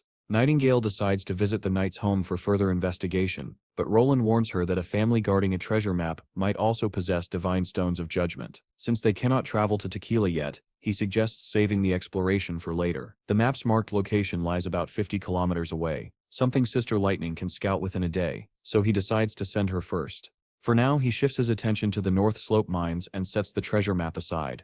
Before heading out, he instructs Lady Scroll to teach everyone the phonetic alphabet in the evening. If more materials are needed, she can ask Saria, who has practically become a one-woman printing press. Roland then rummages through a drawer meant for Lady Scroll's gift. He opens the wrong drawer first, and finds snacks hidden there by Nightingale, which embarrasses her for reasons unknown. Eventually, he retrieves a box from another drawer, and gives it to Lady Scroll. Inside is a pair of beautifully crafted glass spectacles. Nightingale immediately questions the gift, pointing out that Lady Scroll already has perfect eyesight. Roland cheerfully explains that he simply loves the look of girls with glasses. Since Lady Scroll teaches literacy, the glasses will make her appear both intellectual and elegant. Nightingale can only find his enthusiasm strangely unsettling. When Lady Scroll puts on the glasses, she looks stunning, enough to make anyone stop for a moment and admire the transformation. Later at North Slope, the prince is stunned by an exceptionally long steel tube the workers have produced. Its flawless construction impresses him, especially the evenness of its thickness. Anna beams at the praise. Roland is amazed at how precisely she can cut materials with her magical threads. With Anna's help, the town's industry is about to level up significantly, and he even jokes that they might soon produce the finest underwear for the witches. But then Nightingale notes that, despite Anna's improvement, her magic threads still extend only 10 steps. Anna insists it is 15, leaving Roland confused and unsure whose measurement is correct. After comparing their leg lengths, he realizes they measure steps differently because of their height difference. The discovery frustrates him. Measurement units in this world are a complete mess, based on rough estimates rather than any consistent standard. Finally fed up, he decides it is time to establish clear unified measurements from scratch, and he assigns Anna to handle the task. The story then shifts to Clearwater Port, where Garcia's knight wears a smug expression as he surveys the thriving harbor. He is convinced the Queen of Clearwater is unstoppable and destined to rule Greycastle after dealing with Timothy once again. Yet he cannot understand why his mistress has recently appeared anxious. A man soon arrives with a report. The chiefs of the Sandstone and Blackbone clans wish to see her. The knight orders that they be brought in, but the two chiefs enter the room uninvited anyway. The large man greets Garcia with exaggerated flattery, and the accompanying woman greets her the same way. The burly man is Blackbone, chief of the Blackbone clan, while the woman is Kabbalah, chief of the Sandstone clan. Both immediately express concern. Their warriors have been struggling with weakness and depression since the last battle, and only remain functional with regular doses of the new pills. They have come to request more. Blackbone echoes the same worry. But Garcia avoids giving a direct answer. She claims that production is in disarray, and she has little supply on hand. She tells them they must wait for the next batch. When the chiefs ask how long, she answers cryptically, reminding them that everything about the pills is secret. They should return and wait patiently. Her knight quickly pushes them to leave after Garcia makes it clear that she expects payment, either in gold royals or in river water. Once they leave, the knight fumes, calling them insignificant beggars always looking for favors. Garcia, however, looks deeply troubled. The knight asks whether she is worried about the pill shortage. Garcia denies it, and says she has already found a solution. She plans to threaten the church. They will either send more pills immediately, or she will hang priests' heads from the mast of the Black Sail flagship in the port. She then hands the knight a letter, revealing the true source of her anxiety. The letter comes from a spy in Hermes. It states that the church has taken over the kingdom's capital, accusing Queen Lena of Everwinter of being a witch who hid her identity for years. This news shakes the knight,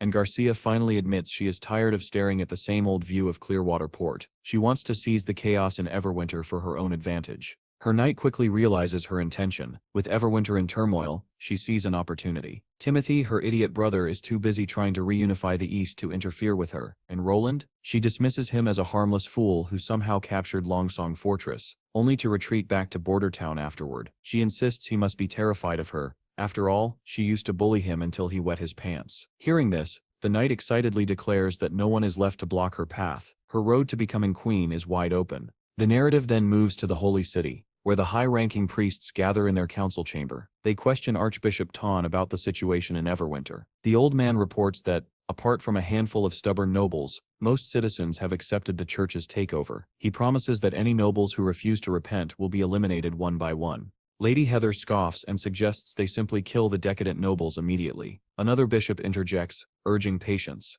They should wait until the kingdom stabilizes before executing nobles. Otherwise, the church might face backlash. For now, he intends to offer the nobles equivalent positions under the law of the church, though their titles will not pass to future generations. He reminds everyone that the church plans to abolish kingship entirely, so there is no need to rush. Heather, somewhat disappointed, reluctantly agrees to wait another day to kill what she calls filthy nobles. Her sharp remarks visibly unsettle Ton. Priest Maine then asks Ton about the situation in the castle. According to the latest reports, Timothy never returned to the capital after his defeat. Instead, he went straight to the eastern region. During the battle, he took Duke Francis with him to fight Queen Garcia of Clearwater, but ended up losing, and the Duke died as well. Timothy then quickly moved to divide the Duke's territory in the east. Maine finds this amusing and orders his people to continue supplying the pills, keeping Garcia and Timothy equally balanced in strength. He predicts that within 2 years, no soldiers will be left standing in the entire kingdom of Greycastle. It is clear the church is deliberately manipulating both sides, fueling their conflict for the throne. They even sent the deteriorating pills to Garcia Wimbledon to weaken all forces involved. The pills are not only addictive,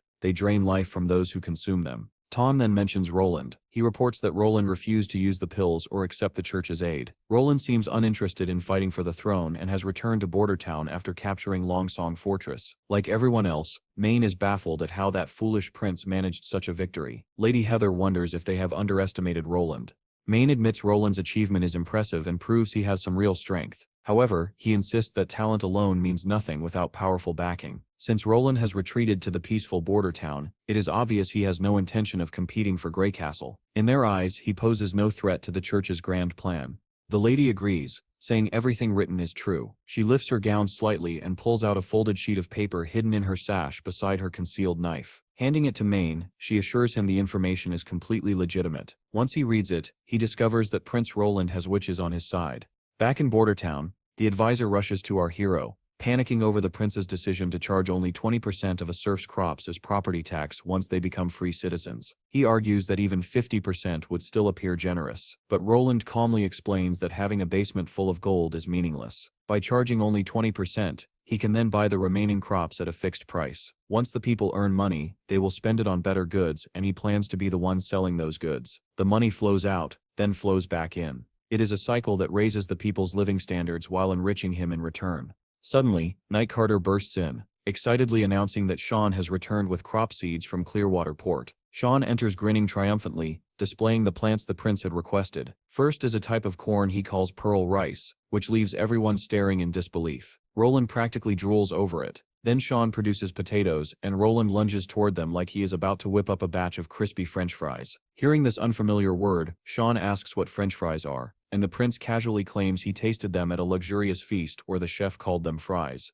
Next comes sugarcane, and Roland is thrilled, predicting a sweeter future for Bordertown. Poor Carter, however, bites into a stalk and cannot detect any sweetness at all. Meanwhile, the old advisor begins trembling uncontrollably. He already suspected that Roland might be possessed by demons, but after witnessing this level of insight and innovation, he becomes convinced something supernatural must be involved. Roland speaks of things no one here has ever heard of, yet he has done nothing harmful, and everything he has introduced benefits the people. So the advisor decides to dismiss his fears. If Roland is some sort of devil, he is at least a benevolent one. Roland hands the sugarcane to the old man, who takes another bite and finally tastes the sweetness. By evening, Roland is exhausted. Sean's report confirms that Garcia has obtained the church's pills as well. Now Roland fully understands the church's motive. They are trying to provoke conflict by empowering both sides. With this realization, he decides to prepare high rate-of-fire weapons to protect Bordertown from future threats. Suddenly Anna appears, catching him so off guard that he nearly jumps. He jokes that Nightingale always materializes out of nowhere, and now Anna has picked up the habit too. One day, he says, they are going to give him a heart attack. He then asks why she is not in class. Anna explains that she is stuck on a difficult physics problem, and Teacher Scroll sent her to him for help. Roland admits he is hardly a quantum mechanics expert, but he still tries to guide her, discussing topics like dimensions and physical interactions. As they study together, night slowly settles in. When it is time to part ways, they exchange an intense, lingering glance that leaves both of them blushing. They quickly look away, embarrassed by their own feelings. Roland hesitates to make a move, but Anna steps closer. Gathering his courage, he gently places his hand under her right ear. Once they relax, their hesitation melts away, and they share a quiet, tender kiss. The next morning in Bordertown, Nightingale spots motivational slogans plastered everywhere. Curious, she asks why the prince has put them up. Roland explains that they are meant to inspire people to work hard and build their wealth. Over time, he believes the words will take root and become a reality in the hearts of the citizens. Meanwhile, Anna is working on glassware that looks like it belongs in a chemistry lab. She wonders aloud why they are melting and reshaping perfectly good glass cups. Roland explains that these are for the alchemists who will visit Bordertown in the future. Nightingale picks up a glass funnel, pretends it is a wine goblet, and raises an imaginary toast, peering through it with curiosity. Roland adds that he has not yet figured out how to refine sand into clear, high-quality glass. For now, he must rely on reshaping existing glassware. Nightingale becomes even more confused. What does sand have to do with glass? Roland explains that glass comes from purified sand, and unless the sand is refined thoroughly, the resulting glass turns brown or green. For chemistry work, they need containers that are pure and perfectly transparent. As Nightingale keeps playing with the equipment, she earns a playful tap on the head, and Roland resumes teaching Anna. He explains how he plans to use the new equipment to handle acids and conduct more advanced experiments, one step closer to pushing Bordertown's scientific progress even further. After the playful tap on the head, Nightingale walks away while the prince continues teaching Anna. As she wanders off, Nightingale notices a plate of snacks on the table. Being the snacker she is, she picks up a steamed bun and takes a large bite. The moment the flavor hits her tongue, she feels transported, like she is drifting through a golden wheat field, savoring every second. The aroma, texture, and rich filling leave her completely entranced. Roland notices her thoroughly enjoying the snack and happily explains that these steamed buns were prepared especially by the chef. Deciding they should all enjoy them properly, he tells the girls he will go wash his hands so they can have afternoon tea together. Both Anna and Nightingale perk up at the idea, eager for the treat. As the day drags on under the blazing sun, Nightingale grows drowsy. Meanwhile, Roland is joking around with Anna, and a faint smile appears on Nightingale's face as she slips into sleep. Her dreams drift toward fantasies of marrying the prince. In her vision, she walks down the aisle of a grand church hall lined with witches. At the altar, Roland lifts her veil, admires her beauty, and leans in for a kiss. While she sleeps, Anna playfully tells Roland to keep his voice down. She is convinced that Nightingale must be having a very pleasant dream. There is no other explanation for that blissful smile. We then return to the Holy City, where the three archbishops gather once again. Their discussion turns to the witches sheltering in Bordertown. However, since the church is already preparing an assault on Wolfheart, they are short on manpower. Archbishop Maine assigns Priestess Mira to lead a small but elite force known as the Judgment Army. He believes she will achieve better results if she travels to Bordertown personally. Mira agrees with full confidence and receives his blessing before setting out to scout the area. Lady Heather teases Maine about giving the priestess so much attention, asking whether he is grooming her as his successor or simply fond of her. Priest Ton, annoyed by her flippant tone, sharply reminds her that this matter involves both kingship and witches. Any misstep could undermine the church's long-term plans. Maine agrees and speculates that the fourth prince must indeed be harboring witches. He is convinced that the gullible prince has fallen under their beauty and is now acting as their puppet. Rumors of Bordertown recruiting more witches further provoke the church. Maine wants everything resolved before it spirals out of control, and even considers traveling there himself if Mira fails. The story then shifts to a rundown shack, where a group of witches has captured a trembling man. They splash water on him to wake him, and when he opens his eyes he panics at the sight of them, certain he has fallen into the hands of witches. One of them presses a dagger to his face. Seeing him cower, another mocks him for wetting his pants even though he was the one hunting witches in the first place. A flashback reveals that Prince Roland had assigned this man, Theo, a mission. He was instructed to circulate rumors through underground channels, claiming that Bordertown was recruiting witches. Roland warned him that if he were ever caught, he should say he was from the Cooperation Association. When Theo reveals this to the witches, They are stunned, but moments later, a muscular woman enters, wielding a massive sword like a female version of a wandering knight. She scoffs at Theo's explanation, pointing out that the Cooperation Association is far off in the Seawind region. The other witches surround her excitedly. They are relieved she has returned. They inform her that the captive was the one spreading the rumors about witch recruitment. Theo insists he is telling the truth. He claims the Cooperation Association has found the Holy Mountain and that all the witches have gathered in Border Town. He swears they are not possessed by demons and do not suffer when exposed to anti-magic fields. He even talks about their mentor Kara, who can summon magical snakes, and mentions Wendy and Scroll, who assigned him the mission. The sword-wielding woman listens intently, clearly intrigued, but the witches warn that if the association truly has settled on the Holy Mountain in Border Town, they never should have revealed it. The church will be alerted, placing everyone in danger.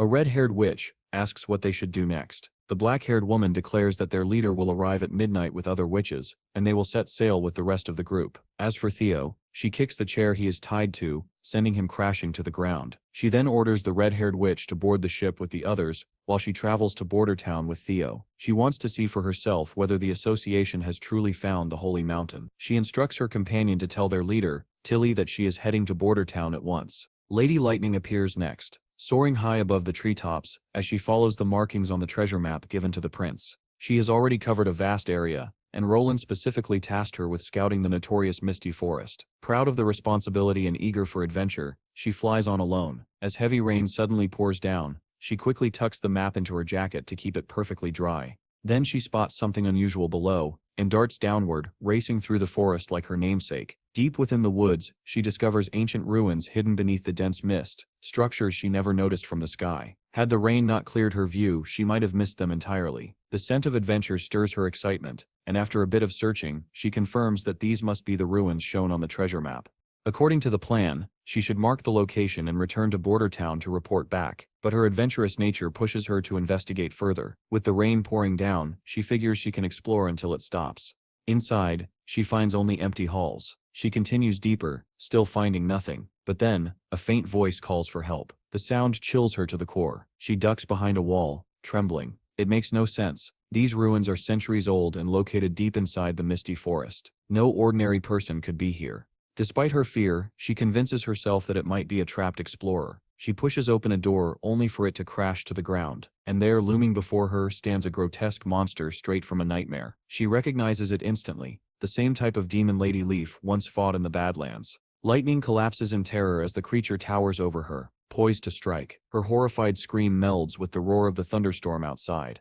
The story jumps back to Border Town, where Roland meets Margaret Foreman, a lively merchant from King City. She is bursting with excitement, peppering him with questions about his steam engines. She wants to buy many of them, offering a staggering 500 gold royals each. Roland almost salivates at the idea of earning 5,000 gold royals by selling 10 engines, but he cannot simply hand them over. These machines represent Anna's hard work, something that cannot be sold freely. He is torn, especially because Margaret is both wealthy and strikingly attractive. She wears a gold necklace embedded with a divine stone of judgment, meaning even Nightingale cannot detect whether she lies. Her bright, energetic personality even reminds him of Lady Lightning. Roland informs her that if they want a long-term partnership, he needs more than saltpeter. Iron, copper, and ferrous sulfate are essential. Margaret happily agrees to arrange the materials, but suddenly she freezes, staring past him. Roland turns to see what startled her, and spots Lightning trembling outside the window, drenched in rain. He rushes to open it, and Lightning immediately throws her arms around him, sobbing. Roland signals his knight to fetch Nana at once. Only then does he remember that Margaret is still standing in the room, and Lightning is a witch. Margaret's reaction unsettles him, and for a moment he suspects she may even be Lightning's mother. But he brushes the thought aside and focuses on getting Lightning treated, leaving the bewildered merchant calling after them. After some time, Nana's healing takes effect. Lightning jolts awake, and Wendy and Nana crowd around her, relieved she is safe. Roland gently asks why she rushed back through the storm. Tears gather in her eyes as she explains she found the ruins from the treasure map, and inside them demons. The entire room stiffens. Teacher Scroll trembles as she asks whether Lightning went inside. Lightning quickly clarifies that she did not enter the basement, because a demon stood guard at the door. She also heard someone calling for help, but fear overwhelmed her, and she fled.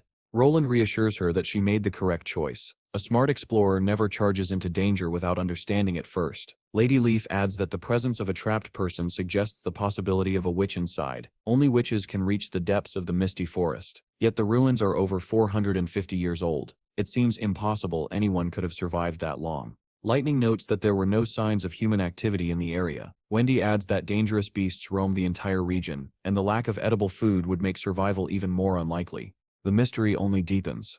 Lady Leaf insists they cannot leave someone behind. They must find a way to rescue whoever is inside. Roland steps forward and urges everyone to stay calm. They cannot know the full truth until they investigate the ruins themselves. Roland immediately declares that they will head into the ruins themselves, determined to uncover the truth and rescue whoever might be trapped inside. They are resolved to confront the demon and return victorious. Moments later, the same noble woman bursts into the room, anxiously asking about Lightning's condition. Roland reassures her, and as she exhales in relief, Margaret's silhouette briefly comes into view behind him. He apologizes for neglecting her, explaining that Lightning had been in critical condition. He reminds her that this is exactly why he asked her to remove her divine stone of judgment earlier. Margaret then gets bold and asks whether Lightning is one of the witches. Roland reluctantly admits it. Margaret beams with delight, claiming she knew it all along. As a member of the Thunder family, she says, "It is only natural for Lightning to be extraordinary." Roland is taken aback, prompting her to explain her relationship with Lightning. She met her while accompanying Lightning's father, Thunder, on an exploration voyage. Thunder, a legendary explorer of the fjords, charted Twin Peak Island, the Sea Dragon Fjords, the eastern coastline, and Infinity Cape. Lightning was born aboard his ship, but her mother tragically died of sepsis soon after. As the only woman on board, Margaret stepped in and cared for the infant, feeding her oatmeal and looking after her until the voyage ended.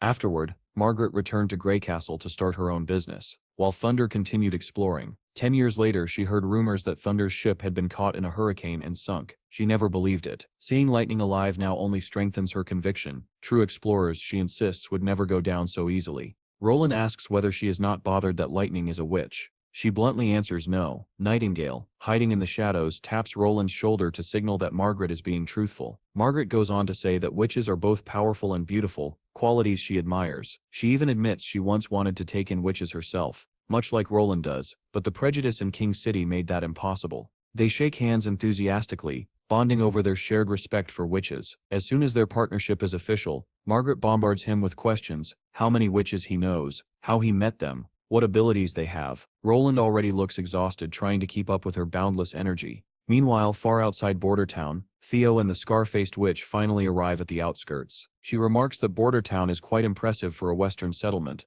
not at all what she expected the association to choose. She grumbles about the lack of a welcoming committee. Theo pulls out a blue flag and waves it atop a hill, explaining it is the signal for the association to recognize that he has returned with a witch. The woman immediately demands food. Theo inwardly groans, remembering all the expensive meals she forced him to buy along the way, using her massive sword as motivation. She warns him yet again that if he has deceived her, his head and anyone else's involved will roll. Trying not to provoke her, Theo hands over a pouch of snacks. She explains that the rest of her companions should already be aboard a merchant ship sailing toward the fjords, making it too late for Theo to betray them now. Hearing this, Theo points out how harsh the fjord's environment is. The woman agrees, explaining that they plan to build a sanctuary for witches there under the leadership of Tilly Wimbledon. Theo freezes, realizing she is talking about Roland's sister. Right on cue, the scar-faced woman senses approaching magic. She confirms that witches are nearby. As the group arrives, Nightingale steps forward and welcomes her to Bordertown with an extended hand. They walk together through the bustling streets, still lively despite the late hour. The newcomer raises an eyebrow at the sight of children studying in a classroom. Scroll explains that Bordertown runs a night school open to anyone who has finished their day's work. The scar-faced woman then asks Nightingale whether she is a transcendent. Nightingale is unfamiliar with the term. The woman explains that transcendents can perceive the shape and movement of magic due to unique internal changes triggered by their abilities. Scroll quietly admits she can sense many witches within the crowd, but is unsure whether that makes her a transcendent. The newcomer clarifies that transcendents are extremely rare, only one in thousands of witches. She has met only 3 in her entire life, and Nightingale is one of them. She gently warns Nightingale to keep this talent hidden, as the church treats such knowledge as a closely guarded secret.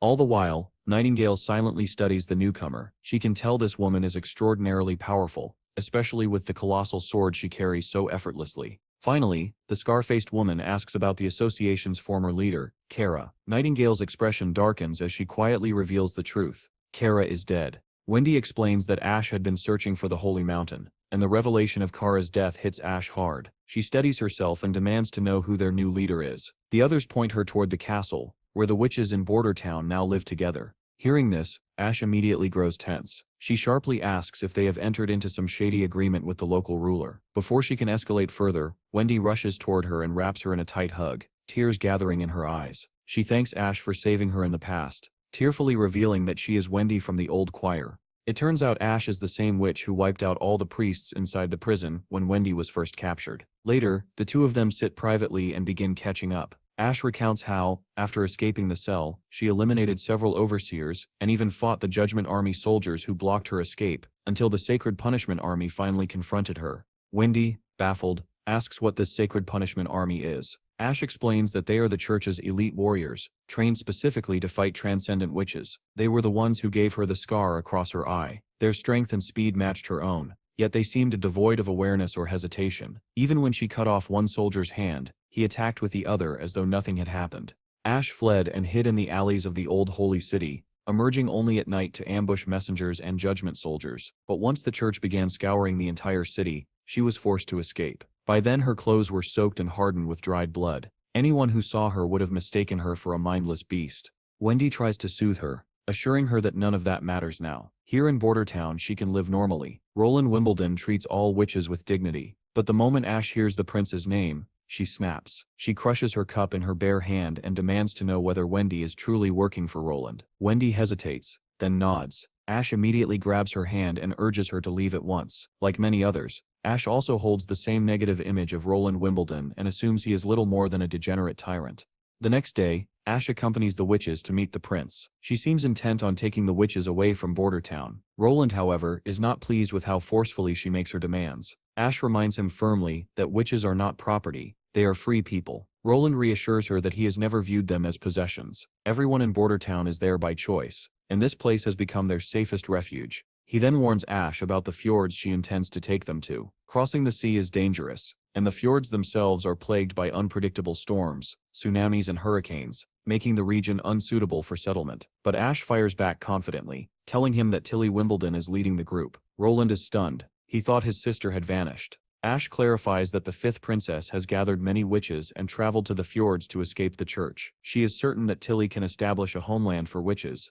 Ash also scolds Roland for foolishly spreading rumors about recruiting witches, warning him that such actions have already attracted the church's attention. Nightingale bristles at her tone, but Roland calms her. He then asks Ash, as a transcendent witch, how many Sacred Punishment Army soldiers she could defeat. She confidently answers that she could handle at least 3. Roland rises from his seat, energized by her response, and challenges her to face his top knight. If she loses, it will prove he can defend Bordertown even against the church's strongest forces. Ash accepts instantly, but deflates when Roland says he needs a week to prepare. He invites her to stay, explore the town, and see life here from a witch's perspective, hoping it will change her impression. Ash turns to leave, and Roland suddenly pauses, struck by a sense of familiarity. He mentions feeling as if he has met her before. Ash instantly whirls around, furious, demanding to know if he actually remembers her. Her eyes blaze with anger as she declares she would have torn him apart long ago if Tilly had not intervened.